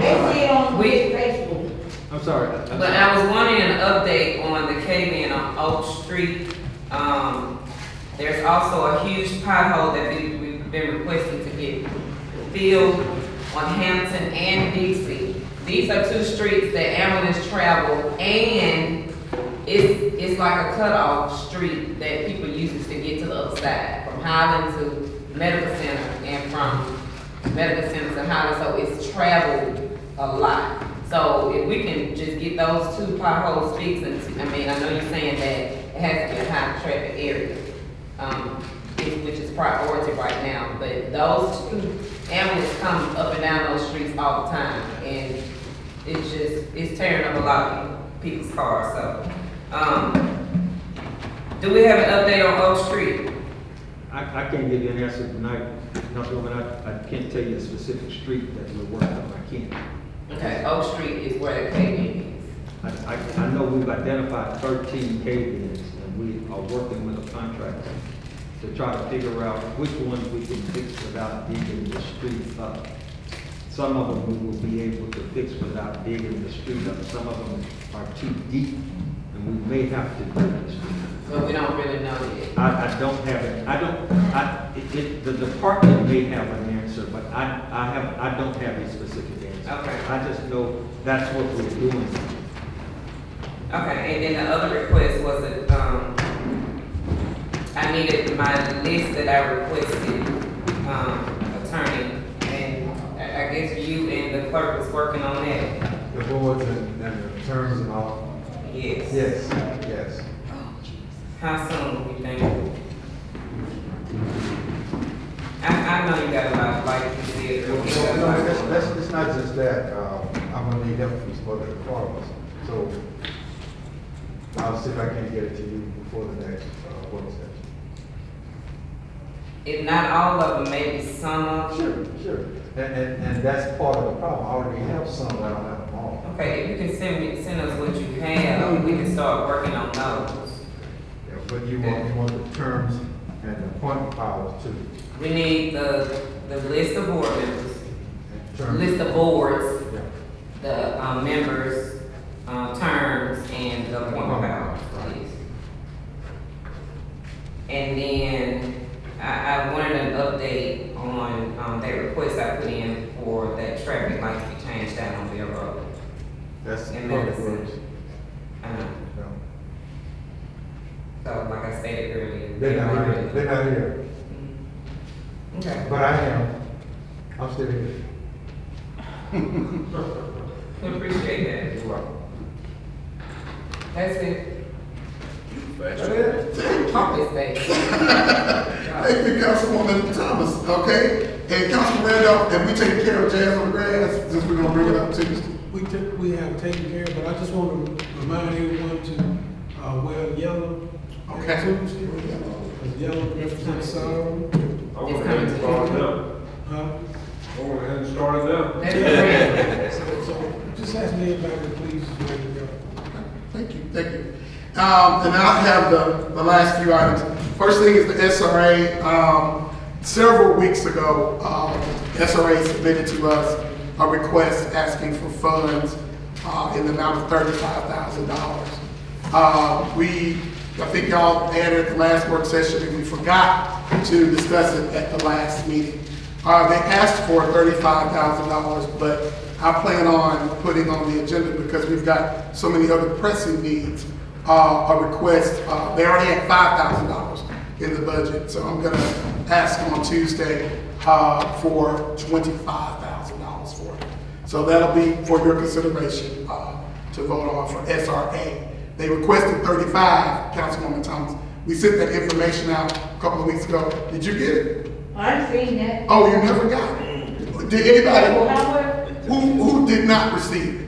I didn't get Other than It's been Councilwoman probably Thomas? about 2 or 3 weeks. It's probably been a month. Yeah. So you didn't receive, anybody else didn't? I got it. You got it? Okay. But let me ask you this, since you said that,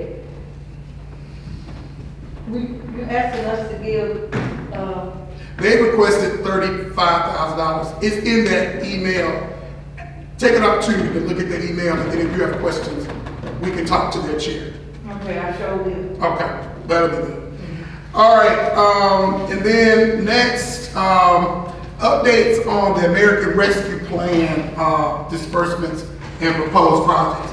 I can't remember the exact amount, was it 3.1 million? 3.1. That Selma received? Okay. We were just trying to find out what was going on with that, because the council will have to vote, on whatever. And I just think it'd be helpful, if we kind of got an update of what's going on. I had even thought about forming a special committee, for this large project, from the council standpoint, just so that we too wouldn't feel left in the dark about it. So is there anyone that can give me any, other than the council member, I'm gonna ask you in a minute, is there anyone else that can give me any discussion on what's going on with our plans to use those monies?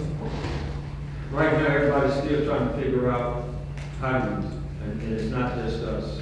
There's still a lot of questions going back to Washington about clarifications on some things that's in that code. So, and we haven't gotten any money yet, but we are looking at trying to figure this out. Another piece to this is we have been talking to the school system about the joint collaboration, because they got 21 million, we got 3.1. Yes, well, there may be some joint projects that we're looking at that would help the community in some very real and big ways. So, but there are some discussions, but nothing is on paper. We're just talking right now, trying to figure it out, really. Thank you for that. And I know that on that Friday of the convention that we attended, I went to a very, very good session that they had about those proceeds. And I will try to go back and look at my notes. I was writing, so I got to go back and try to transcribe those. And I'll be glad to share those with you, Mayor, so that you can, have those at your disposal as well. But they gave some really good information on usage of those specific funds. And if anybody's watched the news, the Attorney General's office came forward and said, gave us some direction to be mindful and careful on how we use these funds. But one of the things that was eye-catching about these funds is that there were stipulations that they could be used for infrastructure such as sewage. And so that, to me, sounded good, and also broadband or whatever. So thank you for giving us that update on Nothing's Concrete. We still may form a special committee to work alongside and whatever that we can, so that all of us can be on the same page. So once we do get the monies, that we're able to vote and get this money used for its intended purpose, which is to benefit Selma. Go ahead, Councilman Carmichael.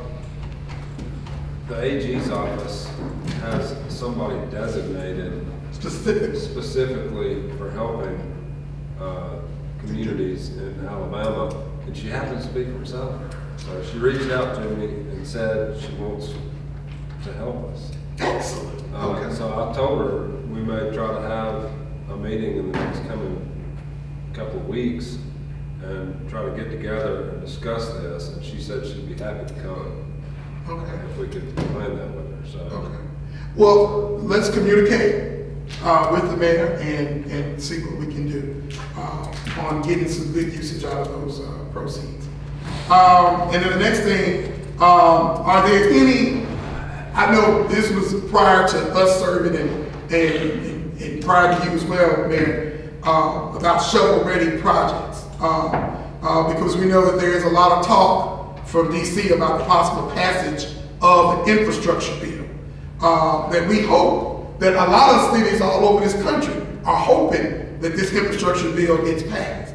And if it is passed, we need to have some shovel-ready projects ready. And so I just wanted to, throw that out there amongst the 1,000,001 things that y'all are already doing. And I'm sure y'all have already considered that. Do you have anything you want to add to that, Mayor? The money's going to come down to ADEC, and how they're going to distribute it once it gets to the state, we don't know. And I'm hoping that it's not based on the entitlement and non-entitlement funding, because if that's the case, we were not fair there. Right. So, that's another discussion that we had. I'm talking to folks in Montgomery about this stuff. But what and thank you for that. What I'm just saying, if something does pop up, it would be great to have a plan. And I know you like plans. Well, it's hard to plan, you don't know what you got, you know. They still haven't defined infrastructure. We can plan $20 million But projects and get while we don't know what we have, we do know we have a need. Yeah, we need to prioritize whatever. We drive around and know we got a need. So I just know that, again, going to these trainings that Councilwoman Thomas has encouraged me to go to, one of the talks was, make sure y'all have some projects ready, shovel-ready projects. There was a lot of the talk in the hallway that was saying that we need to make sure we have shovel-ready projects for this money. Go ahead, Councilwoman Thomas. And they also told us to make sure that our attorney is involved with us with this, because I got something today from the league. They supposed to send us, if everybody on the council has an email in, they supposed to send us out how this rescue, this money is supposed to be spent. Yes, ma'am. They said they were gonna send it out to our email that we would get it, showing us, telling us the guideline, how it's supposed to be spent, because they said it would be we need to know. And they said to make sure that our city attorney is involved in this money they're coming into. We just didn't want, as the council, again, I'm not trying to speak, I'm speaking for myself, to be left in the dark completely on the American Rescue Plan, possible projects, and also if any shovel-ready projects are ready. It helps a lot for us to kind of know what's going on when it's time to vote, and that might expedite things. And so we just didn't want to be left out of the dark, similar to what you were saying earlier. And I think that this dialogue and this discussion is helping that. So thank you for receiving that. All right, committee meeting reports. Are there any committees that need to report? No, Councilman Harwood already told us about the Monday night Finance Committee meeting. Yeah, I would say too, please go through, or I think we got an email out today that had 2 attachments. One of them was DMSS's updated state of work. I just took kind of a summation, I did a spreadsheet, a summation of things that we need that they mentioned that we need to choose from. Please spend a little bit of time looking at that so we can prioritize that on Monday night. Excellent, thank you. And Councilman Carmichael and Councilwoman Thomas. Yeah, I got a committee. I was told at the last meeting that we'd have some more documents for the garbage in about 7 to 10 days, I think. And I was just checking on that, trying to see if y'all have an update on those. My report, and you were told that, and a little bit more, Council. What we did was meet last Wednesday, a week ago, yesterday, and we were approximately, there are 3 processes, we were approximately a third of the way through the first process. And my words to the council after deliberation with the mayor were that we would continue to finalize reviewing of not only the process, but the contract and the ordinance, and then get that to you. We have all of the attachments necessary for the process. We have a draft contract, we have a draft ordinance. But what we're doing is vetting all of those, each of those, so that when we present it to the council, you can just add what you want and we can move from there. And we'll go to Public Works Committee meeting. Yes, Public Works yes. Committee first. The purpose is to get it to you in time for a Public Works Committee meeting and any public airing for comments. And we just couldn't present to you something that we weren't finished vetting. That's fine. Yeah. I mean, I know Plus, I took off for 4 days of leave. Yeah. Yeah, Which I needed.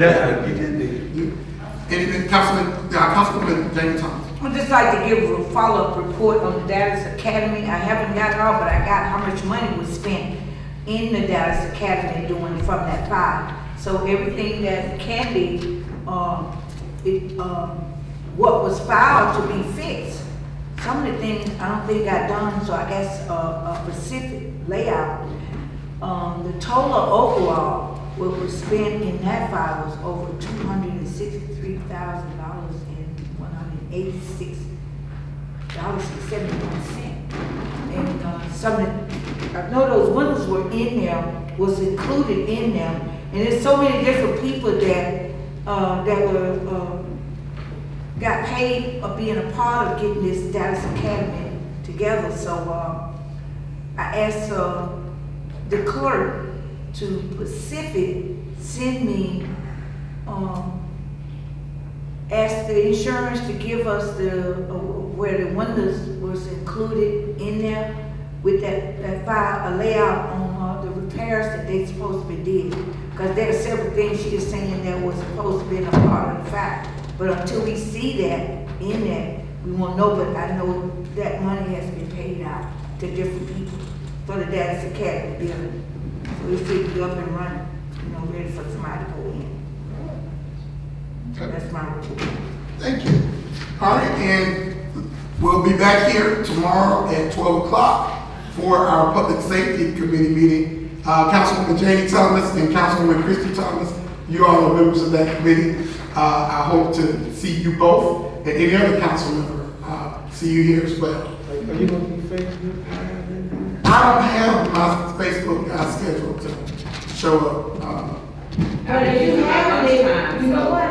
Lunchtime. I think you're gonna have a full house because people are waiting on this and they're very interested in your making the citizen of Selma being a part of the review board. Yes, right. Yes, so we'll be talking about that and other interesting things. Yeah, on they're the waiting program. on that. All right, with that said, before everybody gets up, we want to thank. Before everybody gets up. Yeah, before everybody gets up. First of all, long meeting. Thank you. A lot discussed, but fruitful. Publicly, I would like to thank Mayor Perkins for his service. I'd like to thank all of our department heads and city employees for their service. If you can't do anything else in life, you can at least say thank you. And we'd like to thank you, Mayor. Thank you for being here. And thank you to our department heads. And also additionally, I would like to thank my fellow council members for enduring tonight and participating. This is democracy. It's not always pretty, but this is what democracy looks like. And this is also what transparency looks like. I know it's airing everything out, but one thing about it, you can't say we're trying to hide anything from the citizens of Selma, Alabama. We're putting all the business out there on the front porch for everybody to see. With that said, there's no further business to discuss. This meeting stands adjourned. Can I ask y'all to please leave the building so we can shut it down?